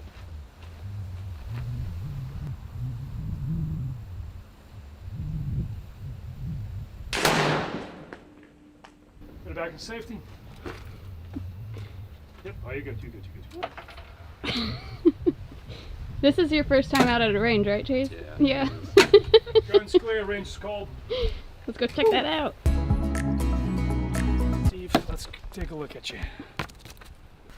Looks like it was here. Yeah. Don't tell me that it fucking stopped it. There's no shot. I mean, there's like destruction in there. There's no way, right? But where's the entry point? Here, It's- let I me, think it went Yeah. through. let me in see there. the back of his head. No, nothing. Okay, so no, dude, it didn't go in. Then what is all this? I think it's No, in- no, it did. It did. Oh, It okay. even feels warm on the inside. Okay, but So it I mean, kinda look, just ripped through? that 6.5 is a super sharp round, so I wouldn't be against it. That this little thing, even like at that point, was like an entry point. Like it's such a sharp little round. I think he would have lived though. I think what happened is it went in and it just like the kinda empty bounced. space Yeah. in the top. Yeah. yeah. This Alright. guy is So lucky. I guess now I have to. I think you Yeah, have gotta to go up. put him out of his misery. Man, that We've carved the top of his head. of We've all poked his front. It will tell you one thing: how sucky we are as shooters. No, that's the quality of the Wish helmet.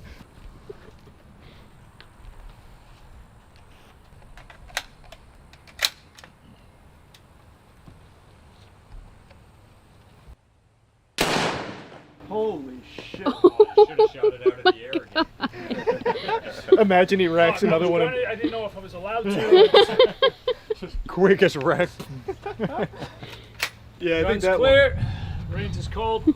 This one's going to be our most conclusive data, I think. Yeah. That's in. It's still not out. Hey, Timo, you need to swap around what you do on the inside. There's Wish, right? There's Wish. You need to because your inside seems to be more bulletproof than the outside. I am. Is it in the head? Yep, it is. Yeah, because would that line out? What is? Yeah. It would be this. Yep. This right here. So is there? Right in the oh, eye. right through the eyeball. Turning around couldn't help him. I would like to thank Saving Private Ryan for the inspiration to shoot through the eye. All right, next head, next helmet. Next helmet. Overall, impressive showing from Wish. Yeah, I'm very impressed. Yeah. But I'm impressed too. Yep. And that was the whole point. And I'm not easily impressed. We But set out to impress you. That's why they called me. It's like, Tom, we need someone who's not easily impressed. Yeah. Can you help us out? I'm like, well, yeah. He's Like, invincible. We could tape a grenade on the inside, set it off, and it's just like. I have just the thing. What? Goes back with a grenade. 9 mil. That's 9? Yeah, it's shoot great though. Let's use that. Yep. All right. Weren't you John Wick in the actual movie? Don't rub it in. You're Keanu Trying to Reeves, hide it, stunt guys. Trying to double. put that behind me. I wish Keanu Reeves would talk to us.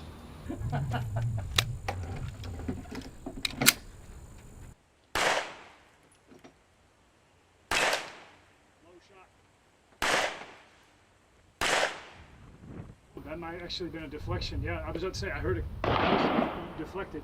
Where's the safety on it? Right here. Oh, Damn wait. Cue the music.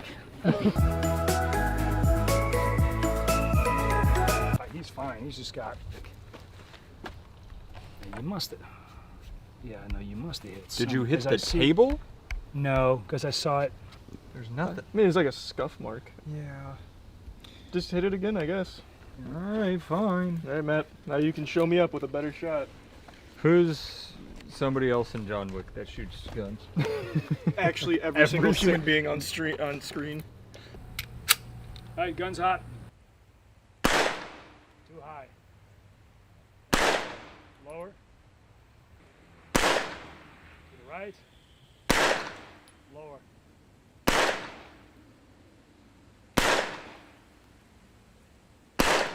Lower. Aim to your right a little bit. There we go. I know if you got it. Shoot, fire a couple more times. You might have gotten the box, because I saw the box move. I didn't see the helmet move. Trigger, please. Oh, and now Oh, I'm you got a jammed. stovepipe. Well, I mean, you're out at the same time, so that was impressive.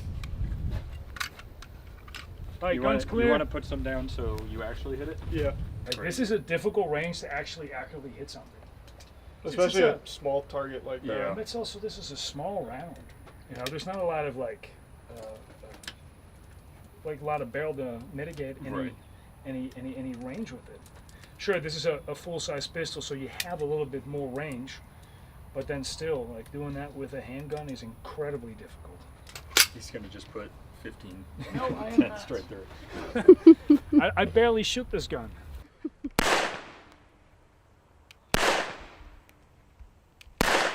There it is.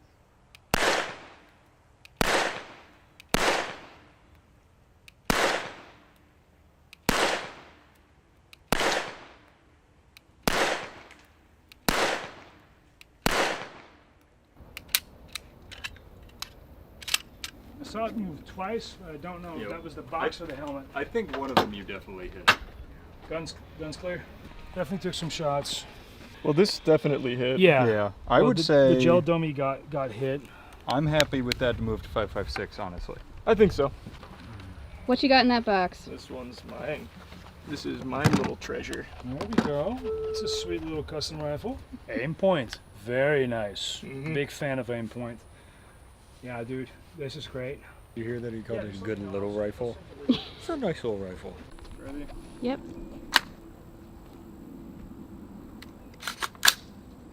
It's hot. It's hot.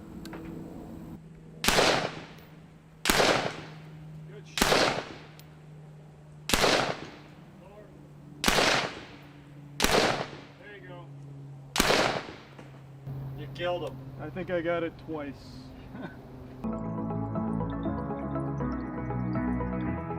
You went through. There's Enter, no exit, you went through. There we go, that's the exit. There's no way Wish was better at blocking it, right? That probably just had to do with the shot. What type The of best ammo? is when he fell, look, you got right here, you split him wide open. No, he was like that. What type? There's no shot. Yeah, there's just no way, right? I guess Wish didn't really block This the is your 5.56, entry point right here. This is your exit. Kind of curved upwards. Well, he also hit it when it was like. That's true. I hit it when it was on the thing. So like, he may have just put a bullet straight through there. I mean, that curvature does look like that's the way it went. to be Yeah. honest.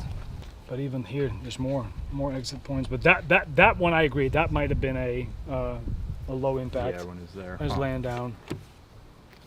Did we get them mixed up? Is this the Wish one? No, this is definitely the good one. Maybe just a really good shot. But it's not about the shot. Like, there's no way the Wish still should have don't been think, better. though, I don't think on Wish we got a true direct shot with a 5.56. I think that's got to be it, right? So are you telling me if you get shot in the head with an AR? You're probably fine Yeah. if you shop from Wish. All right, let me bust out the big boys. Yeah. All right. Here we go. H-car time. That's a loud one, right? Yeah. Getting ready for a piano session. Same thing. Only my symphony is war. All right, guns hot.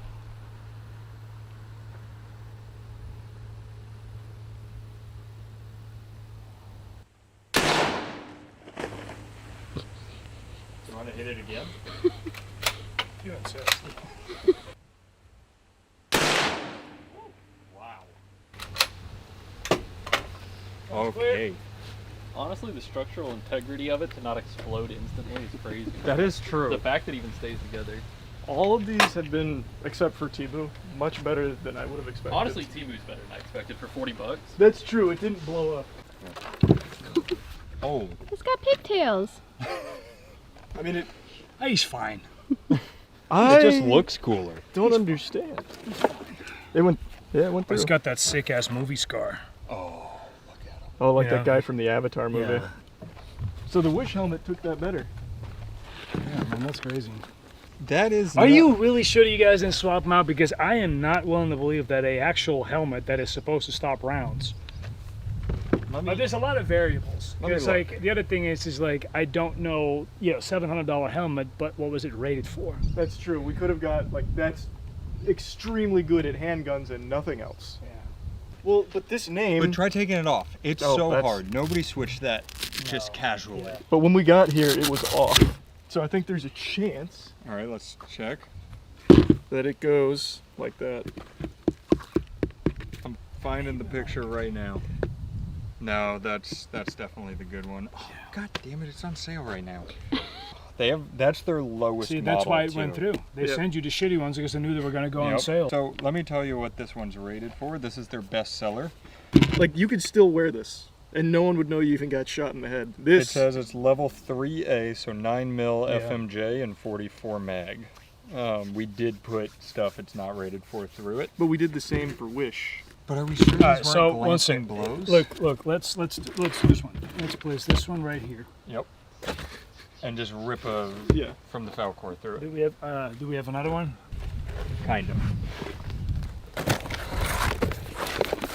We're professionals. Yeah. Yes, perfect. And then that one can just sit there. God, the anticipation's killing me.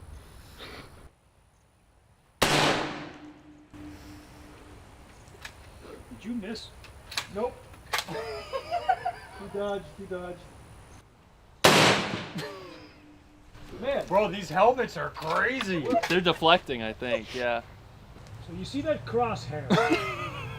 Yeah, he's jumping up and down. There it is.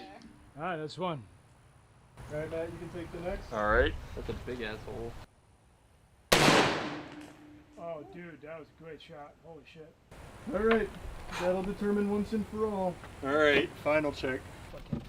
This was the Wish one? Yes. There's no way that's It's the for Wish sure. one. I checked. The nice helmet has these little triangle Velcro straps. This is the nice one, I'm positive. And I know we shot it with what we weren't supposed to. Okay, so here's what I think. Obviously, I think in conclusion, we can say that we might not have mitigated the right testing in that regard because we weren't completely sure what they were rated for. I take no responsibility, by the way. I think we're also equating cleanliness to safety. Sure, absolutely. Is this better because you're seeing the armor plating actually working, where this is just a clean in and out?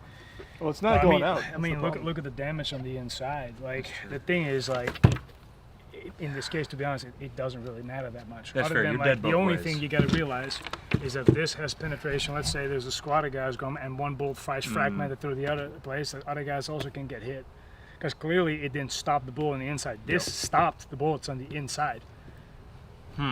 Which is pretty crazy to me. Of course, it's ridiculous because you probably should do 380, 22, 9, 45, 357, or 38, 357, and so forth before you even get to a rifle round. But in those 3 stages, this stopped rounds on the inside. This does not, and that is, to me, is crazy because there is just exit. Yeah, there's exit right here.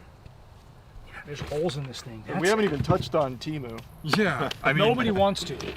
Nobody wants. I mean, look how good. Oh, that's just fiberglass. I was gonna say it's just plaster. Oh wow. I will say this is something you would see like with ceramic armors and stuff like that as well, where you know, the catch will go through the layers and then like will kind of like flower, but for the most part, this has exit wounds. That's the thing that I find so interesting. There's like holes in this thing going in and out. This does not have that. Yeah, why don't we just give this a big ol' in conclusion? We can't admit that Wish was good. So the retesting, we're gonna have to get new helmets. Yes. Damn it. They're on sale. That's true. Knowing that, I will bring all the calibers. Yep. And we'll just go from A to Z versus A, G, All right, X. so we'll say the judges voted Wish on this one, but they That- yelled in the ring for a rematch. That is definitely at this the way this is concluded. Absolutely. Well, In conclusions, we're terrible at this. No. Oh jeez. Oh my God. That was my my God. last shot blew his brains out. That felt good. All right, good tests. Yeah, great job. And you're guys. welcome, by the way. Wish and somebody HHB. Somebody had to do it. Oh, they're kicking us off now. Yep. All right, let's ride. I got bit by a bug.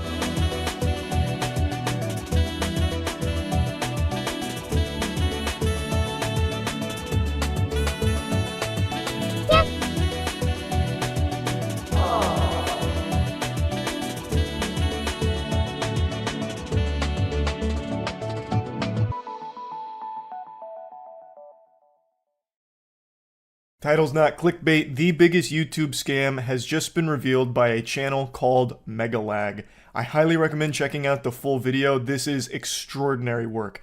It was a multi-year investigation that he conducted, and his findings could make even Enron's accountants start sweating. It is gross how bad this company he investigated is. And it's a company you've all heard of. It's a company I have used for a long time. Honey. You know that free browser extension that's supposed to be going and getting you coupons at checkout to save you money on purchases? The one that has that playful piece of shit mascot that's just a diet Microsoft Clippy whom now I can't stand to look at after learning about how atrocious this scam is? Yeah, that honey. The one that's owned by PayPal that they purchased for fucking 4 billion clams. Turns out it's all a load of fish paste. Honey, more like phony, because it's all fraudulent. Now, of course, I can't say that from a legal perspective, but from a common sense perspective, after everything I've learned from the Megalag investigation, I think it's definitely fallen into the textbook definition of a scam. Though I imagine the lawyers aren't going to be too gung-ho about suing people that are labeling them a scam or calling them mean words, because they're probably too busy stretching out, cracking their knuckles, getting ready for the impending catastrophic class action lawsuit that's heading their way. And I mean that sincerely. I do think that this investigation from Megalag will lead to a huge class action lawsuit against Honey for all of the many millions of dollars that it has most likely cost a ton of people. Honey hasn't just been scamming you, the consumer, they've also been stealing money from influencers, including the very ones they paid to promote their product. And I'm not just talking about a few bucks here. I believe this scam has likely cost content creators millions of dollars. Honey's stretching everyone's holes here, both the consumer who downloads Honey as well as the creator that promoted the Honey. That does include me. I have worked with Honey in the past because I was an avid Honey user. It seemed like a pretty simple, effective product. It'd just find coupons at checkout to save a little money. I didn't think there was anything nefarious going on under the hood, but it turns out couldn't have been more wrong. Obviously, knowing what I know now about this company, I wish I never worked with them. I'm sorry for ever having promoted Honey. I clearly didn't know any of this was going on. Nobody did until Megalag's investigation. This was something that there wasn't even whispers of. He mentions in the video he had only found like one page where people even speculated on it with nothing concrete. So it wasn't until this multi-year investigation that any of this information came to light. It's a very sneaky, hidden mechanism that it uses to scam consumers and content creators. And what Megalag has put into the light here is extremely important. So he starts by demonstrating how it steals money from content creators, and it is probably the most creative way of fucking people I have seen since I first found browsers in high school. Linus tells you about this free browser extension that saves you money online, you install it in 2 clicks, and boom, you have Honey. So you scroll down and find Linus's affiliate link to that product. Now, for those of you who don't know, when you click an affiliate link and buy something, the influencer who promoted the product earns a commission for referring you to that store. So you add the product to your cart, get to the checkout page, and hello, Honey says they found you 10 coupon codes. Sweet. You click apply discounts and Honey gets to work. But unfortunately, none of the coupon codes worked. Doesn't matter though, because as Honey has promised us for years, that means we know we've got the best deal. So you complete your purchase, you're happy, your new CPU's on the way, Linus is happy, he's getting his commission, everyone's happy, right? Wrong. You'd be very wrong if you said everyone was happy there. This isn't a fucking fairy tale. This is big business, and everything's horrible. So, if you've never used Honey, that's how it works. When you're checking out, you'll have your little goofball pop up. He'll be like, oh geez, Rick, we gotta apply some coupons here to save you some blimflarkles. Click here to save some money, because we're gonna look for coupons. And so he's gonna go look for coupons at checkout to try and save you some money. Sometimes it'll find coupons, sometimes the mascot will wander in, soft cock in hand with nothing to offer you, saying, whoops-a-daisy, sorry, didn't find anything, is what it is. And that's the way she goes. Now, Megalag is talking about affiliate links. As he mentioned, if you use an affiliate link like in a description, and you purchase a product through that link, the creator that you click the link from will get some kind of commission off of that sale. Now, Honey does something very interesting with that whole process there. After clicking Linus's affiliate link, you'll notice in the URL, there's a tracking tag labeled Short Circuit. That's a reference to one of Linus's YouTube channels. And this tracking tag is how Newegg knows who to pay a commission to. We can also see that this tracking tag has been saved on my browser in the form of a cookie that will expire in 30 days. That way, if we only decide to complete the purchase a few days later, Linus will still be credited the sale. So what happened when we got to the checkout page? Well, once Honey popped up, watch what happened to Linus's affiliate cookie after we clicked apply discounts. You see that? Honey came in, removed Linus's affiliate cookie, and replaced it with their own, claiming credit for the sale and pocketing the commission money for themselves. Yeah. Never before has that sound effect, that like dramatic bass boom sound effect, been more appropriate. That is a huge deal. That is millions of dollars, no exaggeration, actually millions of dollars that PayPal Honey is making through stealing those commissions. By replacing the affiliate link with their own at the very end of checkout, without the consumer ever even knowing this happens, they're able to take the entire commission while the influencer or whoever that brought them there gets nothing. They get the whole pie, and the creator doesn't even get the fucking crust. It's so devious. Now, if we quickly go back again, we can see what's causing this to happen. After clicking apply discounts, what you'll notice is that in the top left corner of your browser, Honey discreetly opens a small new tab, which acts like a simulated referral click, as if they were the ones to refer you to the website. Even though you're already on the website, and at the checkout page. Once that page is finished loading and has stuffed PayPal's affiliate cookie, the tab automatically closes, leaving you blissfully unaware that anything ever happened. It's very sneaky. This isn't some kind of freak accident, it's not some kind of glitch or a ghost in the machine. Mr. Krabs isn't in the soul of Honey doing this without Honey themselves knowing about it. This is by design. They do this on purpose. I'll reach out to Honey and ask them directly, and sure enough, they came back to me with the following. If Honey is activated and is the last program used while shopping on a site, it is likely Honey will receive credit for the purchase. They are shockingly open about that. They almost seem jolly and proud. Well, hello there, salutations, tipping the fedora. Thanks for contacting us. Yeah, we're shitting on you. Big whoop, and you're welcome for it. Thanks so much.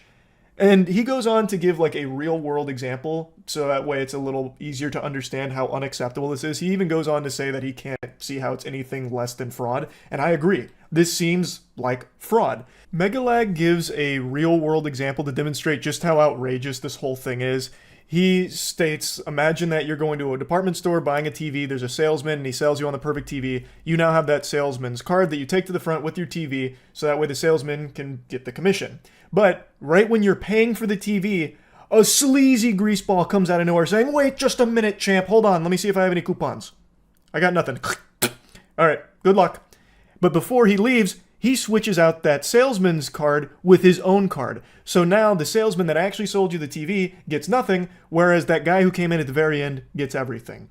That is how this concept works in the real world. That would be completely unacceptable. PayPal Honey did none of the work to get the consumer there, to get the purchase or anything, yet it takes the entire piece of the pie and leaves not even the crust behind.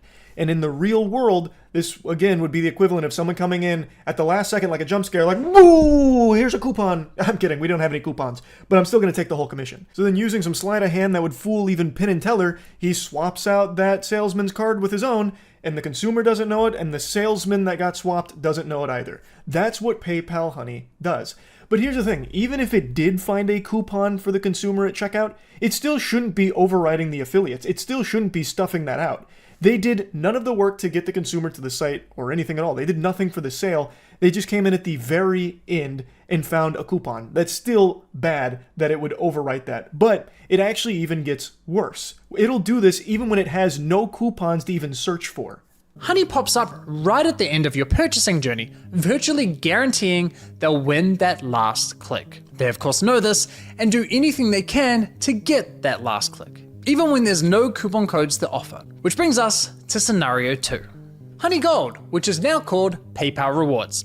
Here's how it works. When you get to the checkout and Honey Gold is available, Honey pops up and is essentially saying, hey you, consumer, click this button here so PayPal can claim the commission for the sale, and we'll share a portion of that commission money with you in the form of points.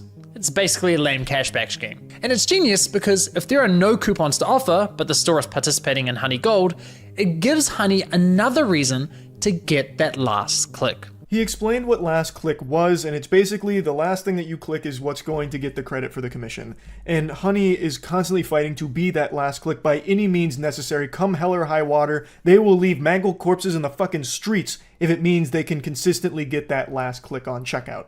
So this is one of its other mechanisms to get that last click, where you can activate rewards at the very end. I decided to put Honey Gold to the test. So I looked for any website where Honey Gold was offered and found it on NordVPN. And no, this is not a sneaky sponsorship. So I signed up for NordVPN's affiliate program, which offers 40% commission on successful referrals. After getting approved into the program, I received a custom affiliate link for my YouTube channel.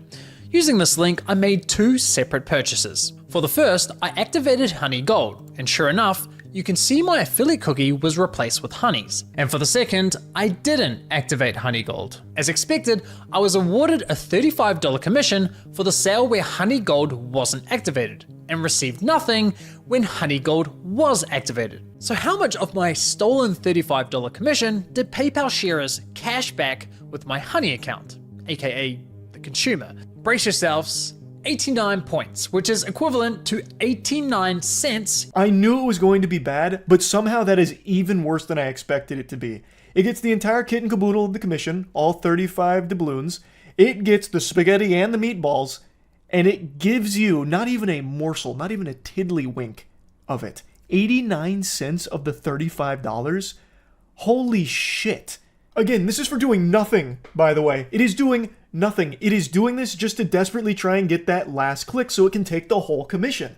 And again, this isn't put front facing. People didn't even know this was going on until this investigation. It is so sneaky with this shit. It exists solely to steal, poach those affiliates, to take that commission on the back end. That's nuts. That's why I'm saying this will likely be a huge class action lawsuit. There is no telling how many millions of dollars they've been able to make quietly like this. Megalag demonstrated one. They got $35 from that. Like, that's a lot. Like, that is a big commission, really. Just think about that on a large scale. Megalag pulls up the numbers. Honey had been promoting on YouTube in particular to the tune of like 7.9 billion views worth of videos. They had like 5,000 or something like sponsored segments across so many different channels. 7.9 billion views. They have, what, 20 million users? Think about how much money they were pulling in from this scam. It's huge. Like, this is something that Bernie Madoff would roll over in his grave at with this fraud. You click on their affiliate link and get to the checkout. But in this scenario, Honey knows it has nothing to offer. No coupon codes, no Honey Gold, yet it still pops up to announce absolutely nothing. Annoying as fuck. Naturally, you click the Got It button to get rid of the annoying dancing coin, and whoa, what's that? PayPal takes the sale. I couldn't help but just laugh at that one. That is cartoonishly evil. That is so scummy. So even if it has no coupons, it has no Honey Gold capabilities, it will still pop up on something totally unrelated through the affiliate link and just say like, hey, listen. We've got nothing to say. Sorry, pranked you. We got nothing. Go ahead and close us. Just go ahead and say got it. Get rid of us. Sorry. Just wanted to let you know we're here. And when you do that, it takes the sale. It still takes the whole commission because you interacted with it. It was your last click. It's unbelievable. Why? Because fuck you, Mary. That's your commission.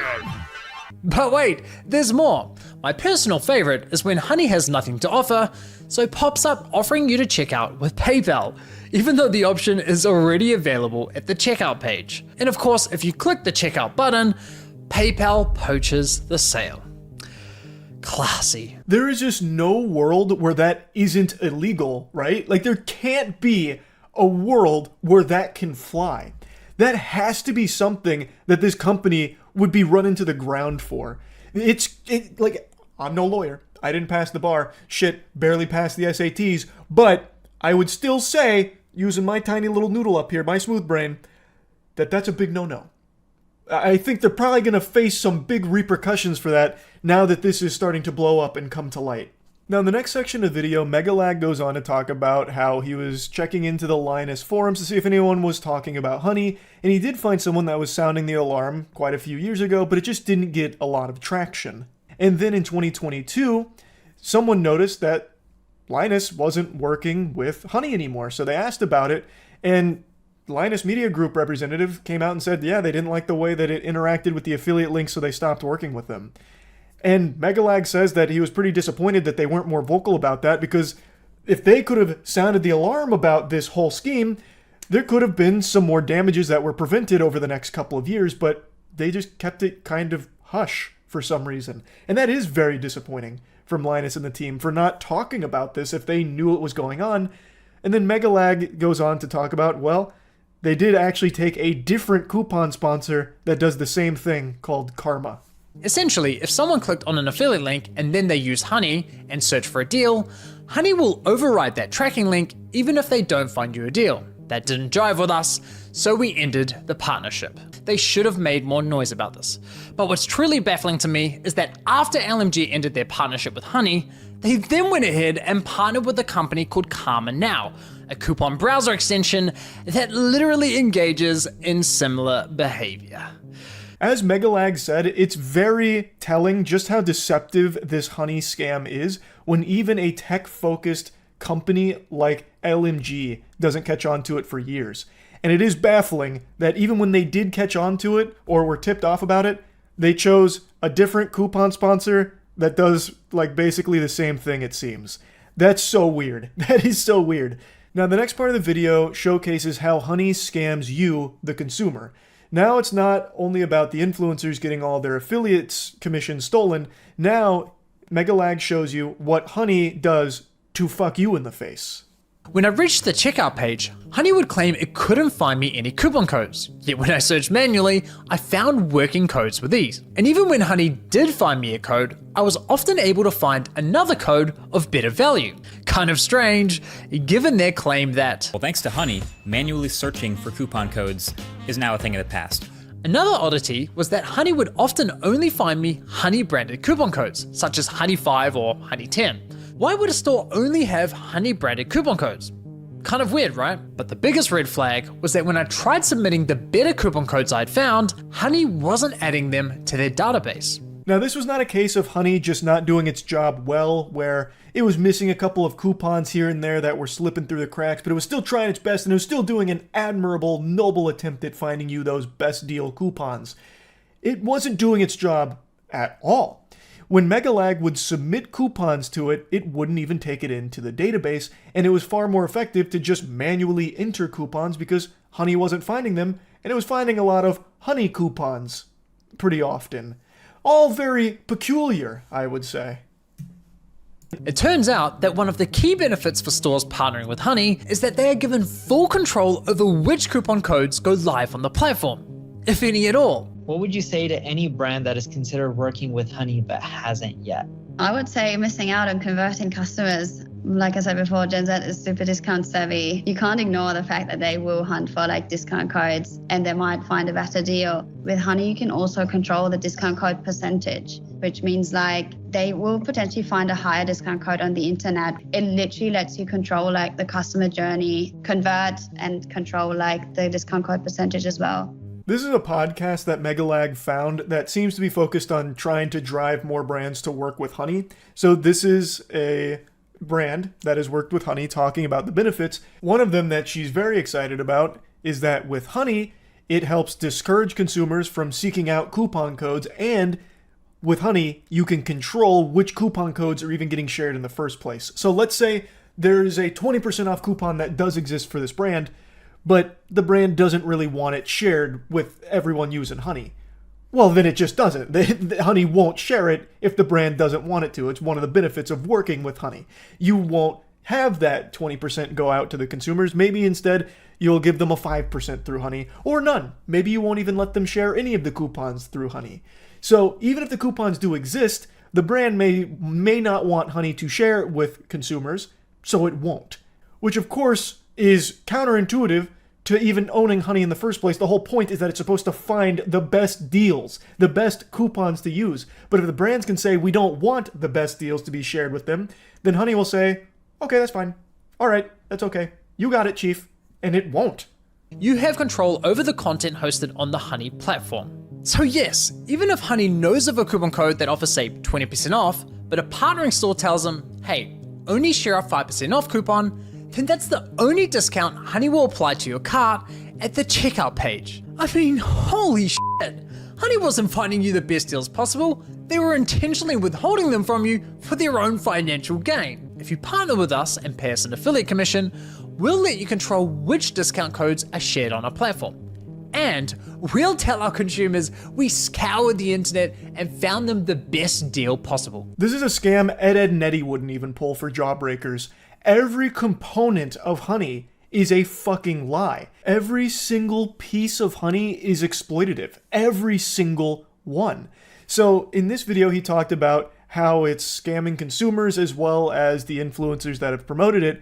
And he teases that in part 2, there's an entirely new victim that is also getting fucked by Honey. Megalag leads into the upcoming part by stating that in his experimenting and his investigation, he noticed there were times where Honey worked extremely well to an almost unbelievable degree with discounts and deals that just made no sense with everything else he was finding, and sometimes it wasn't overwriting the affiliates. So it wasn't making sense how that discrepancy was happening with everything else he had learned. And then it clicked and he figured out what was going on. So that's what part 2 is going to focus on, and he has some interviews that he has at like a Sizzler reel at the end. It's actually incomprehensible just how deep this rabbit hole goes. It really just seems like everything about PayPal Honey is fraudulent, just a full-blown scam. Like that's what it seems. I don't know how any of it could possibly be explained away or justified. I mean, shit, even when they were directly asked about it, they were like, yeah, hey, that is what it is. If Honey's the last thing you click, yeah, we're taking the affiliate. Like, what? Honey is usually going to be the last thing that someone clicks if you have Honey, because you might as well check if there's discounts. That's like the whole selling point of Honey. But not only is it not actually finding you the best coupons, if it's even finding you coupons, it is then stealing the commission from the affiliate that got you there in the first place. So it's fucking everybody for doing nothing. And even when it is actually doing full-blown nothing, where it's on a site that doesn't have Honey Gold, it has no coupons, it will still pop up just to say nothing. It just goes, and then you click got it to get rid of it, and then it'll still steal the commission. It is just crazy how scummy this is. I cannot imagine that what Honey is doing and how it operates is legal. It can't be. It shouldn't be if it somehow is through loopholes. That is completely unacceptable. And Megalag's investigation is extraordinary. A huge thanks to Megalag for bringing all of this information to light. It's an incredible video. Again, I highly recommend you check out the full thing. There's going to be a link to it in the description of this one. I didn't even cover all of it. He has done an immaculate job with this investigation. This is up there with CoffeeZilla's best work. This is incredible. So huge thanks to Megalag for doing this. So yeah, that's really about it. See ya. I love From Software games. All of you know that. And right now, it feels like a hostage situation where they've been kidnapped, and right now, they have a bazooka placed against their temple with big threats. The villains behind this diabolical plot are Sony. They're looking to try and purchase Critikal, which is the majority shareholder of FromSoft. Right now, Sony also has a percentage of From Software, but if they acquire Critikal, the parent company, they will have like 80+% of From Software. It'll be under Sony's thumb, and that thumb is stinky. That thumb will go right up your ass and will never come out. Sony, it's not just From Software, by the way. Critikal owns a ton of things. A lot of big anime projects, visual novels, really a whole host of things. From Software is just a component, and I do believe a big component of it. And I truly feel if this deal goes through, the From Software that we've all come to know and love with hearts in our eyes will be crumbled to dust under the tyrannical rule of Sony.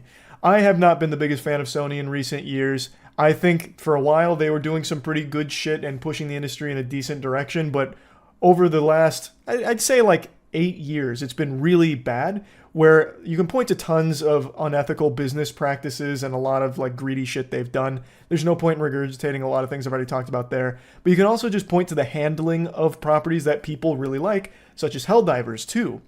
Helldivers 2 was an absolute breakout superstar. That shit was prom queen and everyone was giving it its flowers, and then Sony comes in there and they want to shitify it. You can hear the classic 90s record scratch sound as Sony storms the stage, grabs the mic, and makes a fucking fool of themselves, where they talk about how you need to link your PSN account in order to play on the PC, which wasn't made clear to the people who purchased it on PC, where there was like a fucking grace period or something where you had Sony's blessing to play with just Steam without linking your PSN.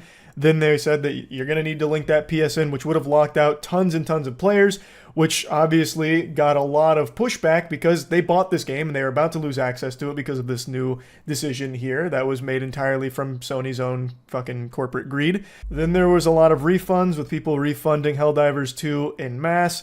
Eventually Sony panics. They say, hey, wait a minute. Just kidding. Just kidding. Not going to do that. Imagine if we did though, right? Nope, not doing that. We're not going through with that anymore. Just a huge, easily avoidable disaster. But Sony couldn't help themselves. They couldn't help but put their little grubby paws in the cookie jar. I just think there's plenty of evidence to suggest that Sony is not great for consumers. And certainly not great for fans of From Software product if they get their mitts on it. I think if From Software does end up under the Sony umbrella fully, exclusivity is on the table. Exclusivity is on the menu. Not thrilled about that. I also think they're going to be forcing From Software to work on projects they don't really want to. From Software is in a really good flow state. They have only released bangers since Demon's Souls. Like, they have actually a spotless record because they make the games that they want to make. They have the luxury of not being beholden to someone like Sony. Yes, they have a parent company, but it's not breathing down their neck, and it's not forcing things into those products that they don't want there. At least nothing that's been publicly shared that I've seen. Except for Bloodborne. And do you know why Bloodborne is out of From Software's hands? Why we haven't seen a Bloodborne remaster, remake, or even a PC port? Why it's still 30 FPS locked and just caught out cold in the rain? Just made a whole video about this. Well, the reason is because of Sony. Sony owns it. Sony owns the Bloodborne IP. And they have chosen to sit on their hands with it and just lock it away in the fucking basement, feeding it scraps. They're granny shifting, not double clutching like they should with the property, so it just sits there festering. And it's a shame, because From Software has said they would do something with it. They'd be open to doing something with Bloodborne. They can't. It's not theirs. So Sony has showcased that they already don't do anything with a From Software IP that they have, one that is always coveted, and they just refuse to use it. So what kind of picture does that paint for the future of From Software being fully under Sony? I wouldn't be surprised if Sony just actually hates From Software and they're doing this deal just to shut them down. I don't know what vendetta they have against that company, but they don't use Bloodborne, even though it'd probably be a big slam dunk. I really think so, because most people with fucking eyes and a functioning frontal lobe would tell you that Bloodborne anything would be a pretty smash success at the moment, but they refuse to do it, probably out of spite is what I feel like. And if they get From Software from this acquisition, I just feel like they just put them doing shit like making Jump Force 2, like, hey, From Software, what are you working on? Elden what? An Elden what sequel? That'll never work. That's never gonna fly. No one wants that. So instead of letting you guys do what you want, because you clearly don't know what you guys are doing, which is why we came in to save the day. Instead, we're gonna put you on something we know is going to succeed. You ever heard of Concord? Yeah, we're gonna bring it back for another rodeo here with a campaign-only component, because we had a great story to tell, and we think you guys are the ones to deliver this. So we're gonna get you on a Concord spin-off. Like, I just feel like Sony would not be a good partner, a parent company, for From Software. It is a fit that already has data to suggest they don't mesh well, because Sony already has one of their most well-known IP, Bloodborne. Most people on the fucking planet that have played a video game have heard of that game. And yet Sony has that. They've got a golden goose. And all they do is fuck it. Not even. They don't even give it that kind of attention. They just keep it in a cage. They don't do anything with it. So I just don't see this being a good fit at all. So if Sony gets Critikal, I'm not happy about it. I would love to be proven wrong if it goes through and maybe they're a great partner for FromSoft. That'd be amazing. I just don't see it happening. Instead, I see the most likely thing being telling FromSoft, you guys need to remaster Dark Souls again.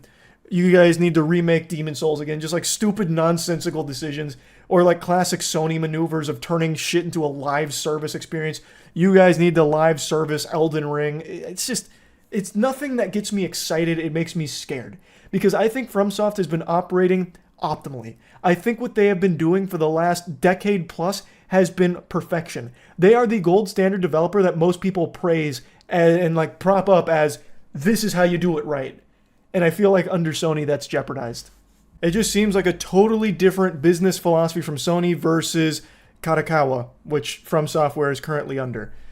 Critikal seems very hands-off. They seem to just let FromSoft do what they do best. Sony, I don't think they've ever really showed that. Like, they seem to micromanage the fuck out of everything. It seems like they are constantly, molding things and getting as involved as they can in there and like trying to force things in there where it shouldn't be. And I just don't think that works with From Software.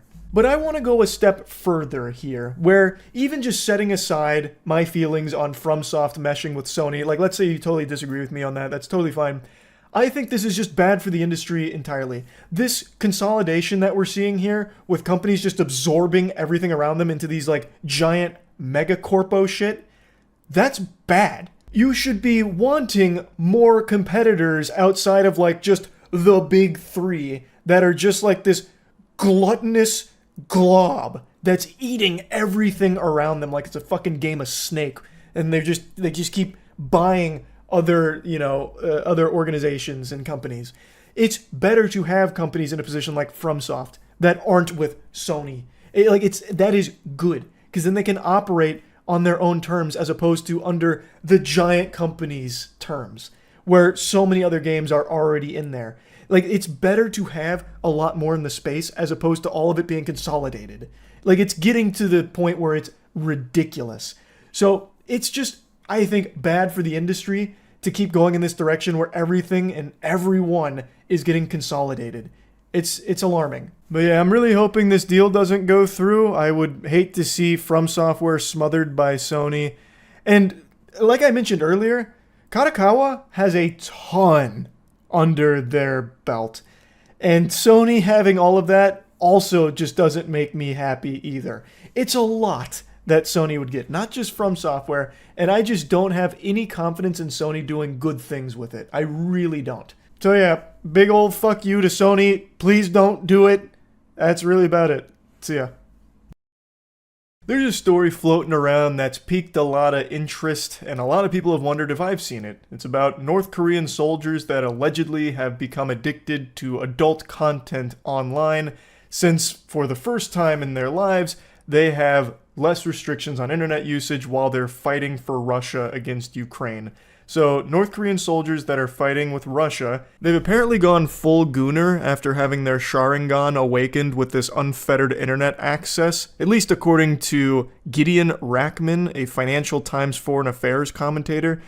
A usually reliable source tells me that the North Korean soldiers who have deployed to Russia have never had unfettered access to the internet before. As a result, they are gorging on pornography. A classic source, trust me bro moment.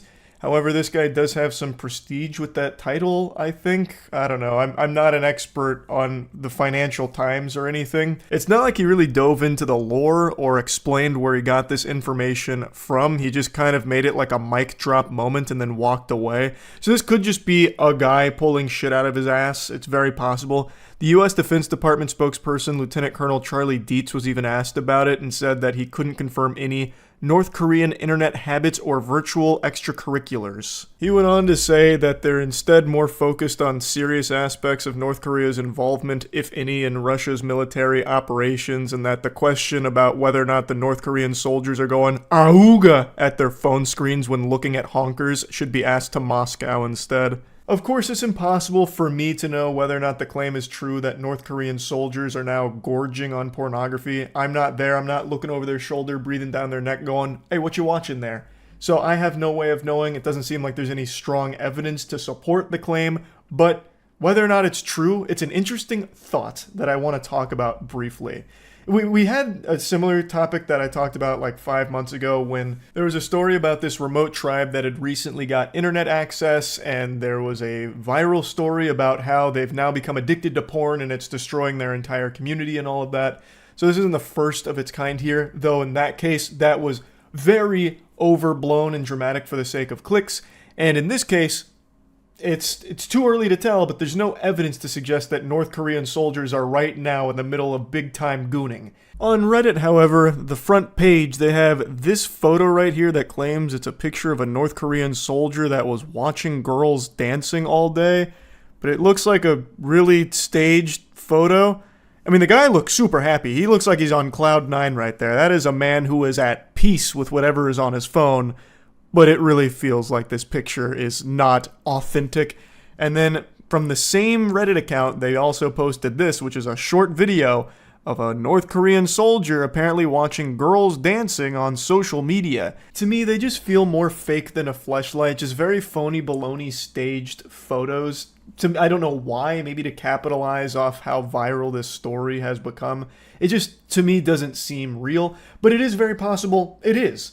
But I haven't seen any actual journalists report on that photo or that video, so I don't know if the authenticity has been verified or anything. But putting it through the Charles sniff test smells like bullshit to me. Who really knows? But The idea is interesting because when you grow up with access to the internet, there's a lot of things that become normal to you that are incomprehensible to those that don't have that. There's the obvious, like, information, access to others, videos, like an infinite number of things change drastically with internet access.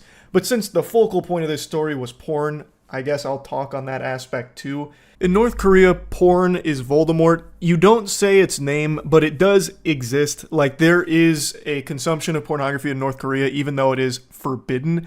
It's usually through the black markets, purchasing magazines or films and such, but it's not something that's like officially condoned, and it does carry a severe punishment, at least as I understand it.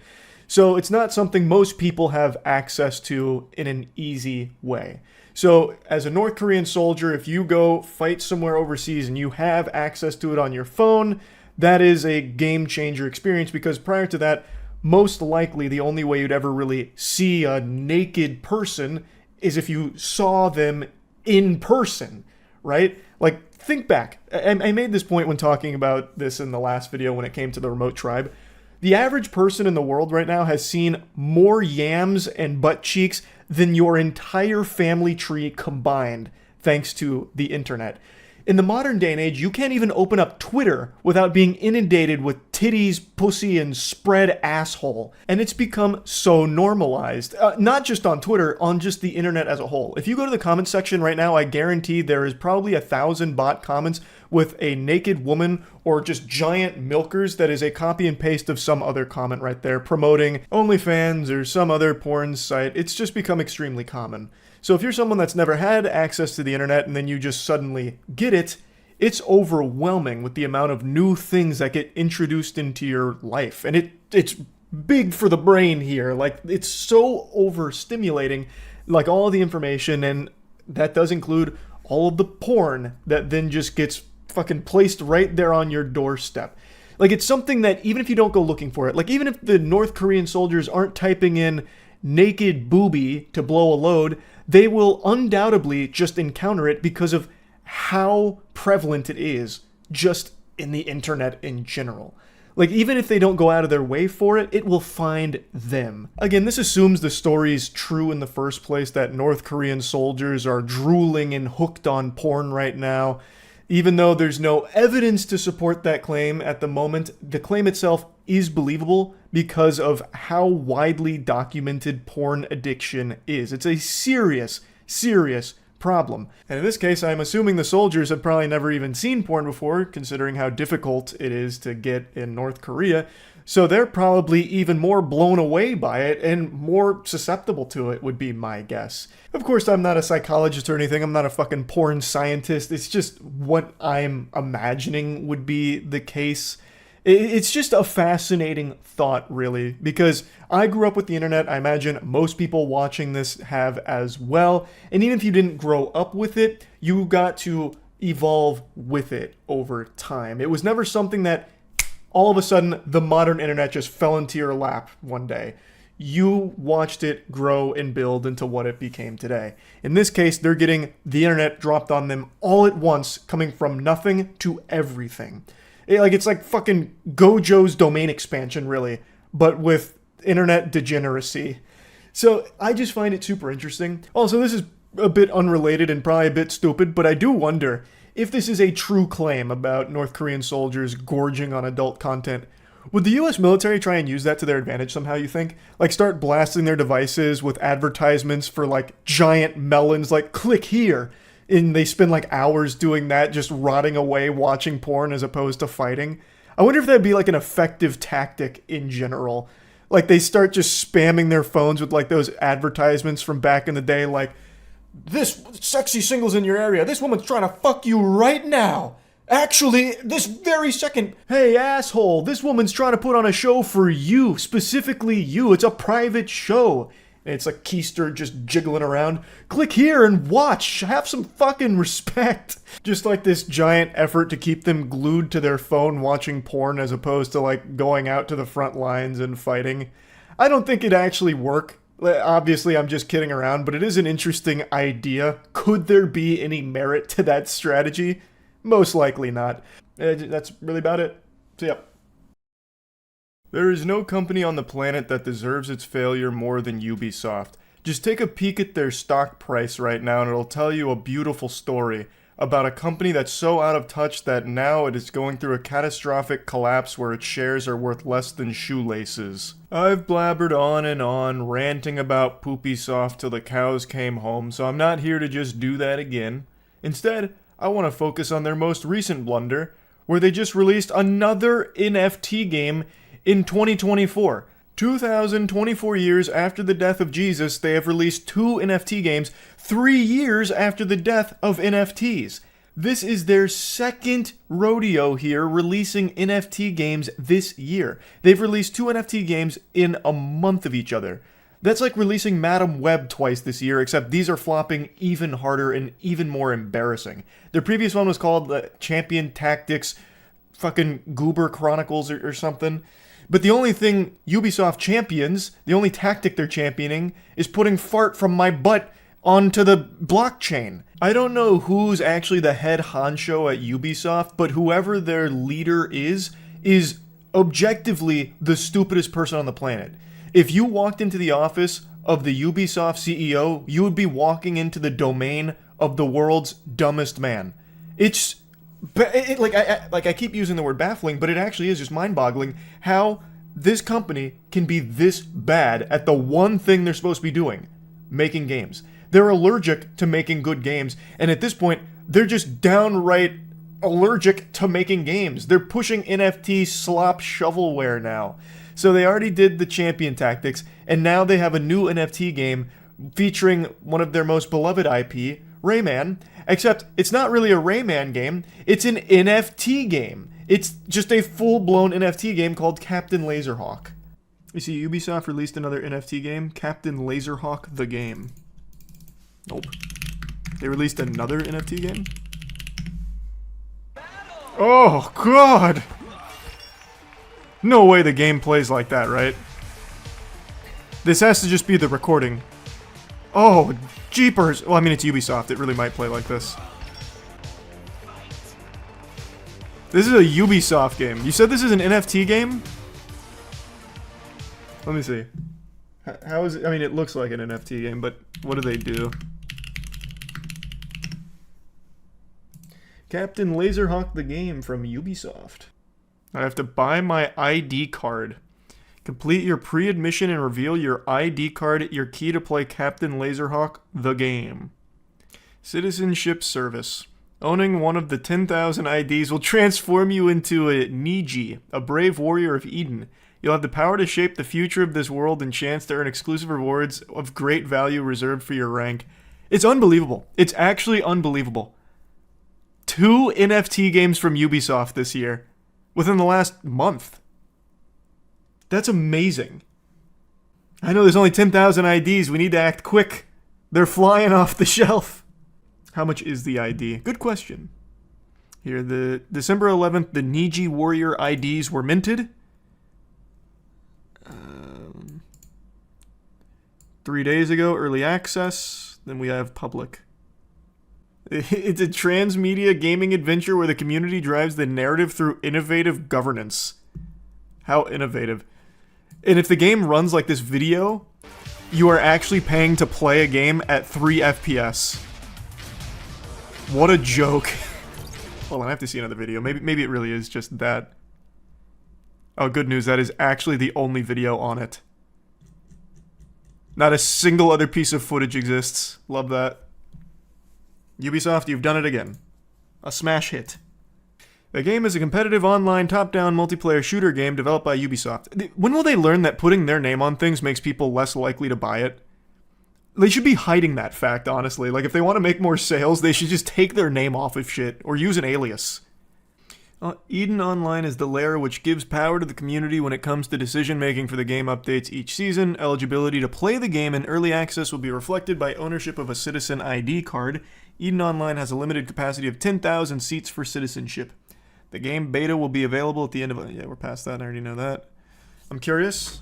What do the delusional NFT Twitter community members think? They weren't super thrilled about the last Ubisoft stinker. Still nothing positive yet.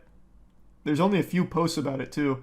The only post that has any real traction is from IGN saying Ubisoft has secretly launched a new game that features Rayman through its powered NFTs and blockchain in the year 2024.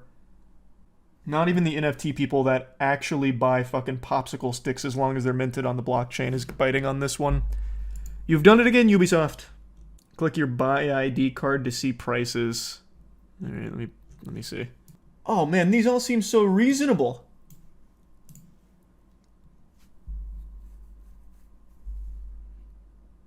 I don't know how much is this in money?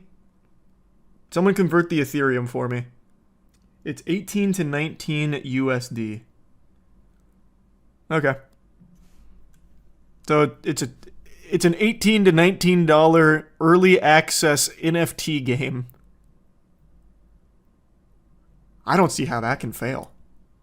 I can't believe more people aren't biting. Especially for some of the rare globulins. I already forgot what they call these stupid fucking things. Eden elitists?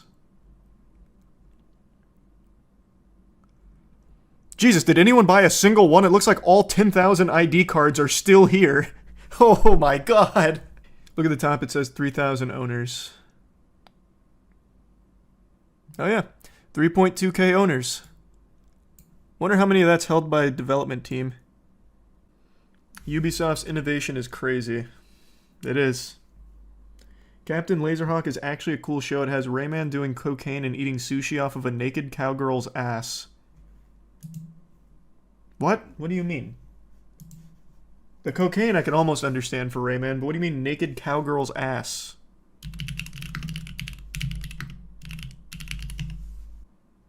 Holy Lord, you're right. And this is not what I thought. When you said naked cowgirl, I thought you meant like a human being, like a cowboy, but woman. No, it is literally a female cow with titties and butt cheeks. And he is actually eating sushi out of her ass, like, no, like just straight up. What? What is this show? Wait, that sounds unhinged. Isn't Rayman a kid's game? Well, I thought so, but I don't think it is. I absolutely cannot pull this up on screen. I'm not exaggerating either. You can't see her nipples, but you can see the big fucking honkers, and he is pulling a sushi roll out of her asshole. Either way, though, this show definitely looks a lot better than the NFT Ubisoft game. That's for damn sure. I don't know why Ubisoft keeps making NFT games. In 2024. X-Defiant died for this. Yeah, Ubisoft had to shut down X-Defiant so they could take all the people working on it and instead put them on... I already forgot what this was called. Captain Laserhawk. NFT Eden Online Adventure.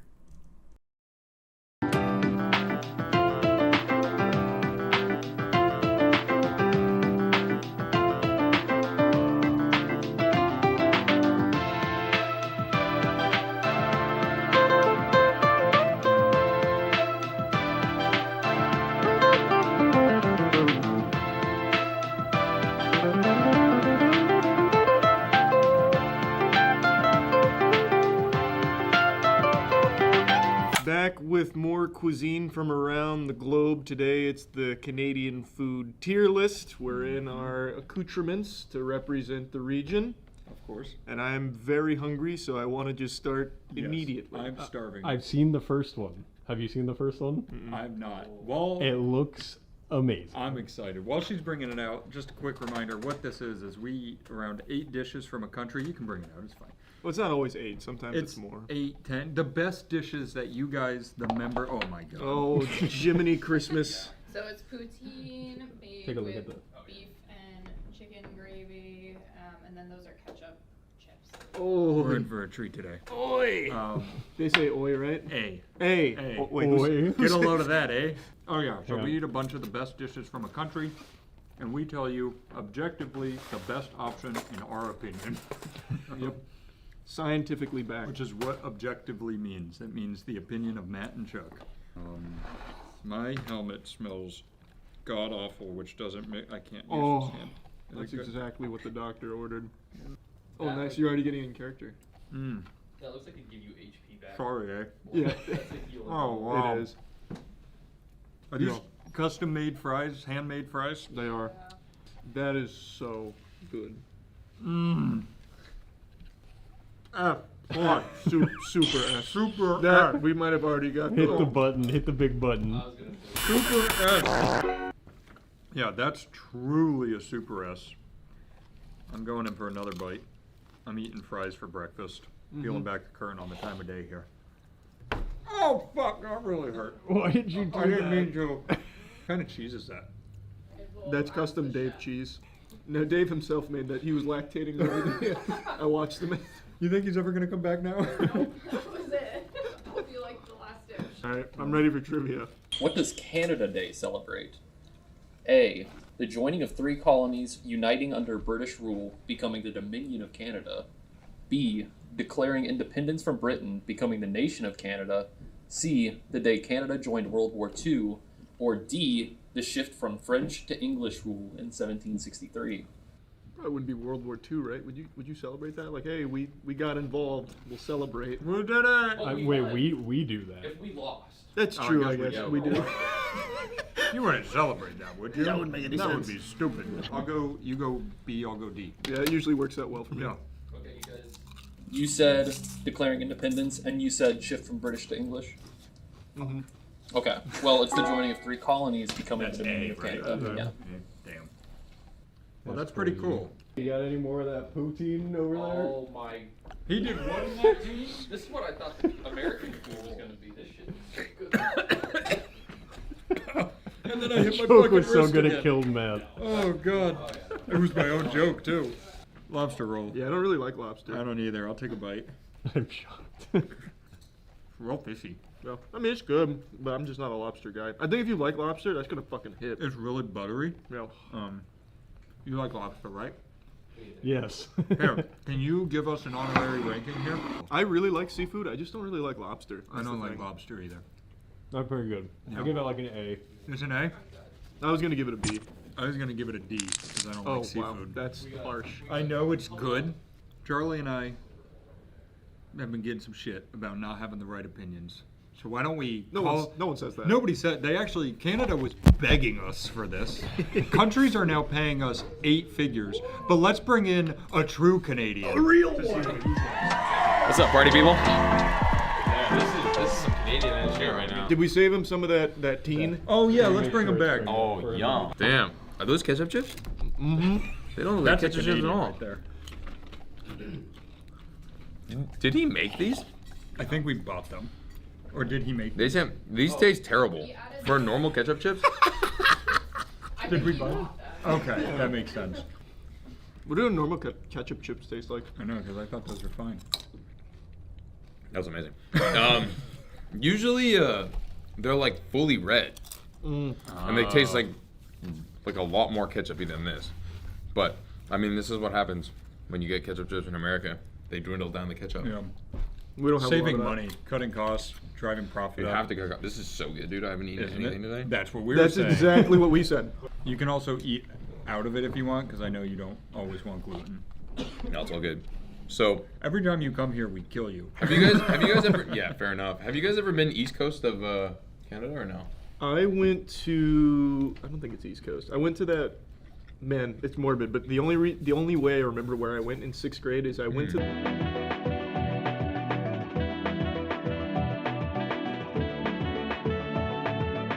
This was really good. What would you rank that? D, F to A. There you go. We're gonna decide the best food in the world. The single best food in the world, and then we're gonna send the embassy like a thumbs up thing, Yeah, like Billy like a Idol. picture signed by us Yeah. holding their food. Nice, with a couple cheeky bars of soap. Exactly. Non-sponsored. We're gonna use all of these shout-outs. But No, definitely. Poutine is objectified. Yes, I want to fuck poutine. No, it's objective. Yeah, it's objective how good poutine is. I think it's just like you can't really go wrong with cheese, French fries, and gravy. Yeah. So that's super S. I think this is like, so we got A, B, C, D, E, F. This is B. That's what I gave it. It is really good. Yeah. It really also depends on like the quality of the lobster. I think the lobster was fine, but I'm just not a lobster guy. When did Canada become independent from Great Britain? This isn't fair. A. 1880. B. 1944. C. 1982. Or D. 2014. You know what I do remember though? Last time you were here, we did Canadian trivia, and you were awful at it. Yeah, I'm not expecting to get it. You were so much better at World of Warcraft trivia than you were Canadian. Yeah, no, totally. Actually, he's changing. I've already locked. I have no fucking idea. I've locked honestly, in, yeah. I think I thought it was okay. Ready? Yeah. We all went the same. It is 1982.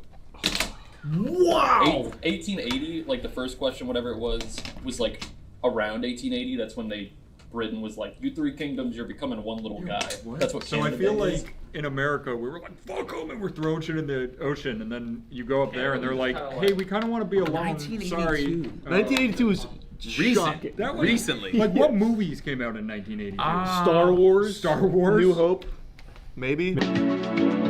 That's crazy. That's nuts. Sorry, yeah, bring out the Well, that next makes one. sense. That makes sense. Oh my god, that looks good So as hell. that's tortilla. It's like their meat that? Please keep an eye pie. on So it's the made food, with Kim. veal, pork, and something else. Shit, don't like veal. Can I have Just a- try to I think the eat pork around will the probably veal. mask up the veal. That's what I'm thinking. Did you? French people really hate the way Canadians speak French, don't they? Yeah. Like my enough so Yup. that my French teacher shit on them once a week. He was like, "Those fucking Canadians, man."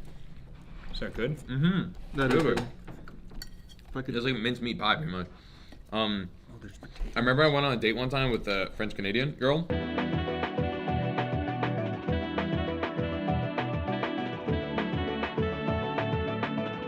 I matched with a girl on Tinder who looked nothing like her profile pic. Oh god. And the date itself was just going bad. I won't get into a ton of details, but eventually I came up with a story that my dad needed me to go bowling with him, so I left. Wow, that's crazy. It's the most Charlie story I've ever heard. I feel like this It with is like good. cranberry sauce would go crazy or Oh something. my god. Oh, what food is cranberry on sauce there? would be. You just saved Canada. That's just Thanksgiving food. There's That's some. even food, actually. I'm trying to think what seasoning that is. I don't think it's clove. Maybe like. I think it's cinnamon. Might be Is it salt. cinnamon? Oh, maybe salt. No, but that is delicious. It is So, really did, good. Did Home Slice just make this now? He just made it, yeah. I'd say A. I'm going S, but it's not a super S. It's definitely not a super S because it's just like, it's kind of exactly what you would expect it to taste like. Just really good meat and potatoes. Yeah, I feel like it's missing something that I don't know. Some sort of sauce for sure. Yeah, or like a gravy. Yeah, something A gravy. Oh, Where's that gravy on poutine? this would go crazy, Oh my man. god, that's so good though. He killed it. That's an S for me. Doesn't pass poutine. No, I don't think anything's gonna pass. I'm poutine. gonna just That's put what a I said. statement out there. We're early in this series. Nothing so far has beaten poutine. from any The country. one bite I took, I agree with you. That poutine slapped your mama. That was crazy. There's this one poutine. So good. If you ever go to Montreal, That's a new Matt we got. That's what poutine Mama is. slap. Yeah. Alrighty, which of the following is not one of Canada's top 3 exports? A. Crude oil. B. Maple syrup. C. Cars. D. Gold. I got this. I'm a big Canada guy. You know what I think it is? I think it's this. You know what they call Canada Day in America? Matt's birthday. There it is. Cars. Cars. We all want cars. The top 3 exports are crude oil, cars, and gold. God damn it. Oh, maple syrup obviously isn't. Oh, we're so fried, bro. That was obviously a trick question. It was. Because, like, how much maple syrup can you really export? And how much money can you generate from it? So true. God damn it. Whoa, are those pecans? This is a butter tart. So it's pecans, raisins, eggs, maple syrup, and Wait, did you say rye bread. raisins? Yeah. Why'd they do that? The raisin packages? Just, like, same. pop them out, The throw them in my little red mouth? Mm-hmm. Oh, Is it Bussolini? yeah, my God, that will slap your mother. Holy shit, you are right. Formally, I will wing my hand across your mother's face. That is so good. That's fucked up. We've never had one Super S, let alone 2 in a video. It's a completely different category. This Yeah, is yeah. sweet. Yeah. So Right, but this you is- have to put them up against each other. This is the problem we've run into a lot. That is really good. Have you had this before? Also, that smells I insane. think so. I think top it with some vanilla ice cream, and it's out of here. Or like maple syrup ice cream. maple caramel, salted That would be caramel. insane. Oh my gosh. Bro, you are theory You said- crafting some crazy you shit said right now. top it with ice cream. Charlie and I both came at the exact same time. I almost fell out of my chair. Yeah. That's absolutely another S. Very close to teetering on the super S. I also will say, this is probably better than the last like 2 I've ever had, because Home Slice is whipping it up. You're figuring out what we did, which is when there's a really high-end professional chef cooking, shit's good. You don't understand. Man, I did not think Canada had game like this. Get your grubby little paws out of here. No, okay? this is. I mean, the thing is this is like just reiterations of other things. Yeah. That like Canada just deemed themselves. But really good. Every single person's reacting the That same way. reminds me of the like cinnamon swirls you put in the oven. That's from like the Yeah. various things, but like the way good version Yes. of it. Yeah. Aaron just had an audible "what the fuck" when he ate that. When I hit it, it like breached the barrier of like the crumble on top, and I was like, oh shit. I didn't realize that was there. That's not fair. What city in Canada is also the most diverse in the world? A. Montreal. B. Toronto. C. Quebec City. D. Vancouver. Oh, I know the answer, actually. I'm between two. This one I actually know. I locked and loaded that puppy. Toro. Is that Vancouver? Not Toronto. Oh, did you write the whole Toronto? word? I thought Yeah. you The said home of Toro. the Toronto Okay. Raptors. The Raptors. No shot. It's like I don't believe it. Show me the stats. I'm not 100%, but I'm pretty sure it is Toronto. No, it is Toronto Yeah. because Oh, yeah, it's like over 50% like of the population is not from Canada. It's like a crazy. It's a super multicultural It's city. wild. That's nuts. Yeah. What is Whoa, that? what is that? This is ginger beef. Oh, That's Ginger exciting. beef? Ginger beef It smells so of good. Canadian fame. Is it? That does smell really good. Where's this from? Canada.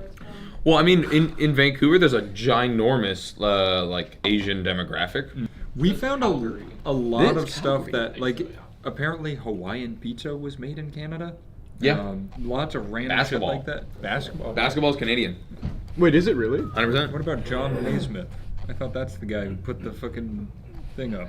Can someone look up if basketball is Canadian? I swear, I remember. I've never heard that. Well, yeah, because it's such an American sport. Well, that ginger beef is crazy. Very gingery. That's really good. Very gingery, but very good. Basketball was invented in 1891 by a Canadian physical education. Oh, but in Springfield, was it Naismith? Naismith. Oh, but in Springfield, Massachusetts. Oh. That's where the Basketball Hall of Fame is, right? Yeah, this is really good. That's A. Mm-hmm. It just needs some like rice. Yeah, I was gonna say white rice with that, it goes nuts. Yeah, That's that's a high A for me. That's like, you give that to me for dinner, I'm in heaven. Yeah, high That's A. really good. I'll take one. I would say like the only thing I would do is just change a little bit of the recipe. I think dial back the twang a little bit and bring up more of the crisp. You want beef. I want beef. Not ginger beef. Yeah, What's but it's your really ranking, good. Charlie? I gave it an A. I was just getting ready for the brain buster. Here, you guys want to? Yeah, bust our brain. Bust in our brains, boys. What countries neighbor Canada? There's 3 of them. What countries neighbor Canada? Well, one of them should be pretty easy, I would hope. America? America. Wait, America, and America. United States of America. America. Oh yeah, United States and America. I'll tell you, they're not directly bordering. Yeah, I got They border one. territories. Oh, okay. Doesn't help. You definitely will know. Do you care if I put 4 answers? Sure. They're both in Europe, I'll give you that. Yes, because He's saying they're yeah, European it's like the territories. on the territories. Okay, It's okay. not in Europe. Okay. Oh. No, keep it. What did I say? Spain? No. Spain. Spain's not that bad. See, not that bad. You guys got guaranteed 1 point. Yeah. So Yeah. no one can call you dumb. Yes, they can. That's true. I'll just Yeah, keep just them let her all. ride, let her what ride. What do you got over there? I got Greenland, That's what I got. up USA, Yep. and Northwest Territories. Not Northwest there. Territories. Wait, oh, Charlie wasn't done. Oh, no, I'm Charlie's done. done. I'm not writing I have anymore. USA, and I then had I another forgot race. if it was Greenland or Iceland, so I put them both to hedge my bets. Okay, Iceland is its own country. Yep. Greenland is a Denmark territory. That's correct. And then France is via Saint Pierre and Miquelon. I thought it was. See, one of I the was long thinking names. France, but it's just way too far away. It's not doesn't Yeah, yeah, it's neighbor. Would you have accepted France? Yeah, I wrote both. I would Oh, take okay. one.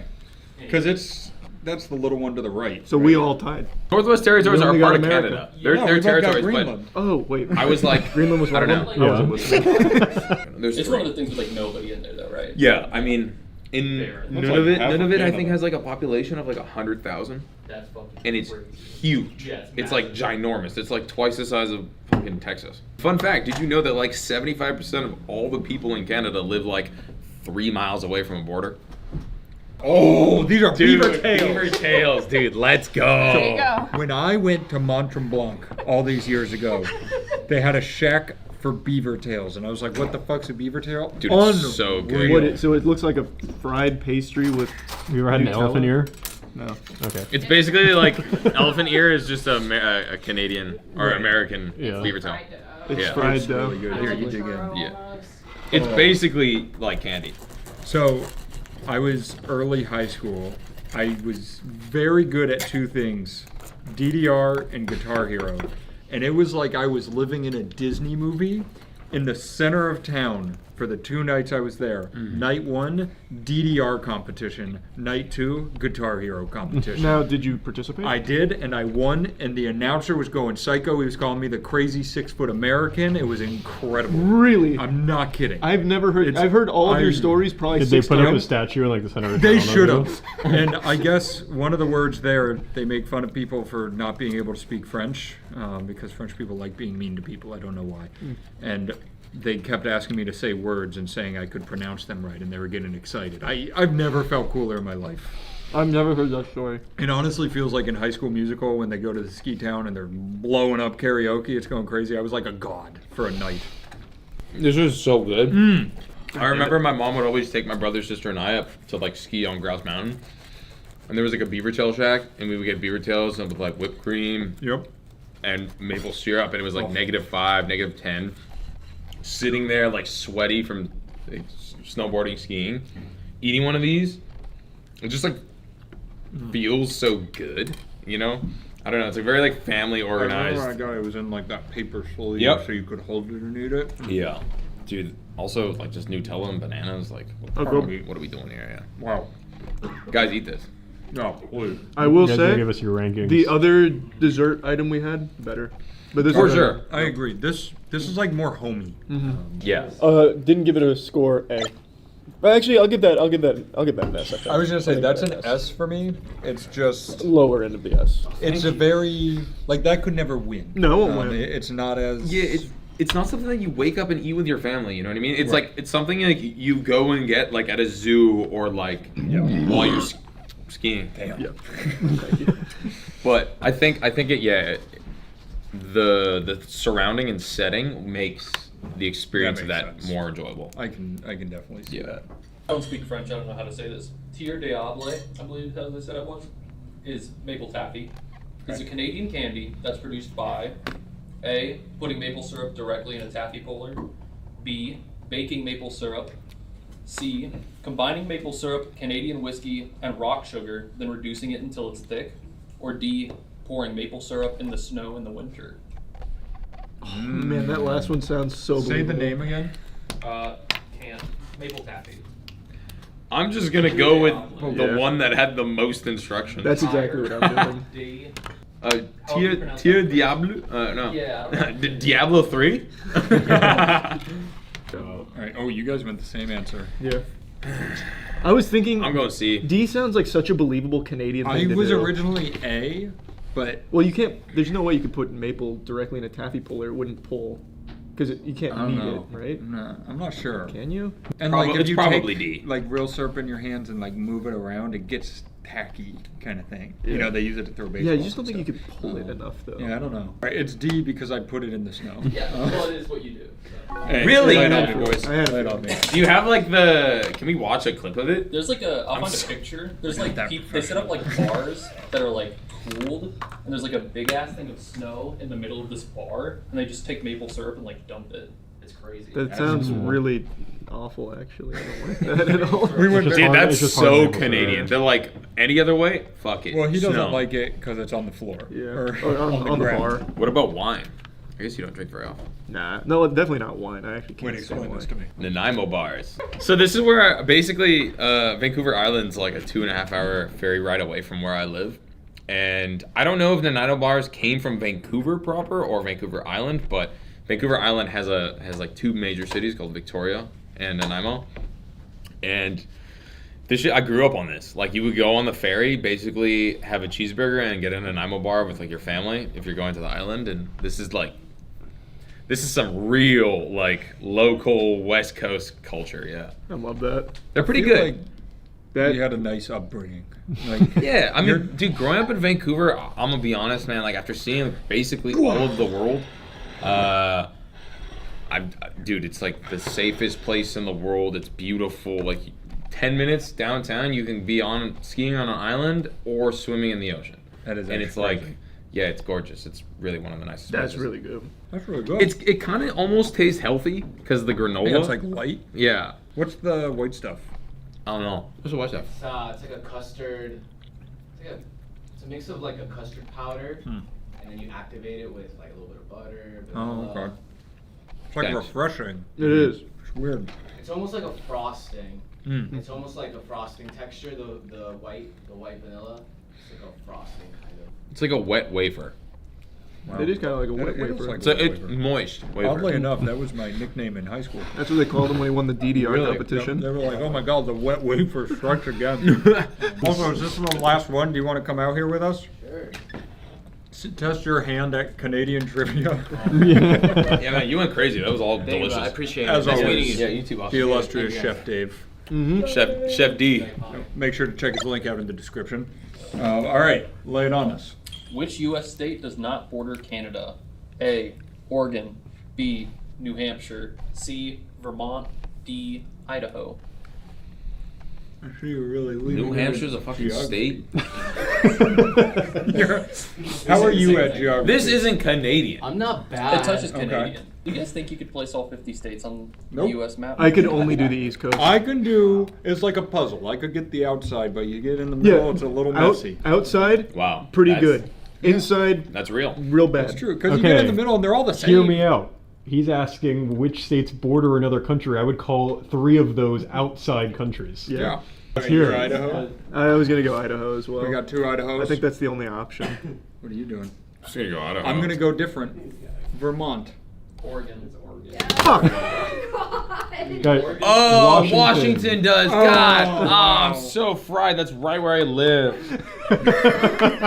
Hey, at least we're see, it's tough. I gotta brush up on my for doing geography. that. Thanks for having me, guys. Thank you so much, Pleasure brother. every time. Appreciate it. I'm rating this N for nostalgia. 'Cause this is literally my childhood. I would eat these like once a week when I was like 6. That's crazy. I'm going S. Yeah, that's an S. It's almost like a ice cream bar, like a Klondike bar without being ice Cold. cream. Yeah. That's really good.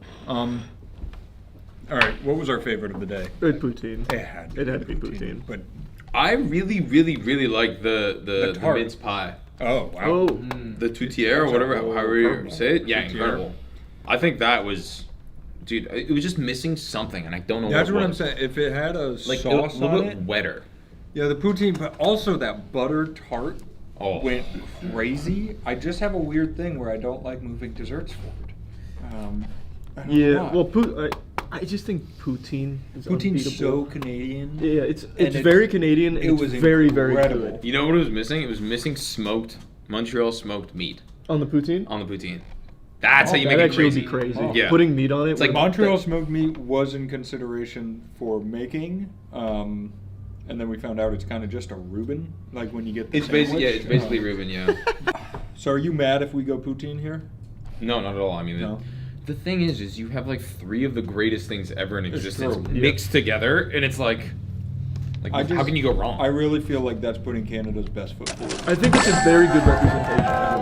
Right, there you have it. Put it up, put applause, confetti, go crazy. You guys tied for Oh, absolutely. Once again, put the clip up where they're all in that bar watching the TV. Here's the and- clip. Yeah.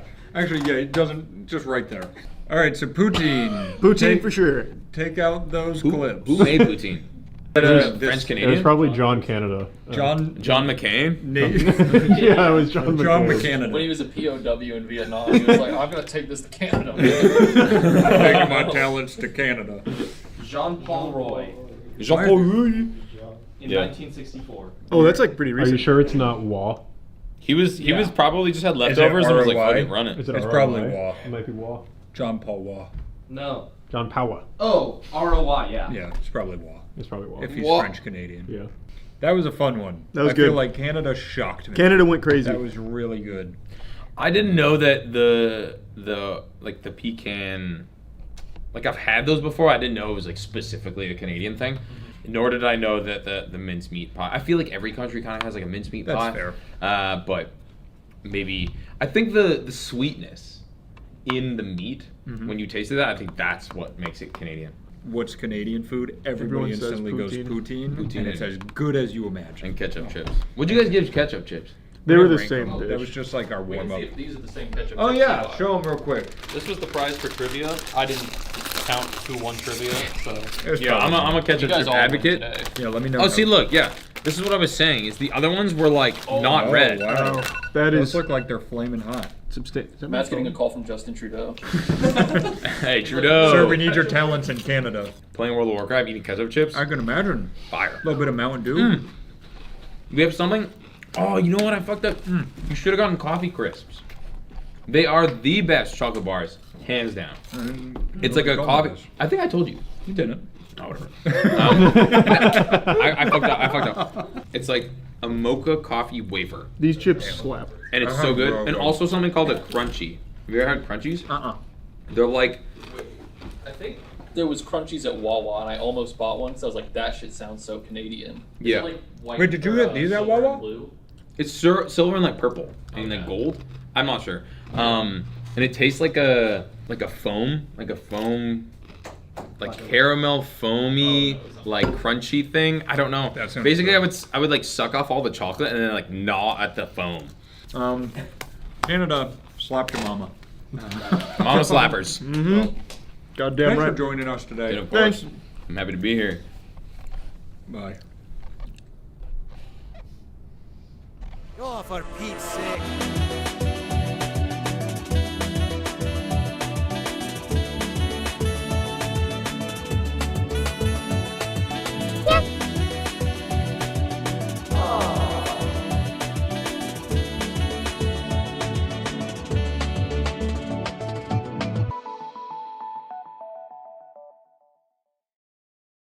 I said I wasn't going to do it. I swore I wasn't going to talk about this. I made a solemn vow on stream that not even Batman could beat this conversation out of me, but it's going to leave my lips because I can't take it anymore. This is worse than the torture Jack Bauer put his terrorists through. People keep emailing me and asking me, what did I think about the Jake Paul versus Mike Tyson fight? The reason I didn't want to talk about the fight and the reason I was so adamant that I wouldn't be talking about the fight while it was going on during stream is because it's just boring. It was extremely lackluster, and that was an extremely predictable thing to see from a mile away. Now, apparently the undercard fights that preceded the main event were extremely good, so hats off to all the fighters that really put their best foot forward and delivered an incredible performance in the middle of this fucking circus. I have said, since the very day this was announced, that it was a pathetic endeavor. I thought that this would only end in underwhelming, disappointing disaster. And it only got worse when Mike Tyson suffered a medical emergency and nearly died like 4 months before this fight even happened, which caused it to be pushed back in the first place. It is stupid. I thought it was a horrible concept for a fight. I didn't even watch it. I was streaming Dark Souls 3 through the whole thing and getting updates from chat about how horrible it was to watch, what a giant waste of time and scam it was, and I still was provided with a real-time analysis round by round, and my god, even just reading the cliff notes was sad and lame. Like, it would have been more thrilling to be getting updates at bingo night, hearing about the senior citizens bingo cards. It was just sad. Like, it would have been a more thrilling fight to watch me put my head up someone's butt to fight for air. It's just, from the very beginning, I said there would be no knockouts in this fight. I was very, very firm in that prediction. And there was no knockouts in this fight. Not only was there no knockouts, there was no anything worthwhile. As I said from the beginning, this is just a cash grab. It is two athletes getting a payday and nothing else. And from the highlights, using that word real loosey-goosey, that I watched of it, there wasn't even really much of a fight there. Mike Tyson is nearly 60 years old. He is a legend, but he's also a man. And there is no man that can beat Father Time. Time is undefeated and it always will be. And there are certain things that as you age, you just can't overcome in a physical sense like this. Honestly, I'm very impressed that Mike Tyson was able to even go the distance in this fight to actually finish it, because he was gassed really early from what I can tell.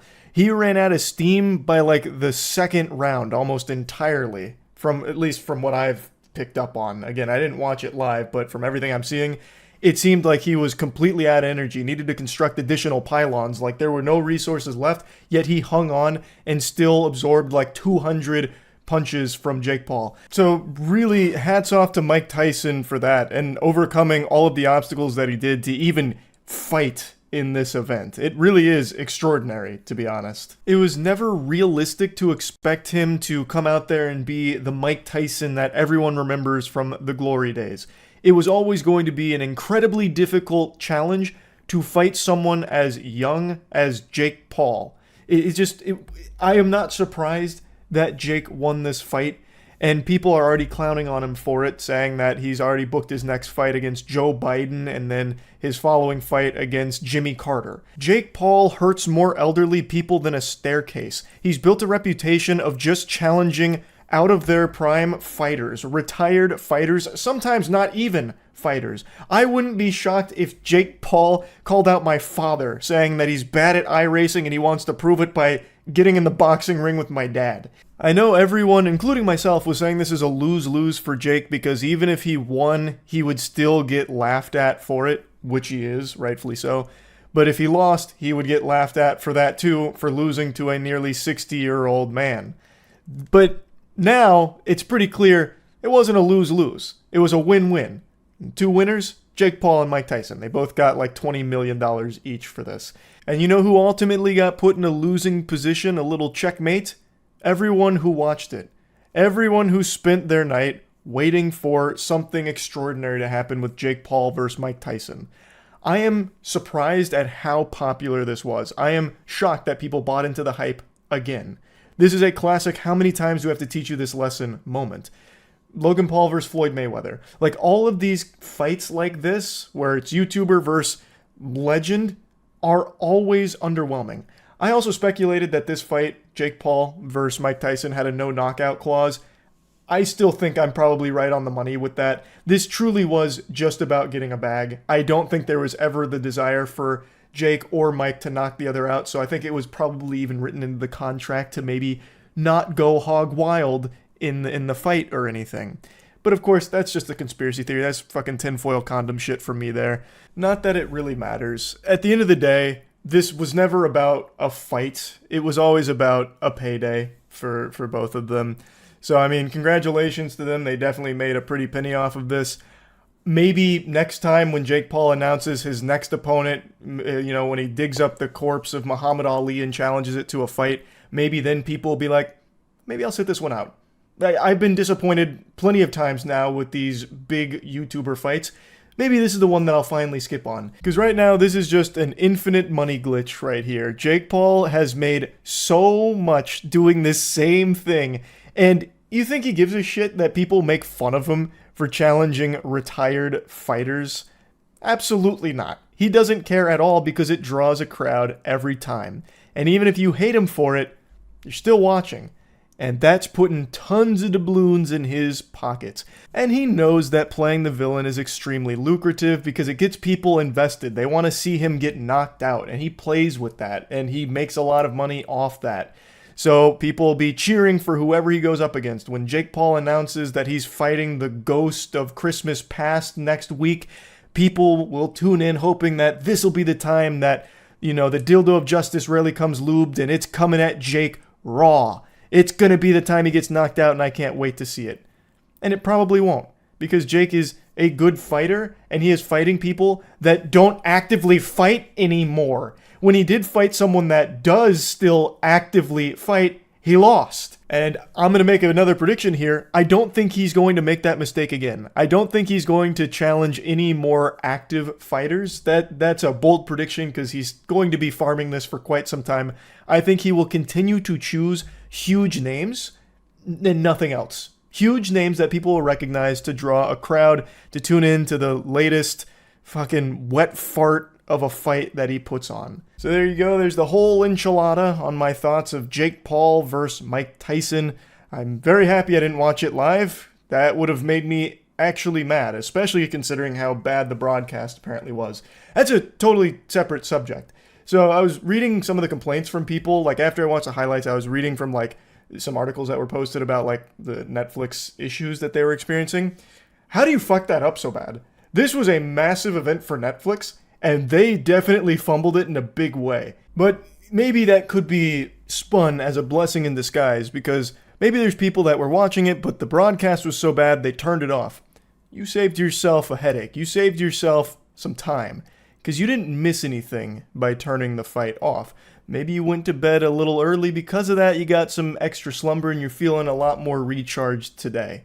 So Netflix's blunder may have been to your benefit, at least some viewers out there. Though I do think Netflix should probably get that shit together for the next time they try and do a massive streamed broadcast. Because hooey, from what I've read, that was not smooth at all, huh? Anyway, though, that's really about it. So, yeah. I didn't think this was going to be a topic anyone wanted to hear me yap about. I didn't think anyone would care at all. But just like George, people have been getting real curious, it seems. Judging from the comment section on the last, 5 videos, as well as the unbelievable amount of times on stream I'm asked the exact same question, it does seem like people really do give a hoot, which is pretty surprising to me that this one question has been getting asked more often than what happens to us after we die. It's people asking, what's going on with my room? Why is it getting progressively emptier? I am kind of surprised anyone even noticed. I didn't think people would even care about the background, but yes, the room has been getting more and more barren. I got items blinking out of existence behind me, fall into the fucking back rooms day in and day out, which has led to a lot of people speculating that I'm either moving or there's a burglar that keeps stopping by and he has to take items one by one because he's driving a smart car, so it's kind of like a long-term robbery that is, kind of perpetual. Just all kinds of theories on what's going on with my room losing items. Because only a week ago, I had this bitch looking like Santa's workshop, just filled to the brim with items and goodies, and now it's looking about as empty as a showing for Joker 2 in the movie theater. And I've talked about it on stream a little bit. It's not a secret, and it's also not this huge song and dance with a crazy deep lore behind it. I'm just redecorating the room. I'm just redoing all of it. So I've been taking a lot of the shit out of it, and I've been donating a lot of the furniture, as well as just giving a lot of things to friends who might want the items, and I'm just kind of just redoing all of it, which is why it's so empty right now, because I'm in the process of it. I've been doing it for a month and a half now, and it's also why the audio in the last few videos sounds a little different, because there's now nothing over here or behind me, so it sounds like I'm in a goddamn sewer. I could probably do the Halo theme song and have it sound amazing with this reverb. But it's only temporary because I just wanted to elevate my space here a little bit. I'm not moving or anything. I've been in the same place for so many years now. I'm not planning on doing anything like that. I'm just changing the room around. There's nothing too deep to it. As I said the last time I did a room tour a couple years ago, I just wanted this room to be a museum for all the shit that's special to me. So I've been working with some friends to help bring that vision to life in a better way than I had it previous. I'll show you a couple of alterations I've made that are pretty close to done. I got a brand new display case for some of my cards. I'm sure all of you know that I used to have a problem, but I am a recovering shiny cardboard addict. This card display case has my fucking nuts in it, honestly. These are some of my most precious treasures when it comes to consuming, because card games have always been pretty special to me, and these are my favorites. One Piece, Yu-Gi-Oh! Magic, and Pokemon. So I have some of my favorite boxes for Magic, some of the hardest ones to find, like all the Portal boxes, even a Legends box, Revised, and then all of the first 9 One Piece card game boxes, as well as my favorite Yu-Gi-Oh! Boxes. Then I've got some big ticket singles that would make your grandma flash her titties just to hold them for a few seconds. I got all of the manga rares for One Piece, as well as every first edition Pokemon card back when they were still with Wizards of the Coast, and all of the Gold Star Pokemon cards, because I think they fucking crushed it with Gold Star, which was post-Wizards, so I have all of those, as well as all of the cards that I actually opened on stream for Pokemon, so you can see that those sets that are sitting in those first ed boxes, I actually opened those on stream.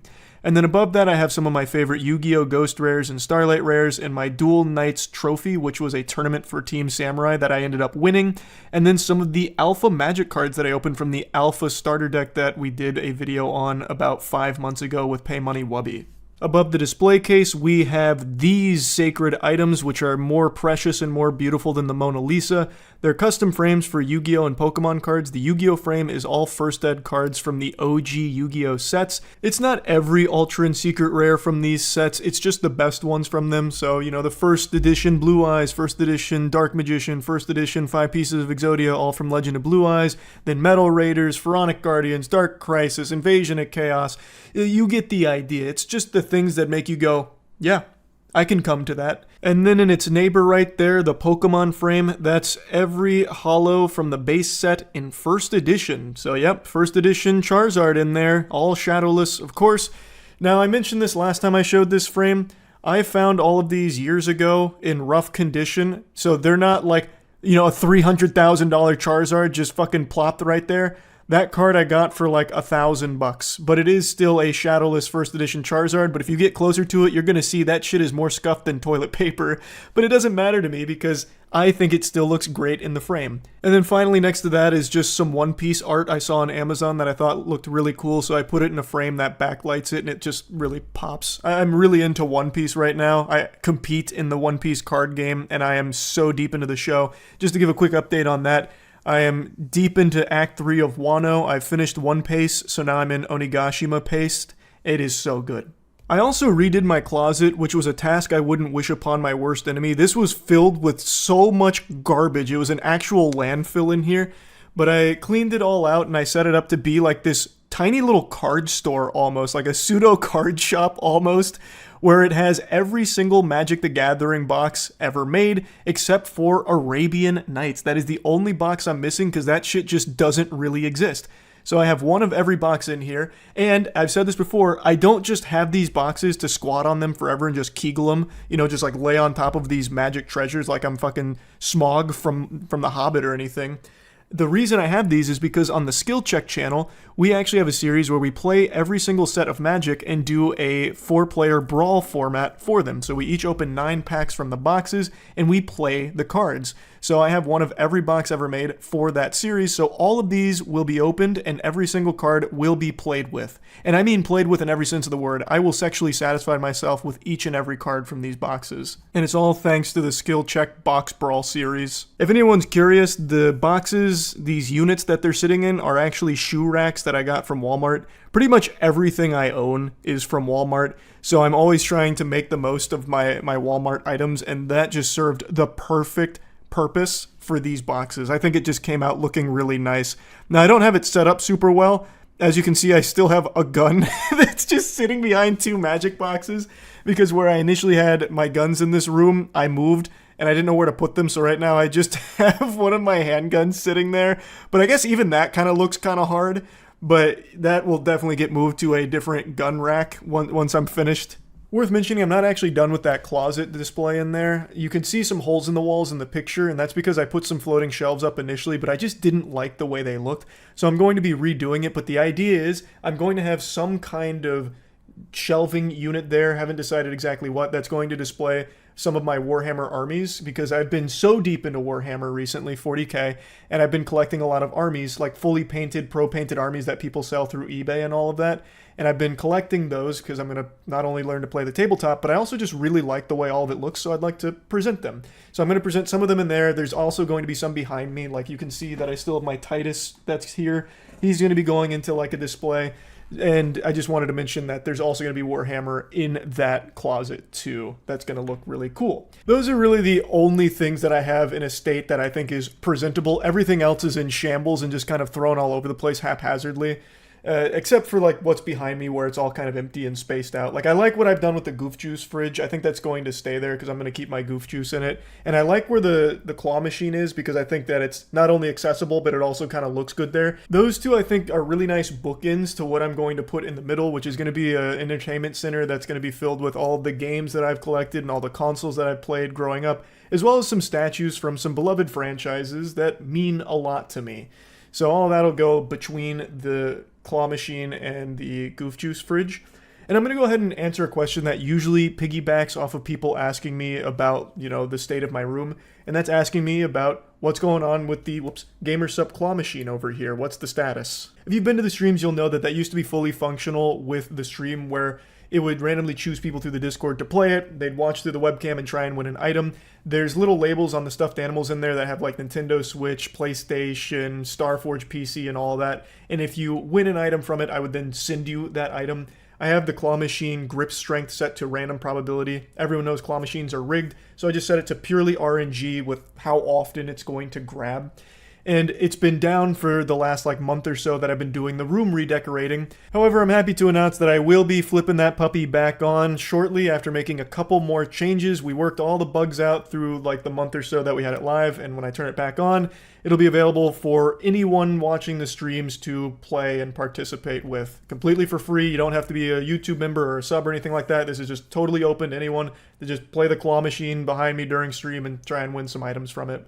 So I'm not sure when that'll be. I think it's only 2 weeks away-ish. Kind of just depends on a couple of the things that we're changing and working on. But yeah, it will be back on pretty soon. Yeah, anyway, that's kind of the whole rundown of the room here. It's not even close to done, but it's underway. The project it's off the ground and running.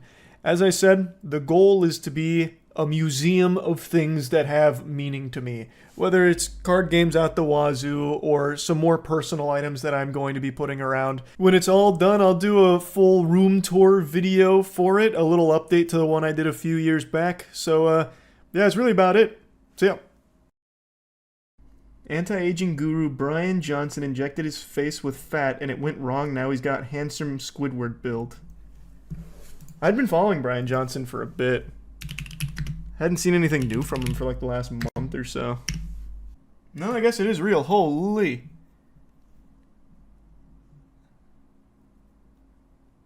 Wow. That actually looks like when I make goof juice in my Dark Souls playthroughs. He injected his face with fat-derived extracellular matrix. Selfies uploaded this week to his Instagram show his face progressively getting puffier and puffier, resulting in a bizarre and swollen visage straight out of the 2024 horror sci-fi flick The Substance. My biomarkers were improving, but I looked gaunt. People thought I was on the brink of death. That doesn't bode well for the anti-aging protocol and the 600 pills that he takes every 4 hours. But after starting what he called Project Babyface, which involved injecting donor fat, his face began to blow up, and then it got worse and worse until I couldn't even see. It was a severe allergic reaction.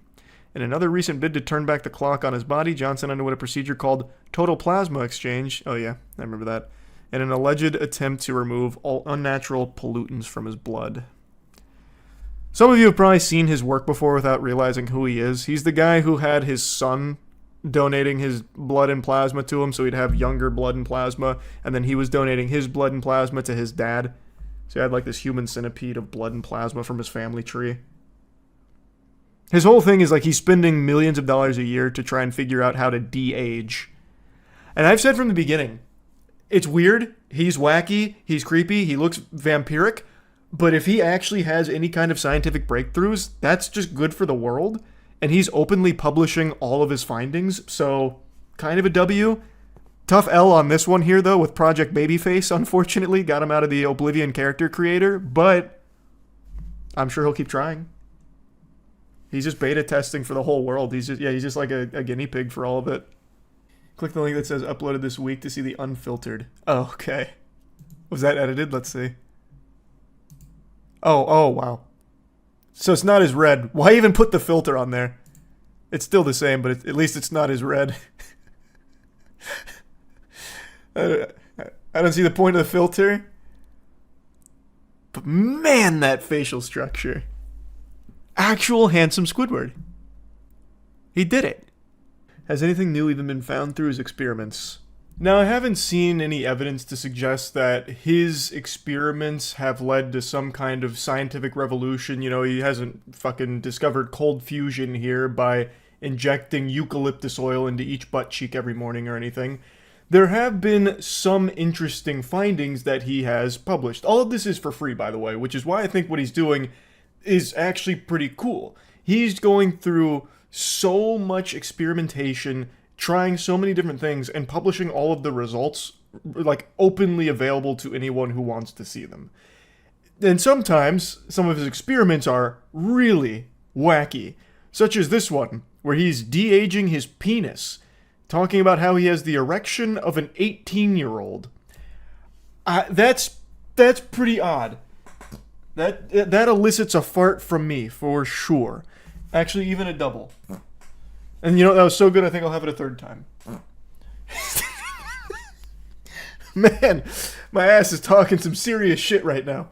Point is, I don't know if he's actually had any, like, crazy breakthroughs with this, but it is still interesting nonetheless. But yeah, that video where he's looking for the fountain of youth for his wiener, definitely on the weirder side of things for sure.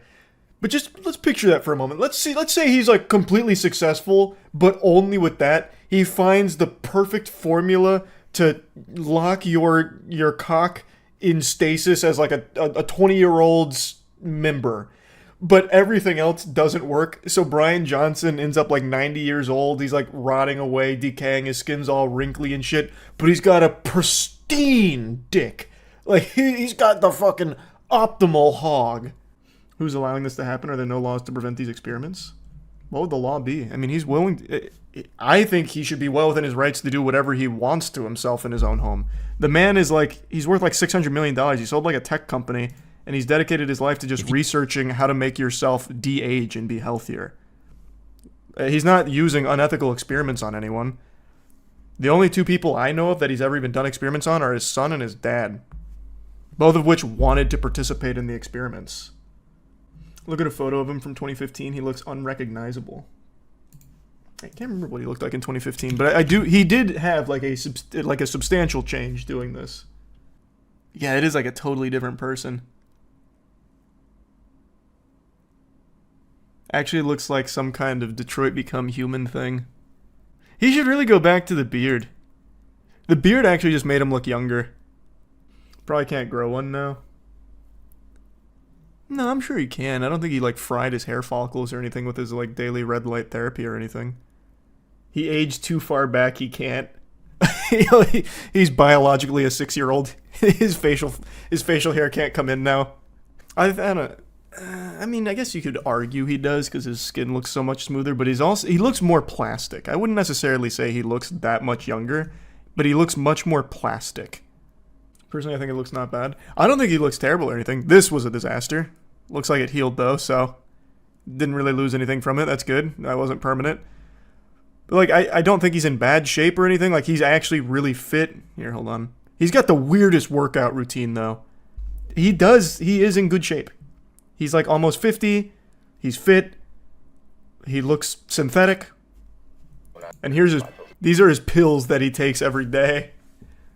Man has like 60 pills for breakfast and another 60 pills before bed. And bedtime, I think, is 8 p.m. Just to set the record straight, it's 105 pills that he takes every day. And it's broken up into 2 separate parts.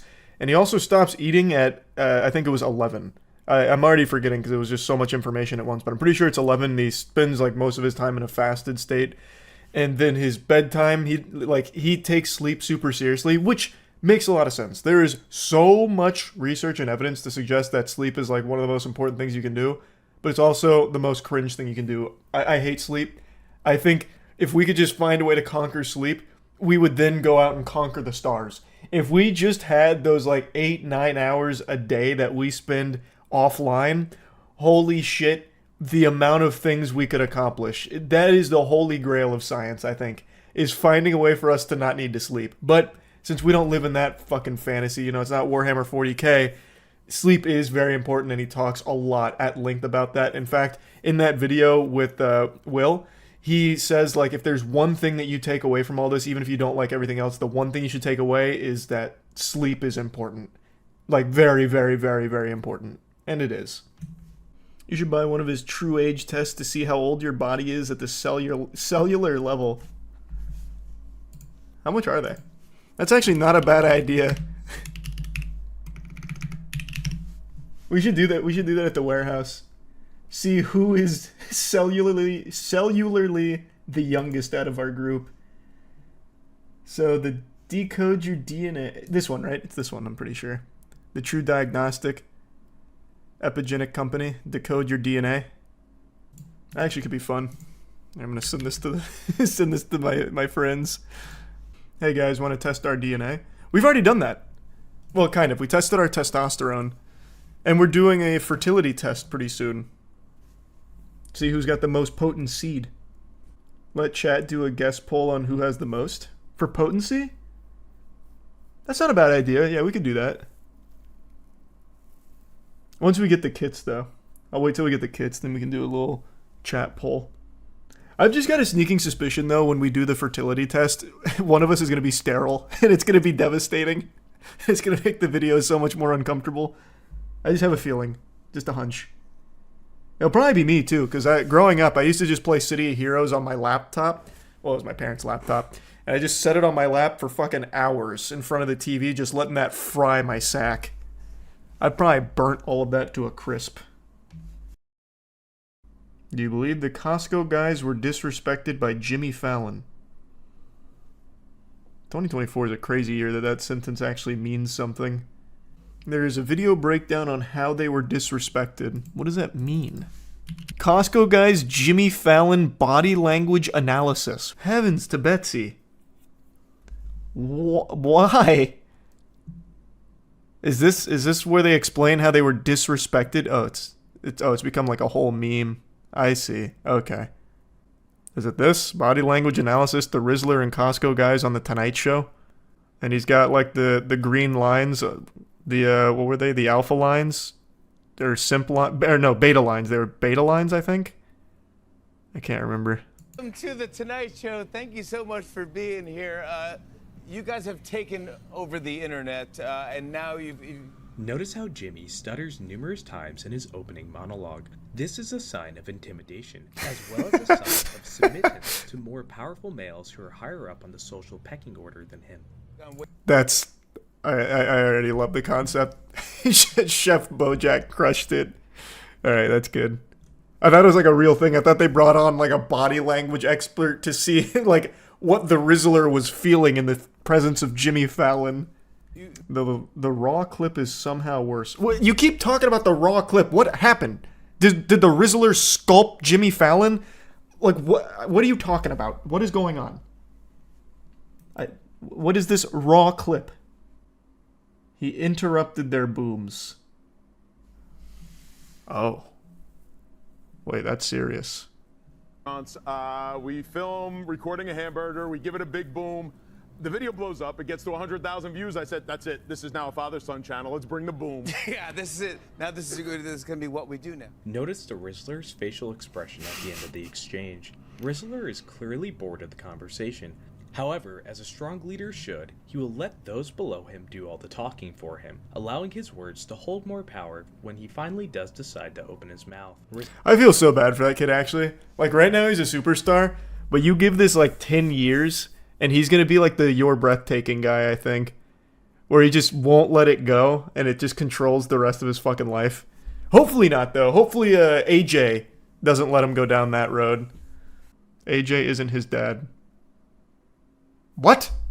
Wait, what? Wait.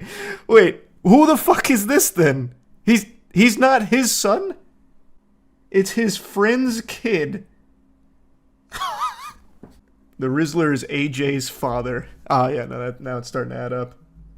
So where is the Rizzler's dad? Why isn't he a character in the AJ Big Justice cinematic universe? They're not friends. They literally just met at Costco. I need to take a fucking lore dive into here for a second. What do you mean? You're telling me AJ just found this kid at Costco and put him in the video? And called him the Rizzler? There's no way. I'm just going to type in, who is the Rizzler? A 7-year-old from New Jersey. No, this can't be right, because it says things popped off when his dad captured a video of Christian. That's the Rizzler's real name. Well, that's his the government name. His real name is the Rizzler. Essentially getting the zoomies in a Black Panther costume. What? How did AJ meet Rizzler? I can't believe I'm even Googling shit like this. This is so embarrassing. Go to Boomkipedia. Christian has a trademarked recipe for Riz face, as putting one eyebrow down and raising the other eyebrow up and sucking in like this, aka mewing. Someone wrote this. Someone actually wrote this. Oh, here we go. Is the Rizzler related to Big Justice and AJ Befumo? The Rizzler is friends, not brothers, with another kid, Eric Befumo, whose social media persona is Big Justice. Big Justice posts content with his father, AJ, an amateur wrestler who was already giving social media a go when his son asked to get into the fun on TikTok. Family food reviews took off so much the father-son duo became known as the Costco Guys, who give explosive ratings of Costco items. Yeah, and then the boom meter. So the Rizzler is friends with Big Justice. They didn't just randomly meet at a Costco. Right? Yeah. So I said, well, we came up with the boom meter because people rate stuff 1 to 10. Yeah. So we said it goes from 1 to 5 booms. So we could be real. If it's good, it gets 4 booms. Okay, 2 booms. Bad, 1 boom. Amazing. 5 big booms. Okay. Boom. Okay. Yeah, boom. Yeah, 5 booms. Yeah, okay. Jesus, Jimmy. Whoa, whoa, whoa. Weasel he is, Jimmy passive-aggressively rains on the parade of 2 people having more fun than him. Jimmy resents the Costco Guys for having more average viewers than his network television show. And he shows this by his constant attempts of little jabs along with his annoyed body language. This is actually probably the most annoyed I've ever seen Jimmy Fallon. Usually he's putting on like the fakest smile of all time and he's become known for the desk slapping. And he is not doing any of this so far. Maybe they're right. Maybe he was disrespecting the Costco Guys. And more importantly, the Rizzler. He's lucky he made it out of that interview with his life. He talks about how they met on FaZe Rug's podcast. Holy fuck. Why do I have to go to so many different places to put together the lore here? This is like fucking Horus Heresy, but for TikTokers. So where? On FaZe Rug's podcast, they told the story of the genesis of Rizzler. Rizzler basically got famous with that Black Panther video, and AJ reached out to meet up, that's all. AJ the dad. The dad reached out to the family. That makes so much more sense than AJ just DMing a 7-year-old saying, cool video, you want to head to Costco? I saw a video of him, and I was like, Daddy, I want to meet this kid. And they were like, I love you guys. We've been watching you. What? So That was a crazy laugh. I reached out to him the video because the minute Big Justice brought me the Rizzler, I said, all right, I gotta get you guys on the same He was street. like, I don't care what it just takes. because I'm Black Panther doesn't mean I have to go up a ladder. So reach out. I really think AJ looks like Papa John if he took a different path in life. Like, I feel like they were crafted from the same mold, and Papa John went pizza, and he went double chunk chocolate chip. And now they both have their own little branches of success. There's probably more like him, too. We haven't discovered them yet. They're like Primarchs. Keep making Warhammer references. So that's pretty simple, I guess.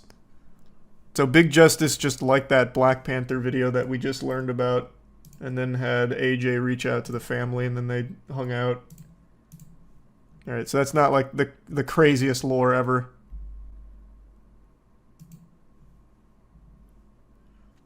And then the other disrespect was 10:30, you said? And this is the boom meter. Jimmy's gonna try the double chunk chocolate cookie. Fallon is laughing here out of pure fear as they surround him. You can tell the pressure of the moment's really starting to get to him, and you can see it's like as a he starts to hostage. minorly hyperventilate. They also say that imitation's the greatest form of fattery, and Fallon's trying to imitate the Rizzler here by doing a mini Riz face to try to be cool, calm, and collected, just like him. Chocolate cookie, get on the boom meter. The double chunk chocolate cookie gets 5 big booms. Boom!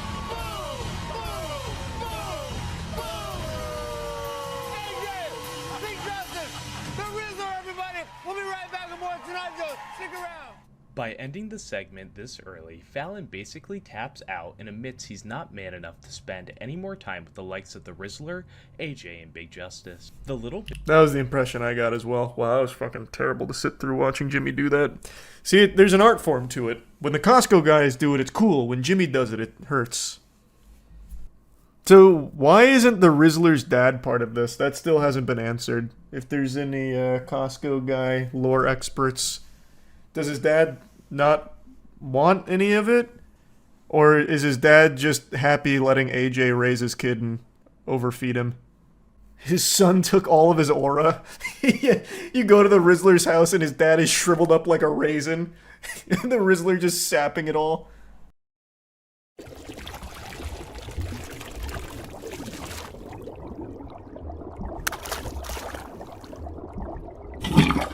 What are we doing today, Chuck? The coffee tier list. And you're a big coffee guy. Hate coffee. Don't like it. This will be up there with the cigarettes for me. That's crazy. I do not like coffee. I love coffee. Also, special judge that will call in randomly is Danny. Danny, big coffee guy. Drinks so much coffee. I'm a tea guy. No, you're not. No, I like two teas, actually. Well, I'm excited to go on this journey with you. I'm 30 years old now. Maybe you got to grow up. My DNA's changed, and I like coffee. All right, what do we got? When these coffees hit your taste buds, you're gonna probably say black on that one and think that's pretty good. So how are we doing this? It's coffees from like the most popular places to get coffee? And we got a hot black coffee from each place that we could. And they're either like an iced latte, or if they didn't have an iced latte, like their main sweet drink kind of thing. I do a latte or cappuccino with oat milk. Okay, does this have oat milk? Nope. No, it's black. That shit's gonna be ass. Yep, that's some super ass, huh? I don't know that we'll really like almost any of the black coffees. I don't know why I like licked my lips and got ready to drink right after you on the little sipper. That's fine. You got excited? Yeah. So that's a D, comfortably. Yeah, I mean, it's just kind of watery coffee, to be honest. Yeah, it's not even strong. It actually did just taste like coffee flavored water. That's really, really watered down. You know what? I'll go D as well. Great. Here, you want some more? Yeah, no, it's for Danny. He's our specialist. Yeah, that's pretty watery. I don't think that's... The flavor is not terrible. It's just pretty watery. Yeah, I give that like a C. What separates coffee, like black coffee flavors? Like the quality of the beans? So later when we do Starbucks, just sip on like this one and then sip on Starbucks. Okay. I don't know if this is a hot take or not, but I hate Starbucks black too. coffee. It's it tastes burnt. burnt. It's It very tastes like burnt. it's like really, really aggressively burnt. There's mushroom coffee, I think. Why do that though? Does it taste good? Apparently, like ferments or something in their bellies, and then they poop it out. And they Why is that? Why would you want to drink it though? Is it for the taste, or is it like a health benefit? It's apparently a high-end bean, which I don't think I want. How the to fuck drink. could poop be high end? I don't know. It's something with their stomach acid. It's not the poop itself. That to me tastes like sugar milk. This isn't. There's coffee in here. It's just sugar milk. It's That's what they're all gonna taste like. No way. Yeah. Yeah, no, outside of That's what stuff, coffee that's tastes like when you get it like that. That's like a Christmas drink. It's because like places like this, when you get these, it's so sugary. That's how they like get rid of all the other taste. That's an A tier. It's literally just. That I don't even really want this one. I was gonna say I don't know if I'm rating it on how I like it as coffee or how I like sugar milk. Like that's too. I can't drink that. It's too very sugary. sweet. I'm gonna go C. See, that's good coffee. That's what coffee's supposed to taste like. This is gonna be something. Yeah, that's the only one that they would let me get. Is it's pretty much just a chocolate frosty with coffee in it. Oh, that makes that so much explains sense. it, yeah. So here, we'll go Starbucks. Next. Yeah, you get an immediate Okay. example. And this is iced latte. And this is black coffee. Yep. Next, this is a coffee place. We got just a straight. Here, you start there. I'll start here. The iced I gave an A. That is much, much worse than the last one, actually. They even in the latte, like I've had Starbucks lattes, they put so much milk. This one is not sweet. You're gonna hate it. I hate Starbucks. Holy fuck, hot that's coffee. horrible. You've done it again, Starbucks. Excellent work. Like I said, like I normally am okay with Starbucks lattes because their espresso is good, but this is just milk. All right. Starbucks is one of those companies that I've seen the narrative change recently around them. Because it used to be like the trendy thing. Yeah, like yeah, Starbucks was a Starbies. cool place, and now I'm starting to see a lot of talk about how even walking into a Starbucks feels very like procedural. Like Yeah. they're no longer trying to get you to stay there and like study or hang out. It's the same price to go to a local coffee shop at this point. Yeah. And- Burnt all the yeah. time. Oh, like this tastes like completely burnt. Like you said, it's dirt. That's worse This than is Wendy's. watered down milk. There's no espresso in there. Yeah. F for F the on black this, I coffee agree. and D for the I'm gonna milk. go D there too. If it's so weird, if I went there, I would get a latte. I've never really had one that bad. All right. I've had I'm not surprised by coffee's taste. I try and drink coffee like 2 or 3 times a year just to see if I've grown up, and I hate it every time. All right, what's the next one? Is that McDonald's? Yes. This Oh, is the that's a Mixed sweet Cafe. drink. We You're got gonna love this. a Frappuccino. I think I will like that. Let's start. McDonald's. I will pre-rate these for you guys because I've had almost all of them. McDonald's coffee's pretty good. Yeah, shockingly good. Yeah.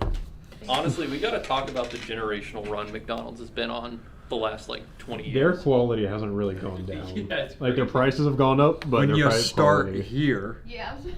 Right, It's but you pretty can argue that's where Burger King started too, and they've gone. He's down- right. down That's the a drain. really good point. Wendy's is honestly dipped. I compare. I like it more than Starbucks. I like it more than the other two, but that's still like I'll give it a C just to show I like Which it more than the I other two. watched I them don't make like this it. coffee before. They pull out those silver reflective bags that they make them on airplanes with. Oh, he hotel loves the rooms. milkshake and hotel rooms. There's coffee. There's no way there's coffee. Let me take a little gander here. Good, right? No, so a lot of times when you get chocolate stuff It's so good. at like a restaurant or something, they'll put like instant coffee and stuff in it Yep. just because it doesn't really coffee taste. It just makes the chocolate. But like brownies, add a little espresso. Yeah. It just makes it Holy really rich. S. Yeah. That is, It's a milkshake. it's not coffee. It's a but milkshake. it's really good. This is probably the first time we've ever hurt the validity of our tier list, man. People are going to be outraged. Our coffee tier list is milkshakes at top, coffee at bottom. Well, we didn't even give it a shot. They aren't lattes. It's black coffee with no cream, no sugar, and then milkshake. That's the really hard, but this is coffee. You know, that's coffee. There's no good way to do this. No, tier because list. like you wouldn't like my drink that I make every morning. You'd be like, this tastes like ass. It's oat milk and espresso, but I love it. I'd probably hate it, yeah. We don't have the lemonade that kills you, but we do have coffee. God damn it! What's the I had Panera for dinner last night. It only cost me $96 for one noodle. It is ridiculously expensive. Sorry, what were you? I was gonna say Panera. If we want to talk about downhill, Yeah, Panera true. has When gone you so and I downhill. started working together in what 1986? Long time ago, yeah. You had Panera almost every day. I did. You loved it. The price was fine. The food quality great. It's been a nosedive off a cliff really ever has. since. This black coffee is pretty good. Do you like Panera? I don't think I've ever had Panera's black coffee. They're pretty good. They for a while were doing unlimited. This is a good latte. Little milky but good. Compared to the other black coffees, like that this? one's by far the best. They were doing unlimited. What the fuck is that? That's terrible. This is terrible. This is the worst drink we've had today. What? Why is it the Danny? Yeah, I need to be the deciding factor. Oh my here. god, Alright, that's start the black coffee. revolting. Black So coffee. this and says an it's F. dark roast, which I'm surprised that you like dark roast. That's usually the most bitter. That one, honestly, the best of the day for that. You hear my stomach growling. Yeah, that's good. That means he likes it. I do like it, actually. I think this is pretty good. Matt, I don't know why you don't like this. It's pretty good. I haven't liked any of them. I mean, I guess. Oh, see, Danny's the don't coffee, like expert, that. coffee expert agrees with me. I don't like the latte. Danny, This shit is disgusting. It's the worst possible when combination of when I make a latte, it's like because everybody does the same amount of espresso. Say it goes up to there. My milk would go to like here. It's just not all of this. They do Yeah. so much milk. I do like lattes usually. That's let just me- not a let good me one. see this. That is good coffee though. Yeah, B for that. Super. We'll bust out the super F for the milk. What did I give McDonald's hot? I don't remember. You gave it high because you liked it. This is around that for me. I haven't liked any of them really. This is around this for me. This I'm gonna go C. It's crazy. I love coffee and drink it every day, and I haven't really liked any of this. Well, what you drink your own coffee? Mhm. Do we have a way for you to make your own coffee here? No, you want me to call Monique, see if she'll make an espresso? Yeah, bring it and here. deliver it. Isn't she sick? Yeah, she can park out front. Yeah, that's the issue. That's the issue. Oh boy, a Burger King latte. Here's the I've Burger never King. in my life had Burger King coffee. Is it sugary? I'll have you guys know. I looked sugar. up. I tried. There was an article that said I tried all 6 fast food coffees, and Burger King was 6. It was the first one to pop. That is so sweet. Whoa. Sorry, that lasted. I'm pretty sure this is grease. I think they just turned over the fucking stove and put it in a cup. You've been liking the sugar. You're about to have a blast. I actually wait. You can see all the sugar crystals on the. So ice I cubes. realized I was like, I don't see the sugar at the bottom. It's because it's half sugar. Yeah, like that drink is almost holy. entirely comprised. Whoa. But you don't hate it. Don't hate it. See? It's good sugar. This sucks. This really is not good. It's like a salt lick, but for sugar. This is like what Lindsay drinks. She drinks that? It's not, this is so more sweet. Sugary, but like the flavors. Oh my god. That's like a headache in a cup. What the Also, fuck? this is horrible. That's bad. Yeah, that's very bad. I'll go F on their hot coffee. B for that. I'm actually gonna go F on that as well. I hated just that. that sip I took, I feel like it might give me a headache. Yo, this is a weird It's a 4D list. experience. It's not going how I thought. Where I thought you'd hate everything and I'd like everything. We both just gotta hate everything. There's a couple I like. Yeah, a couple. Big. The coffee's getting to me. Straight onto the straws. He walks over. Oh my god. If you had the COVID-19, like, I'll put the gif up where it's the 2 guys, like, spewing shit, particles at each other, it would have gone right over the straws. Look at the fidelity on the words. They're blurry. Yeah, one of them is French vanilla, and then one of them is just a latte. All right, let's see if we can figure it out. I think I got French vanilla. Oh, no. It would be funny if they just give me a French vanilla. All right. Yeah, swap them. Don't hate that. That's pretty good. Let's see. If yours is French vanilla and that's normal, normal's real good. These are wildly different, and now I don't know what either of them are. Does it do anything for y'all the fact that just come in big gulp soda cups? Yeah, that is crazy. It even says Big Gulp iced coffee. Whoa. Yep. This is a specific coffee cup. I don't like this one as much as that one. Yeah, but now that I've had both, I don't think either are French vanilla. They're just innocuous sugar flavor. That is true. I like this one. This one's good. Is there any indication? Is there any? You think that one's French vanilla? Would you be able to identify by taste? No, not. Danny, Yep. tell us which is which. Probably do it. Look, I'm gonna be honest. I wake up early in the morning. I go get a big gulp of coffee. I'm happy with the product they're putting out. Yeah, both are fine. Those are also like $2. That's a deal. That is a deal. These are $2. I'm pretty sure. Holy, that is a good deal. Okay, 7-Eleven you're coffee is right, but like they're basically the same. Yeah, they're drink. very close. This has a different aftertaste. I like that aftertaste. Neither of them is vanilla. I guess I'm Different. going to assume that this one is the vanilla because it has some flavor that isn't Yeah. the normal one, and this All one's right. probably. I give this A and this C. I was gonna go the one I liked more A, the one I liked less B. Ah. Like I said, $2 because you're going to Starbucks and you're spending $14.95 on this little puppy. Wow. That was cool. Ice Spice isn't here, but her spirit's gonna live on. No, God bless. Ice Spice's drink should have never been made. That was The Munchkin. yes, Oh. it was truly tasted like throw up. So my gripe before I even take a sip with Duncan, go ahead. It's not bad, but it's kind of just like flavored water. I mean, I could definitely drink it. It's just bean and water. That's true. Yeah, but the other ones taste like really bitter, except for Panera's. Panera's had like a nice taste. Yeah. I'd give that I'd give it a B. I like it more than the others. What did you give Panera? A? Yeah, I give Panera an A, I think. Jiminy Christmas, I hate it. I like This that more than one's this. super unoffensive. Yeah, that's what I'm saying. Like, I appreciate the blandness. Yeah, like I don't appreciate this. kind of like you when we go to a studio to shoot. It's like if I had this, this is what we. That is get. literally what we And get. you just drink it black, and you're like, okay, I guess it'll wake me up. I like Dunkin's iced coffee way better than their hot coffee. this. Like, do you like this normally? Because this is trash. all of the lattes. I don't ever get a latte. I usually get literally just a coffee with like one cream in it. Yep. A nice coffee with like one to cream. wake up. D for the milk. I'll agree with you. D for the milk. I'll even go A on this. It's just an unoffensive hot coffee. Yo, my gripe with Dunkin'. Here we go. I can feel big P already. Big P. Real fast, my gripe with Dunkin' is out of everybody, hands down the worst quality control.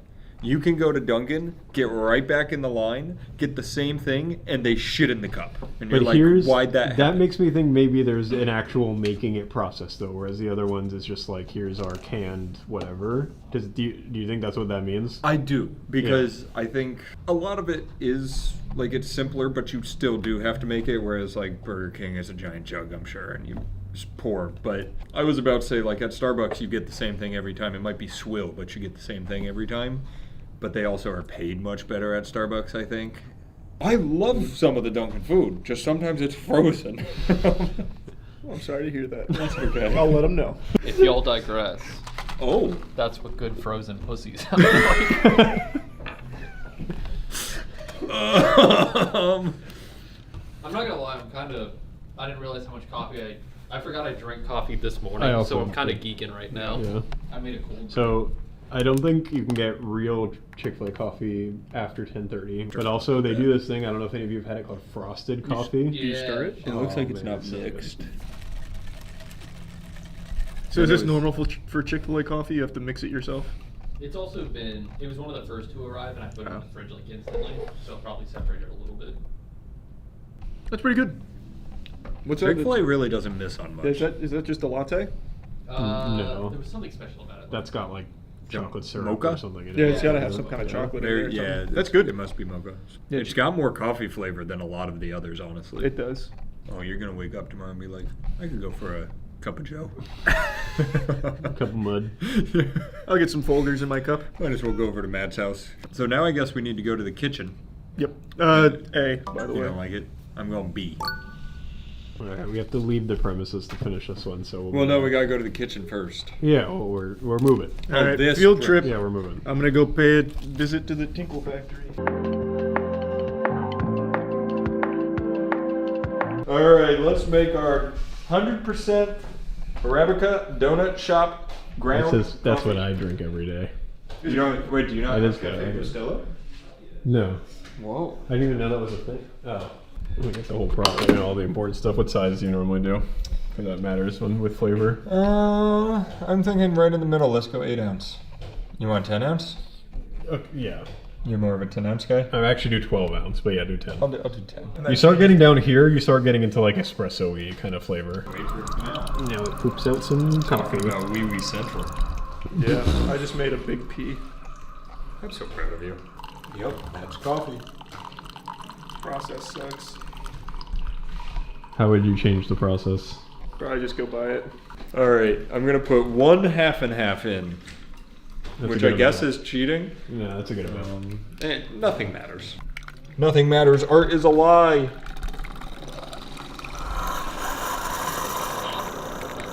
You're warming your hands on it. Yeah, my hands are cold. You want a little sugar in it? No. Do you put sugar in it? I do not. Okay, didn't know. You can also just put like an ice cube in it. Wouldn't that dilute the flavor though? One ice cube wouldn't be too much. That's hot.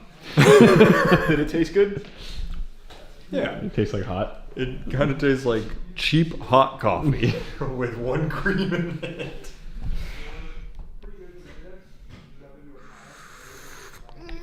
A little too hot. You just didn't get a flavor. You got fucking waterboarded for a second there.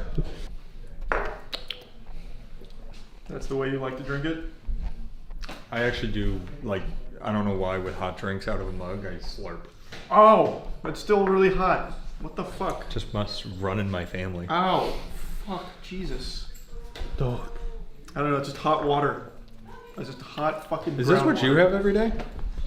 Yes. I don't love this. That's what it tastes That's like? what I've read, but that does taste kind of flavorless for some reason. No. Thank Not you. my Maybe it's favorite. too hot, but Maybe. But yeah, that's what I have. I'll give it D. Okay, well, Yeah. overall, talk to me about your coffee experience. It's the same as it's always been. You don't like it? Not a fan. This is weird, because if I had never had it before and we did this, I'd be like, this is why I don't like coffee.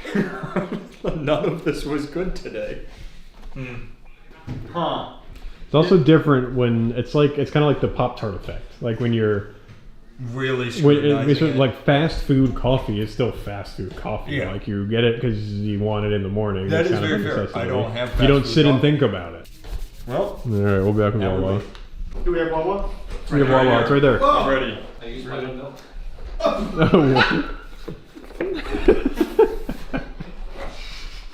This one's really hot. That's because Zach uses his own milk. Yeah. It's weird. Zach must be running dry. You don't like it? No. What is it? It's like a. It's not as milky as the other ones, but it's more watery. It's just like it's actually just kind of water. Ow. This is very much one of those that you described where it's early in the morning, you just want quick coffee and you're like, it's fine. This one, compared to what we've had, I'll go B. I'd give it like a C, I guess. Okay. C, you guess. So a D? No, I'd give it a C. It's just, I already forgot how bad the other ones were. Like this one I could drink if I needed to, for some reason. Like if someone was forcing me to save my family. You I could could drink that today. It's People say they like Wawa coffee. Yeah, it's actually like for fast food coffee, it's fine. It's not bad.